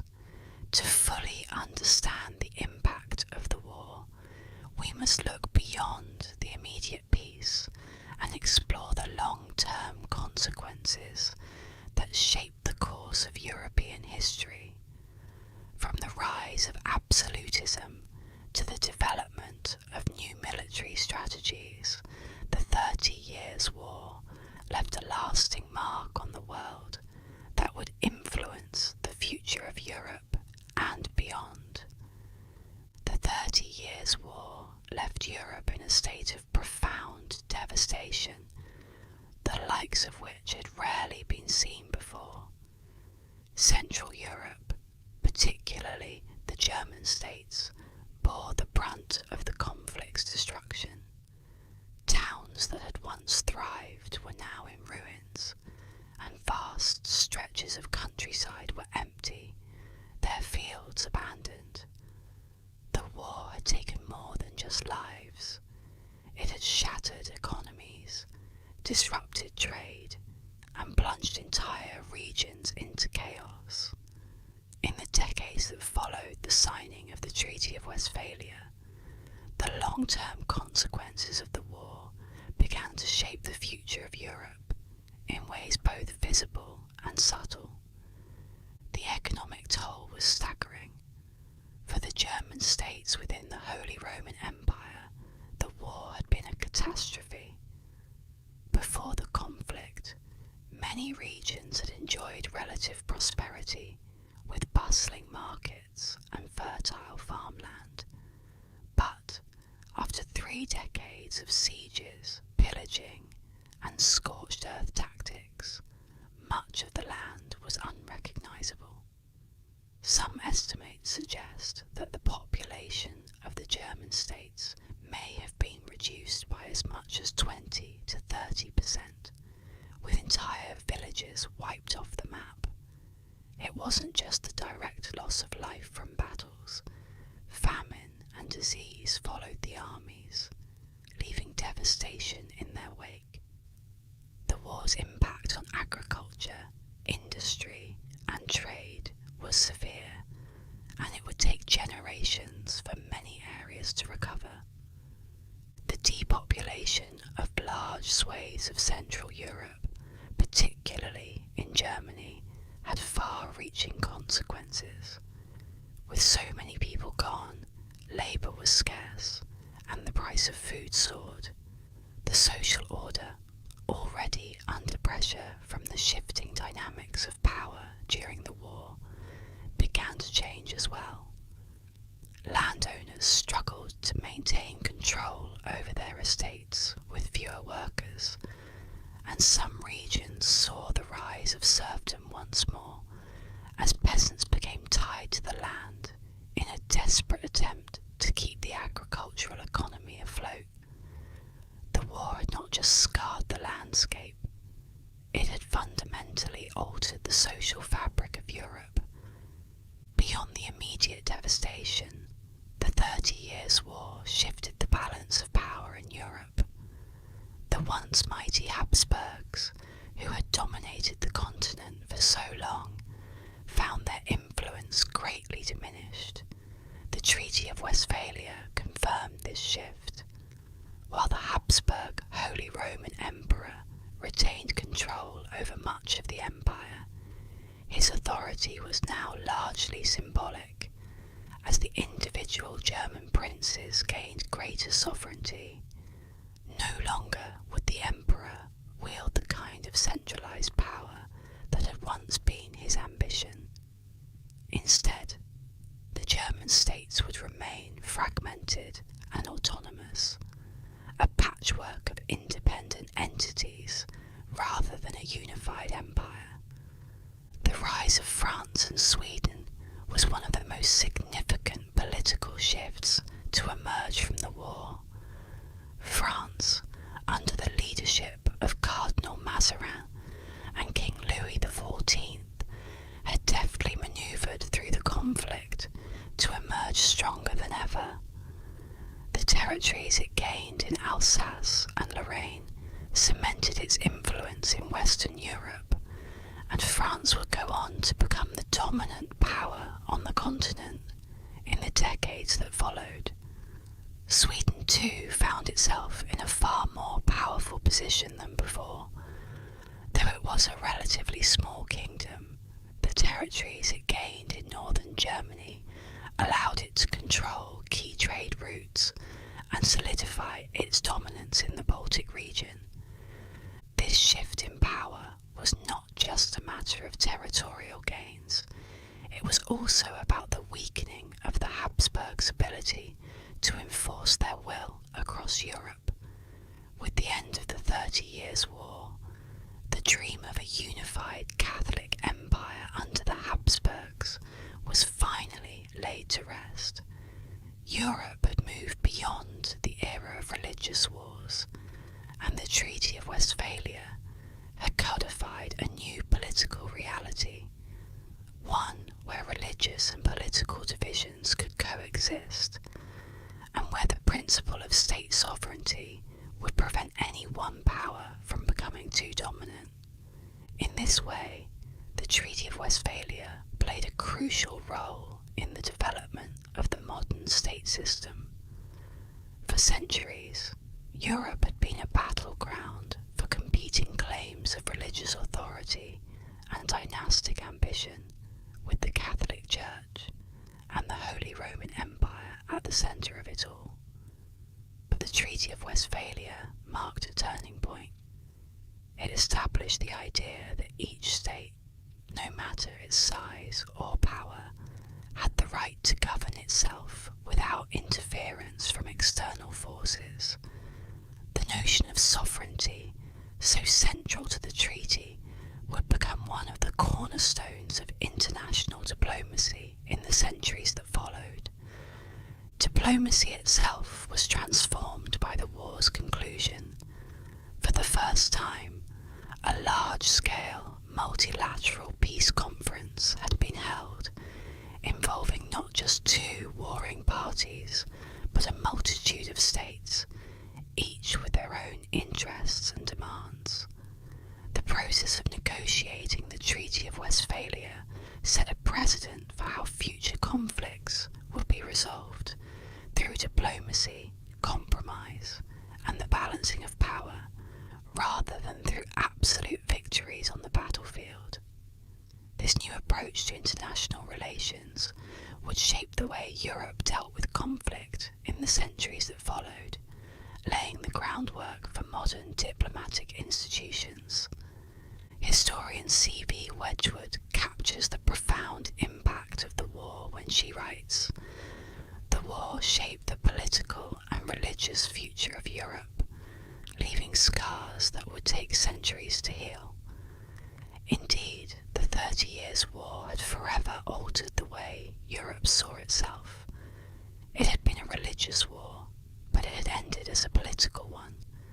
The Treaty of Westphalia's recognition of religious tolerance, while imperfect, marked the end of Europe's bloodiest religious conflicts. No longer would the continent tear itself apart in the name of faith. Instead, the lines of division would increasingly be drawn along political and territorial lines.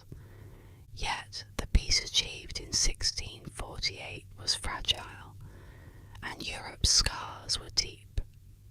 The war had created a generation of people who had known nothing but conflict, and the memories of the devastation would linger for decades. In some regions, the economic and social impacts of the war were so severe that they wouldn't fully recover until the 18th century. The political landscape of Europe had been forever altered with the rise of France and Sweden, the decline of the Habsburgs, and the formal recognition of state sovereignty reshaping the way nations interacted with each other. The war also left a lasting impact on military strategy and the conduct of war itself. The sheer scale of the conflict, the number of states involved, and the length of the war forced commanders and rulers to rethink how wars should be fought and how they could be sustained. The 30 Years' War had seen the rise of professional standing armies, the use of new technologies, and the development of new tactics that would shape European warfare for centuries to come. The devastation wrought by these new methods, however, also led to a growing recognition that war could not be an unchecked force. The principles of diplomacy and balance established by the Treaty of Westphalia would be critical in preventing future conflicts from spiralling out of control in the same way. As the dust settled on Europe, the continent found itself at a crossroads.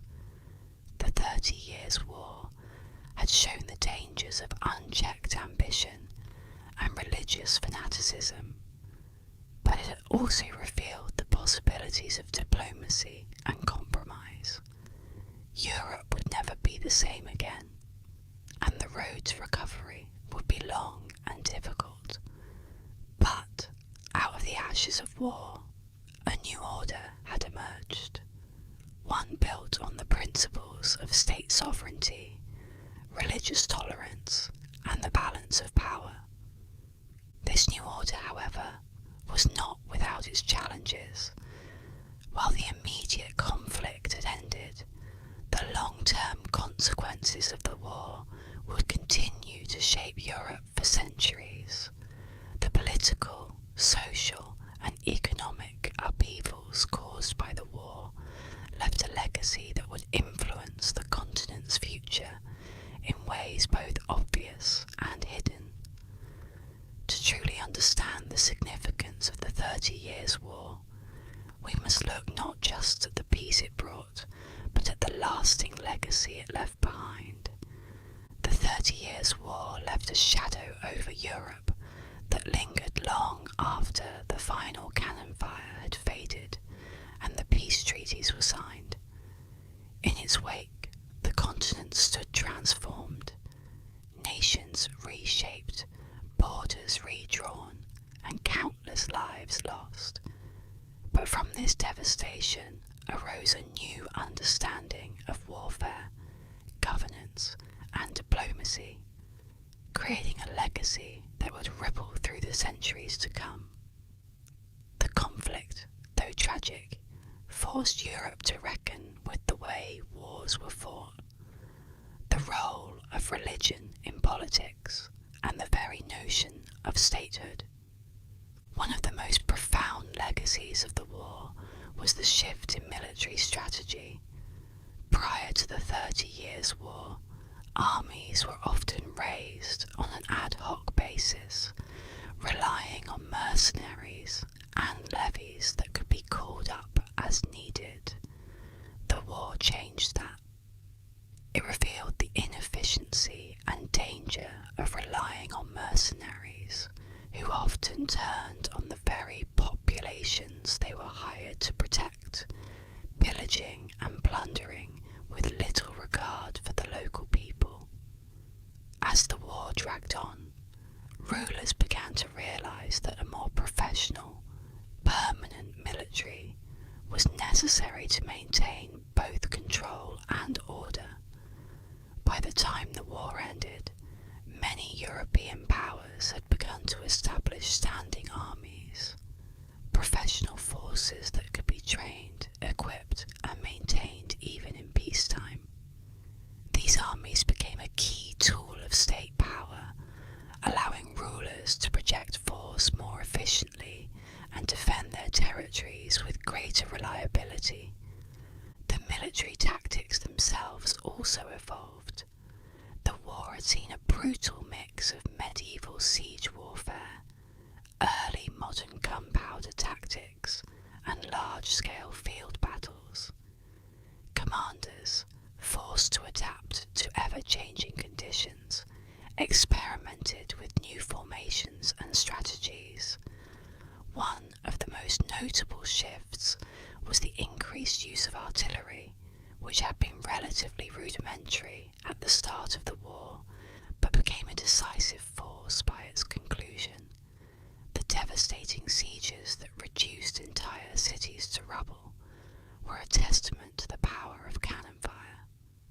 Armies also became more organised, with professional officers assuming greater control over the rank and file soldiers, bringing more discipline to the battlefield.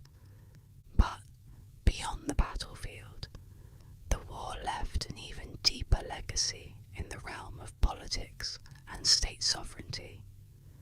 Before the conflict, the Holy Roman Empire had been a patchwork of semi-independent states, all loosely bound under the authority of the emperor. The Treaty of Westphalia, which ended the war, codified the reality that had emerged during the conflict.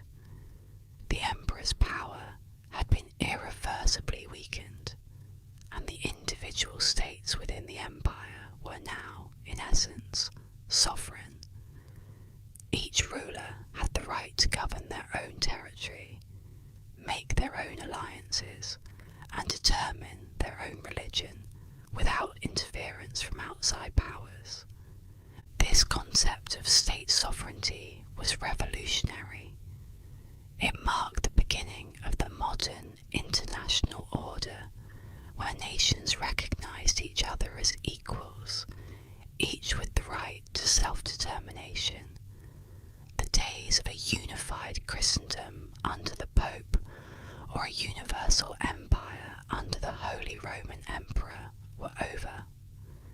The Treaty of Westphalia laid the foundation for the nation-state system that still exists today, where borders, governance, and national identity are recognized as essential elements of international relations. No longer would religious authority dictate political boundaries.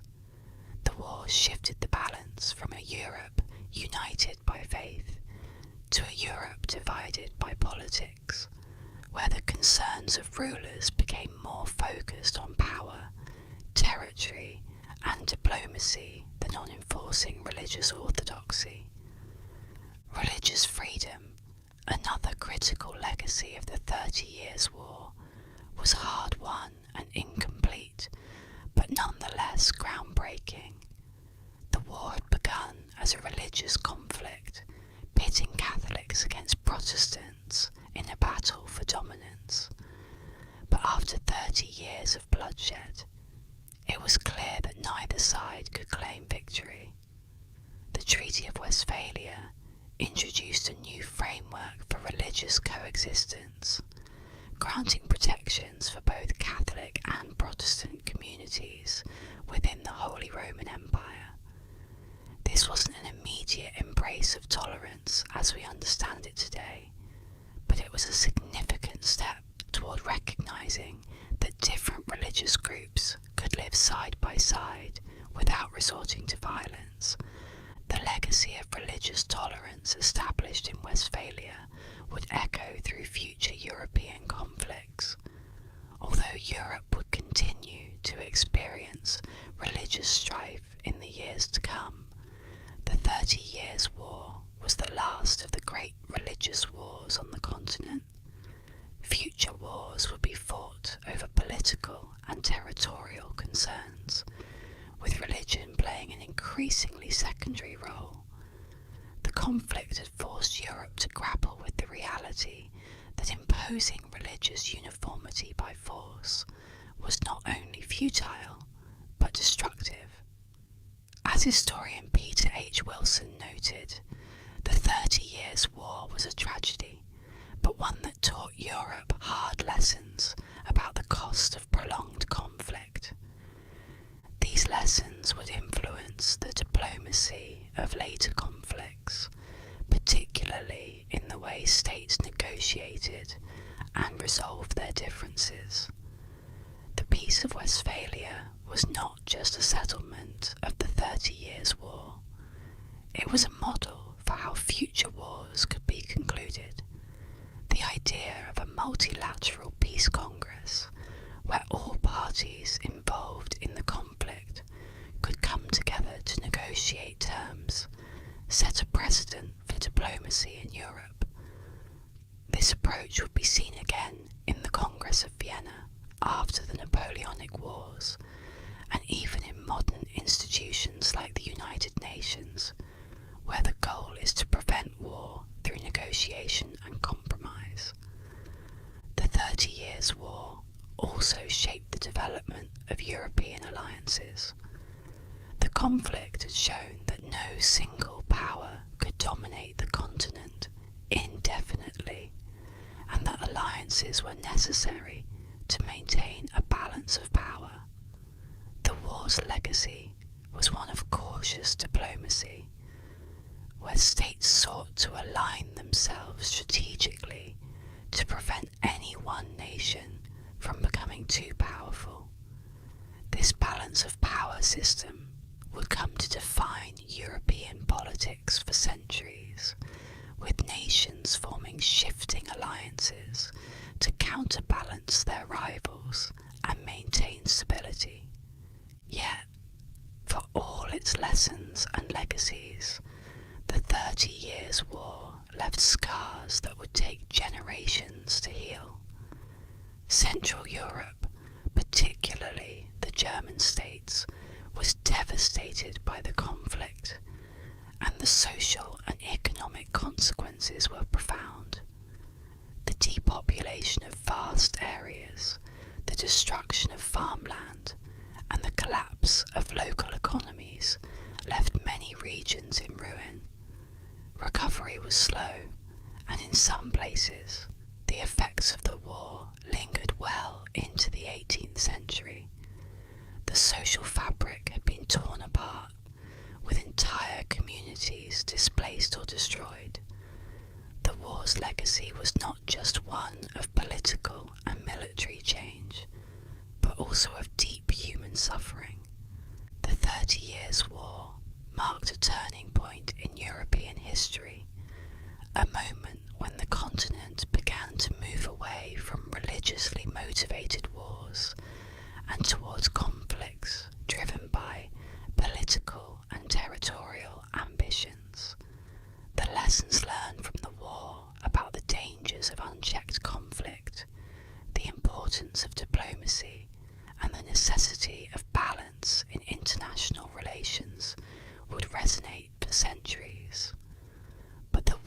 also left behind a deep sense of loss, a recognition that the cost of such a prolonged and brutal conflict was almost too high to bear.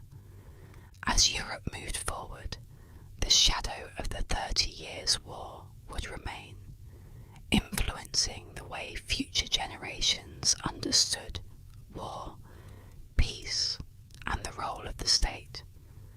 The treaty that ended the war was not just a piece of paper, it was the beginning of a new era, one where diplomacy, rather than force, would become the preferred method of resolving disputes. The legacy of the war lives on, not only in the history books, but in the very fabric of modern international relations. To fully grasp the impact of the 30 Years' War, one must look not only at its immediate consequences, but at the long arc of history that it helped to shape. The war's lessons, hard learned and deeply felt, set the stage for the future of Europe, guiding both its conflicts and its peace.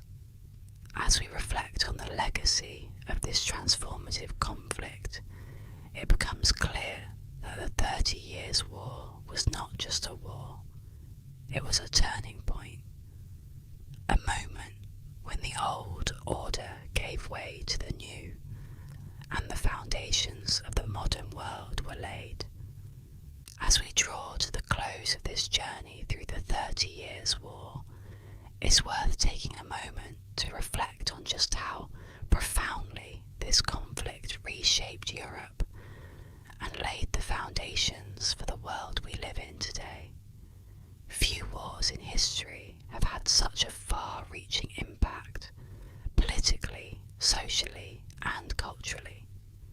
What began as a seemingly isolated struggle within the Holy Roman Empire exploded into a conflict that drew in nearly every major European power, and by the time it ended, the continent was forever changed. The 30 Years' War is often remembered for its devastation.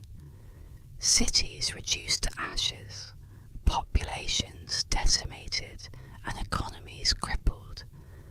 But it was also a catalyst for change. Out of the ruins of this conflict emerged new ideas about statehood, sovereignty, and diplomacy. The war forced Europe to confront the futility of fighting in the name of religious uniformity, and to instead recognize the necessity of tolerance, at least to a degree. The peace that followed was fragile, but it was also revolutionary.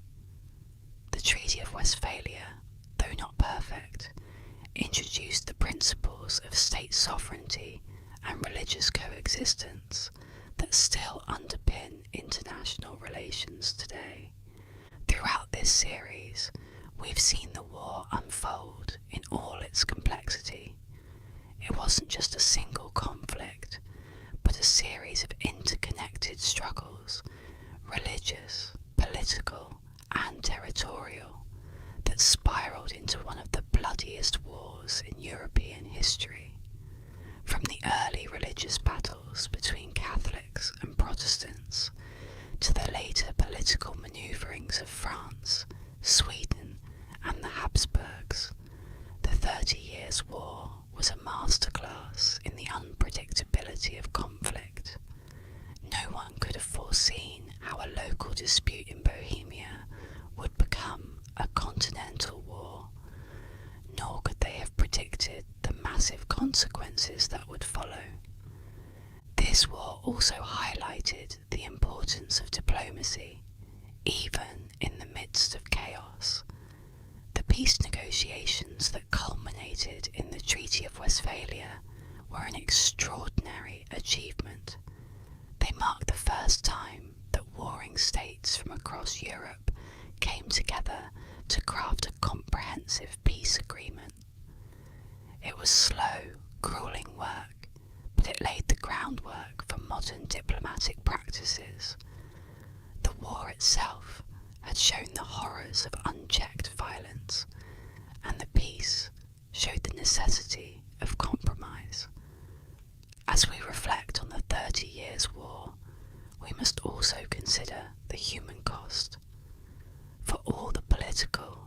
military lessons it taught, it was the ordinary people of Europe who paid the highest price. Millions died, not only in battle, but from the famine and disease that followed in the war's wake. Entire villages vanished, and in many parts of Europe, the population took generations to recover. The scars left by the war ran deep, and they served as a sobering reminder of what happens when ambition, fanaticism, and politics collide. But the legacy of the 30 Years' War is not just one of destruction. It's also a story of resilience and rebirth. From the ashes of the war came new ideas about governance, religion, and diplomacy. Ideas that would influence the development of the modern world. The war forced Europe to abandon the dream of a unified Christendom under the Holy Roman Emperor or the Pope, and to instead embrace a new reality of independent, sovereign states. This shift in thinking laid the foundation for the modern nation-state system, where borders, laws, and national identities are recognised and respected. Now, as we look back on this war, it's important to remember that its consequences didn't end with the signing of the Treaty of Westphalia. The 30 Years' War set in motion a series of changes that would shape European history for centuries to come. It was the beginning of the end for the old medieval order and the dawn of a new era, one where diplomacy, rather than faith, would become the driving force behind international relations. I invite you to take a moment and think about how conflicts like the 30 Years' War have shaped the world we live in today. How many of our modern principles, sovereignty, diplomacy, and tolerance were born out of the fire and fury of these historical struggles. Wars like these leave deep marks, not just on the land and the people who live through them, but on the very fabric of society. They force us to confront the darkest parts of human nature, but they also push us toward progress. Thank you for joining me on this journey through one of the most complex and transformative periods in European history. Your engagement, curiosity, and willingness to dive into the details of such a far-reaching conflict have been deeply appreciated.